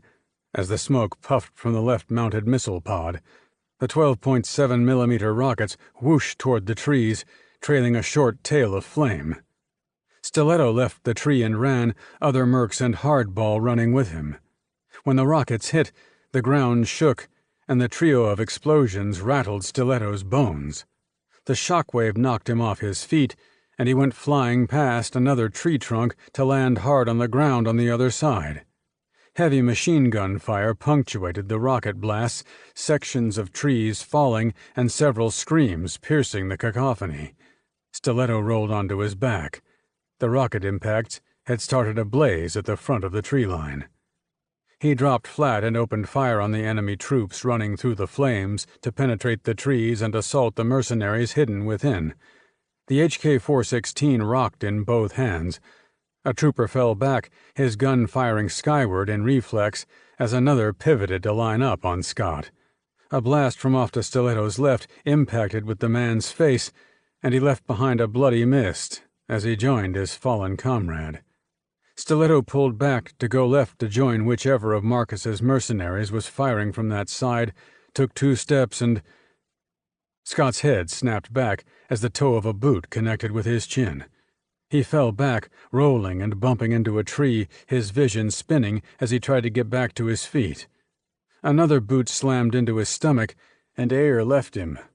The boot swept toward him again, and Stiletto grabbed the foot in both hands and twisted. A woman yelled, but the scream choked off when she hit the ground. Stiletto jumped to his feet. The woman, who had short red hair, didn't stay on the ground long. She came at him with a flurry of spinning kicks and short punches that Stiletto could only deflect as he recovered from her first strike. He dodged to one side as her long left leg swept up and out, missing his head by half an inch. As she followed through with her spin, he struck. A solid kick to her midsection sent the woman sprawling, and Stiletto clawed for the .45 in his hip holster. He drew the gun, but she was on him again, knocking the pistol from his hand and landing a trio of blows in the center of his chest. Breath left Stiletto as he fell hard on his back, the sounds of the battle still raging around him. The whipping rotor blades of the helicopter, the hammering of machine gun fire, voices yelling throughout the hell of battle. Stiletto tried to move, but his limbs didn't respond. The woman's face looked down on him. She was blurry. Another face, male, joined hers, and the man said, "We have a prize for Hristov." Then his vision faded, and Stiletto heard nothing more. Marcus blasted another enemy shoulder in the chest, the man falling back. Nearby, Short Fuse worked the trigger of his sidearm and downed another. There were dead men all around. Most were his men, the rest, the enemy. The rockets and cannon fire from the chopper had decimated his squad. "Fall back!" Marcus shouted. He and Short Fuse, joined by Hardball, fled the tree line and headed back across the gorge to the hillside. The flames from the rockets ate more and more at the cluster of trees, thick smoke drifting with the wind. The chopper was somewhere on the other side of the tree cluster, still low to the ground. When Marcus, Short Fuse, and Hardball reached the hill, they ran along the side until they were far enough away to see the back of the clump. And the chopper. A man had somebody over his shoulder, another figure watching for threats with a rifle. Marcus knew the man being carried was Stiletto. With the rest of his team dead and Stiletto now in enemy hands, Marcus felt his heart sink. Stiletto was a good man. All of his men were good men and good fighters. They deserved more than being slaughtered at the hands of an enemy who planned more of the same against people who couldn't defend themselves. "What do we do, boss?" Hardball asked. His face was covered in sweat and grime, and his combat fatigues were torn in spots. The helicopter drifted skyward, the nose dipping, as it headed for home base. "We go back," Marcus said. "We gather as much gear and ammo as we can, and we carry on. We aren't leaving here until we're either dead or the enemy is." "Sounds good to me," Short Fuse said. "Hardball? We don't have much of a chance, boss. We've been paid to do a job, and we're going to do it. How do we get up the mountain?" Marcus had to admit he had no answer. "We can't leave the job unfinished," he said instead. "One way or another, we complete our task or we die, okay?" Hardball nodded. "Lead the way, boss." "Come on then," Marcus said. He started back for the trees. The unconscious American lay on the floor of the cabin, his hands zip-tied behind his back. Morey and Kiley rode securely in the cabin seats. Morey stared at the man, his face unknown to him, wondering if he was the same fellow who had caused so much trouble for them during the recovery of the ZH-4 in Iraq. There was another concern on his mind, the fact that the attack force had known where to find them. There was only one answer, and Morey knew it made him and Kiley a liability in Hristov's eyes. The only way the attack force had reached them was because they had tracked the plane out of Oakland. How long had it taken to find the address he gave at the rental car company, the house itself, and Zolak's body? Or had the Americans discovered clues overseas in Monte Carlo and Austria, as Zolok had originally feared? Either way, if Hristov wasn't happy with the prisoner and what he might be able to extract from the man's mind, Maury imagined that there was a target on his back, and Kylie's. He'd have to figure out what to do about that. He glanced at Kylie, but her attention was focused on the sharp peaks of the Alps and their snowy caps. Presently, the chopper touched down in front of the main building. A smattering of armed troops milled about, their weapons at the ready. The chief of the guard force approached Maury as he and Kylie unloaded Stiletto. "Any lift?" "A few escaped, not many." "Best guess?" "2 or 3. The guard chief nodded. They wouldn't need to spare another patrol to go out and finish the job. A force of that size, if it could be called such a thing, wouldn't last long in a frontal assault if they were desperate enough to attempt one. Extraction was their best bet. Maury figured they had a rendezvous point somewhere that was their only concern, now that they'd been wiped out. Kylie and Maury carried Stiletto's unconscious body between them and entered the building. The estate didn't have any holding cells, since it wasn't meant to house prisoners, even temporarily. They decided to put him in the basement gym used by the guard force. There, they set him on the floor, while Maury helped Kylie take down a heavy punching bag that was hooked to a rope and pulley system by which the heavy bag could be raised and lowered. They undid the zip tie behind Stiletto's back and zipped his wrists together in front so they could raise his hands over his head, and lowered the hook far enough to connect it to the zip tie. Maury and Kylie huffed and puffed while they pulled on the rope to raise Stiletto off the floor. The American's body swayed back and forth a little, his head hanging low. Maury and Kylie turned to leave the gym and stopped at the sight of Konstantin Hristov in the doorway. "I did not ask for prisoners," the Bulgarian said. Maury explained who the man was and that he might have information valuable to them. Hristov frowned. "Stay with him until he wakes up," Hristov said. "Then I will confront him." Hristov turned and departed. Maury and Kylie exchanged nervous glances. She knew as well as Maury did that they were on thin ice. Hristov should never have let Maury and the woman reach the estate. It would have been easy to neutralize them during their stopover in Berlin. The Americans had tracked the jet, no mistake. Well, there was nothing to do about that now, other than follow through with what he'd told the others in the video conference. It was time to go into hiding until further notice. His next operation, he decided, had to be much bigger than Berkeley, something that took the United States so solidly out of play that the nation would never recover. Once the U.S. fell, the rest of the world would topple. Victory for the revolution. Perhaps a nuclear attack. Perhaps several at once.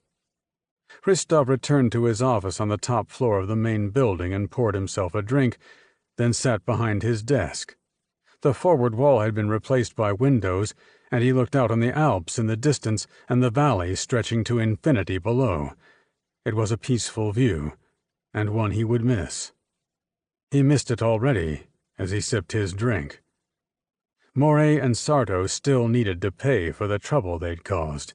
Their haste in escaping California was something he could not forgive. He'd explain it to them later, before he had them killed. Stiletto awoke with a start and groaned. His whole body hurt and felt like it was being pulled apart. When he looked up at how the zip tie was hooked to the pulley and then down at his feet and the space between them and the floor, he understood why. Gravity sucked. He let his body dangle and caught his breath, tilting his head back to look up at the ceiling, if for nothing more than to give his neck relief from hanging forward for so long. "You're awake." Stiletto moved his head to see the red-headed woman standing before him. She'd been in a chair beside the door. "This is a strange torture chamber," Scott said. "Some people would look at it that way, I guess." "Then they're wasting their membership money." The woman actually laughed. Where's the rest of my team?" A half smile this time. She spoke into a handheld radio, but Stiletto paid no attention as he tipped his head back again. He wasn't looking at the ceiling this time, but at the hook he was hanging from. If he could get his hands on the chain above the hook, he might conceivably be able to lift the zip tie off the hook and drop free. Gravity was his worst enemy at this point. He looked down at the woman. She lowered her radio and regarded him with curiosity. "You were in Iraq?" he asked. She nodded. "Too bad about Porter," he said. "You knew him?" "We identified him later," Stiletto told her. "I like to know the people I kill for my scrapbook. By the way, what's your name?" "You won't live long enough to find out." The door behind her opened, and a wiry man entered, holding the door for an older man. Konstantin Hristov. He looked worse in person than in pictures. Pictures didn't quite capture the fleshy toad resemblance. The old man stood before Stiletto and blinked a few times. "Hello, Hristov," Stiletto said. "I am frankly surprised," the Bulgarian said, "that you Americans would bother to come to kill me." "We do all kinds of things when we're mad," Stiletto stated. "And you're mad at me?" "If you don't know why, I'm not going to tell you." Hristov laughed. "Are you the only American in this attack? Who else are we facing?" Stiletto held back a grin. Who else? That meant some of the others survived. "You're facing the best of the best," Stiletto said. "Considering most of them are dead, they couldn't have been that good." "You'll find out the hard way, old-timer." "Insults are the last vestige of the desperate, my friend, and you have certainly come to your end. Kylie here is a martial arts expert, as you discovered. Since you are hanging from the ceiling like the punching bag you replaced, I think she should take advantage and use you for her daily practice session. Wouldn't that be nice, my dear?" "It would be lovely," Kylie said. "We will leave you two alone, then," Hristov said. "Come and find us in my office when you're done, my dear." Hristov departed, and the other man followed, closing the door behind them. Kylie Sarto looked Stiletto up and down. "This might hurt a bit." "Do your worst, you silly bitch." Her first blow landed dead center in his belly. Chapter 21. Punch, punch, kick, spin kick, punch. The blows landed with the weight of bricks, but all Stiletto could do was hang there and take the punishment. He kept his legs together to protect his groin, but she didn't see him begin to bend his legs at the knees and raise them slightly. Punch, kick. Breath left Scott, his eyes shut tight. His grunts and groans escaped despite his best efforts, and each one seemed to light up the woman's eyes. Punch, punch. His midsection felt like it was on fire. She couldn't reach his upper body without standing on the chair, and she hadn't decided to do that yet. Spin kick. The kick landed on Stiletto's side, and he lost all ability to keep his muscles tense. His legs dropped limp, and he felt his body sinking despite being hung from a hook. The blows were taking a toll, and if Stiletto didn't counterattack soon, he'd be out of the fight permanently. Breathless, she stopped for a moment. Removing her fatigue blouse, she tossed it on the chair and limbered up some more in her green tank top and camouflage pants. A K-bar fighting knife rode on the left of her pistol belt, and a Beretta 92 FS was holstered on the right. She removed both items and placed those on the chair as well. She bounced on the balls of her feet for a moment, grinning at him. "Ready for the next round?" Stiletto spat at her.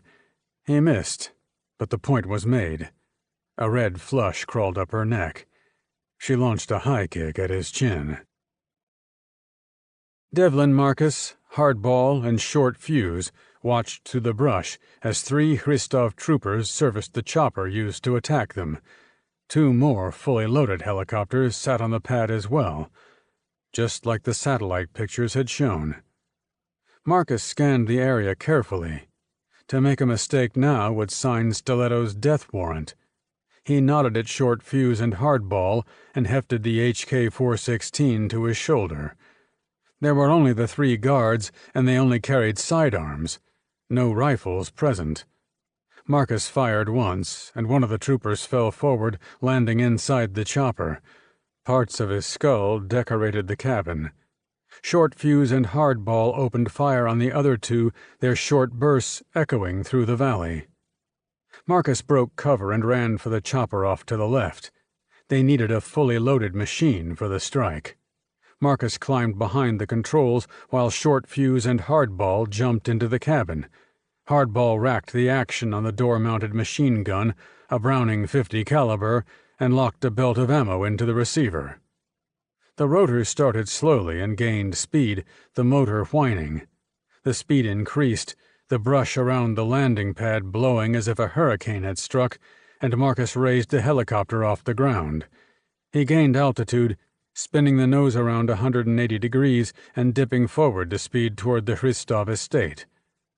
Marcus worked the cyclic and collective to move the chopper up and down as the geography dictated. He zeroed in on the mountain peak atop which Hristov's hideaway lay. When they were close enough, Marcus spun the chopper so Hardball's side faced the building. "Let 'em have it!" Hardball pulled the trigger, and the weapon shuddered as the heavy-caliber bullets flashed from the muzzle. Troops on the ground dropped, and Hardball peppered the building with a long string of slugs. Marcus spun the chopper around and fired rockets into the building. The rockets ran dry as explosions lit the hillside, secondary blasts launching debris in all directions. Hardnose hosed anything that moved below with a big .50 until the weapon ran dry. "We're out of ammo!" he called. Marcus put the chopper down, and he, Hardball, and Short Fuse hustled out. As they ran into the building, no guards challenged them. Kylie Sarto started on Stiletto's backside. Stiletto hung like a piece of meat. There was nothing he could do with her back there. He let his head fall forward. It wasn't hard. The blows were draining whatever strength he tried to keep, but he was still short of unconsciousness. Most of his body felt numb after so many hits. She stopped. Her laugh was like a chime as she came around in front again. "I think," she said, breathing heavily, "I'm actually too tired to continue." Stiletto put his knees together. "How about that?" "How about that, indeed," he told her. With a yell to muster everything he had, he brought his bent legs up perpendicular to the floor, launched his feet forward, and slammed the heels into Kylie's upper chest. With a yelp she flew backward, the back of her knees colliding with the chair. Her lower body stopped its backward momentum, but her upper body carried on, her head arching back, to smack into the wall. Her skull cracked like a peanut shell, and the audible snap echoed through the room. She collapsed on the tiled floor, her wide eyes staring at the ceiling. Stiletto let out another cry as he strained his body. He put one hand above the hook, then the other, and his shoulders and back burned as he pulled upward. He thought the effort would tear him apart, but then the zip tie jumped off the hook. When he let go, his body crumpled to the floor, and he lay there gasping. Then the explosions began. The building shook. Machine guns opened up, their hammering consistent, the unmistakable sounds of a .50 caliber, music to Scott's ears. It had to be Marcus and his crew, or whoever was left. But the cavalry had arrived, and it was time to bring this mission to a close. Stiletto rolled to his side, then painfully gained his feet. He staggered over to the chair. He grabbed the Beretta 92 FS and checked the load, finding a spare magazine on dead Kylie's belt. He dropped the magazine into a side pocket, gripping the Beretta tightly in his right hand as he left the room and advanced down the hall. The house continued shaking with multiple explosions. Stiletto moved fast. Ceiling plaster rained down as he neared the end of the hall and its stairway, taking the steps two at a time to the first floor. Wide open room, furniture, and fancy decorations.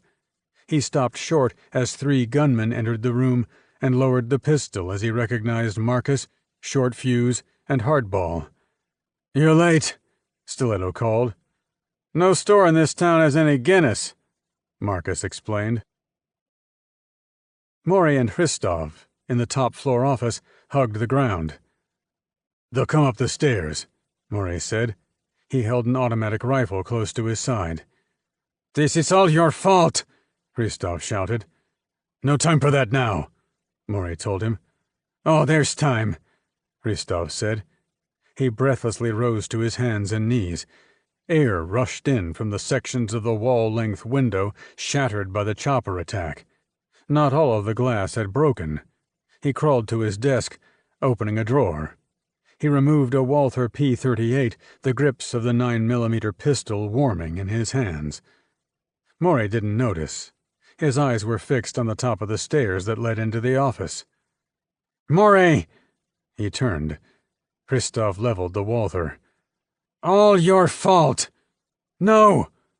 Hristov fired twice, then twice more. The bullets punched into Morey's body and pinned him to the carpet. Hristov moved awkwardly to Morey's body, turning him over. He picked up the rifle, examined it for a minute, and threw it down in disgust. He didn't know how to operate the weapon, but he did know how to use the grenades on Morey's combat harness. He pulled one free.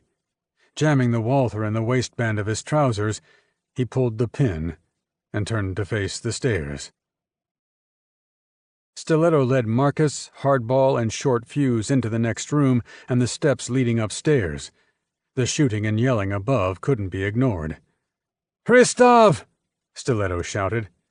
"Make it easy and kill yourself! Otherwise, I will tear you apart!" The first grenade dropped down the steps. Thump, thump. Stiletto and the others scattered for cover, the furniture providing ample places to hide. The explosion rocked the room, and debris flew in all directions. Another grenade thumped down the steps, falling into the crater in the floor created by the first blast. The second explosion shattered what remained of the windows and sparked a fire. Stiletto, hunkered behind a couch, waited. His ears were ringing from the blasts, the pain running through his body like a river, a distant memory now, as his mind raced with the possibility of finally destroying his quarry. Hristov had nothing left to drop. Stiletto looked around to see the other three rising from their hiding spaces. Stiletto announced, "I'm going up. Cover me." Marcus nodded. Stiletto started up the steps, the Beretta extended in both hands. At the top of the steps, he paused. That toad Hristov lay directly ahead, and he had a gun in his right fist. "Put it down," the Bulgarian said. "You can't win. I have you covered." Hristov's hand was shaking, the P-38's muzzle shifting left and right with the movement. "Disgusting old man," Stiletto growled. "Can't hold a gun straight." Hristov's finger tightened on the Walther's trigger, and Stiletto dropped. The 9mm stingers exploded overhead, then the automatic locked open, empty. Hristov groaned. Stiletto cleared the steps and stood above Hristov with the Beretta aimed at the man's head. "Do you pray?" Hristov cursed. "I didn't think so." He waited. "Kill me!" Hristov demanded. "Look at me." "No!" Stiletto shot Hristov through the right hand. The old man screamed, pulling the destroyed hand close to his body. His eyes snapped to Stiletto's, a reaction he couldn't control. "That wasn't so hard," Scott said. Stiletto fired again, and the old man's head split like a watermelon. Bits of the man's skull landed on Stiletto's boots. No big deal. He could clean the boots later. Chapter 22. Carlton Webb, the director of Central Intelligence, faced the president across his desk in the Oval Office. The president sat with his hands folded on his lap, his face thoughtful as he listened to Webb's briefing. There were no papers to review and no photos to share. The conversation technically wasn't happening. Webb was officially somewhere else and had not signed the White House log. When he finished, the president said nothing for a moment. Finally, he took a deep breath. "I'm glad to hear the mission was successful," he said. "I'm sorry for the loss of life. On our side, of course." "Our man brought back a pile of information as well, sir," Webb said. "We have names, locations, and other pertinent information about the New World Revolutionary Front that we didn't have before. We can now systematically dismantle the organization and capture or do away with everybody within." "But what about the vice president? The members of Congress that you now know were working with them?" "I've been giving that some thought," Webb said. "I propose that we confront these individuals with what we know and suggest that they resign to spend more time with their families." "And what happens with the information?" Webb smiled. "We keep it safe. You never know when we might need it for something." "I think that's a fine plan," the president agreed. "I think you've earned a rest," General Ike told his agent. "Having just spent 2 days in the hospital, sir," Stiletto said, "I think I've had enough." "You have broken ribs, a concussion, and various bruises and abrasions. How you're even sitting here surprises me." "I walked it off." "Go home. I'll see you in 2 weeks." Stiletto didn't move. "Something else on your mind?" "We're not done. The information I brought back—" "Stop. The information you brought back is not only still being processed, but will be acted upon by people other than you. Your role in this operation is over, Scott. You are not the only agent who works on my staff." Stiletto still didn't move. "What else?" "This was a tough one, sir." "They'll get tougher," Fleming said. "They always do. The thing is, so do we, and you won't notice the next one because this one prepared you for it." "I can't help thinking we missed something along the way." "Maybe we did. When you're in my position, you'll have to deal with even more questions. You don't think I sit here wondering what else we could have done? If we hadn't missed that somebody would try and hijack the ZH-4 in the beginning, we might have avoided all this." Stiletto nodded. "We do our best," Fleming told him, "and the rest is up to God." "A bit double-edged there, sir." "True, but we aren't supermen. Sometimes we have to rely on something more powerful. Despite the losses, I'd say we made out okay. In fact, I'd say Devlin Marcus is going to be a valuable asset in the days and months ahead." Stiletto nodded again. "Now go. See you in 2 weeks." Stiletto put both hands on the arm of his chair and pushed to his feet. He winced a little. "You walked it off, huh?" the general inquired. "Well, you know," Stiletto replied, as he started for the door. "Getting old sucks. Takes longer to bounce back." "Take it easy." "Yes, sir, General." Stiletto drove home in his Trans Am. As soon as he staggered into his bedroom, he fell onto the mattress. He laughed a little. He was ending the mission on the mattress, same as he'd begun. He'd take the 2 weeks to recover, try and find something to do to keep his mind off the things he didn't want to think about, and when it was time to get back to work, he'd perform the usual routines until the next crisis arrived. And he'd be ready when it showed up. He only had one question. Would the enemy be ready for him? This concludes The Termination Protocol by Brian Drake, narrated by Steve Marvel, a member of SAG-AFTRA. Copyright 2019 by Brian Drake. This unabridged audiobook is published by arrangement with Wolfpack Publishing, LLC, and was produced in the year 2020 by Tantor Media, Incorporated, a division of Recorded Books, which holds the copyright thereto. Please visit tantor.com for more information on our growing library of unabridged audiobooks. Audible hopes you have enjoyed this program. Here's a recommended preview based on your listening. To listen to the full title,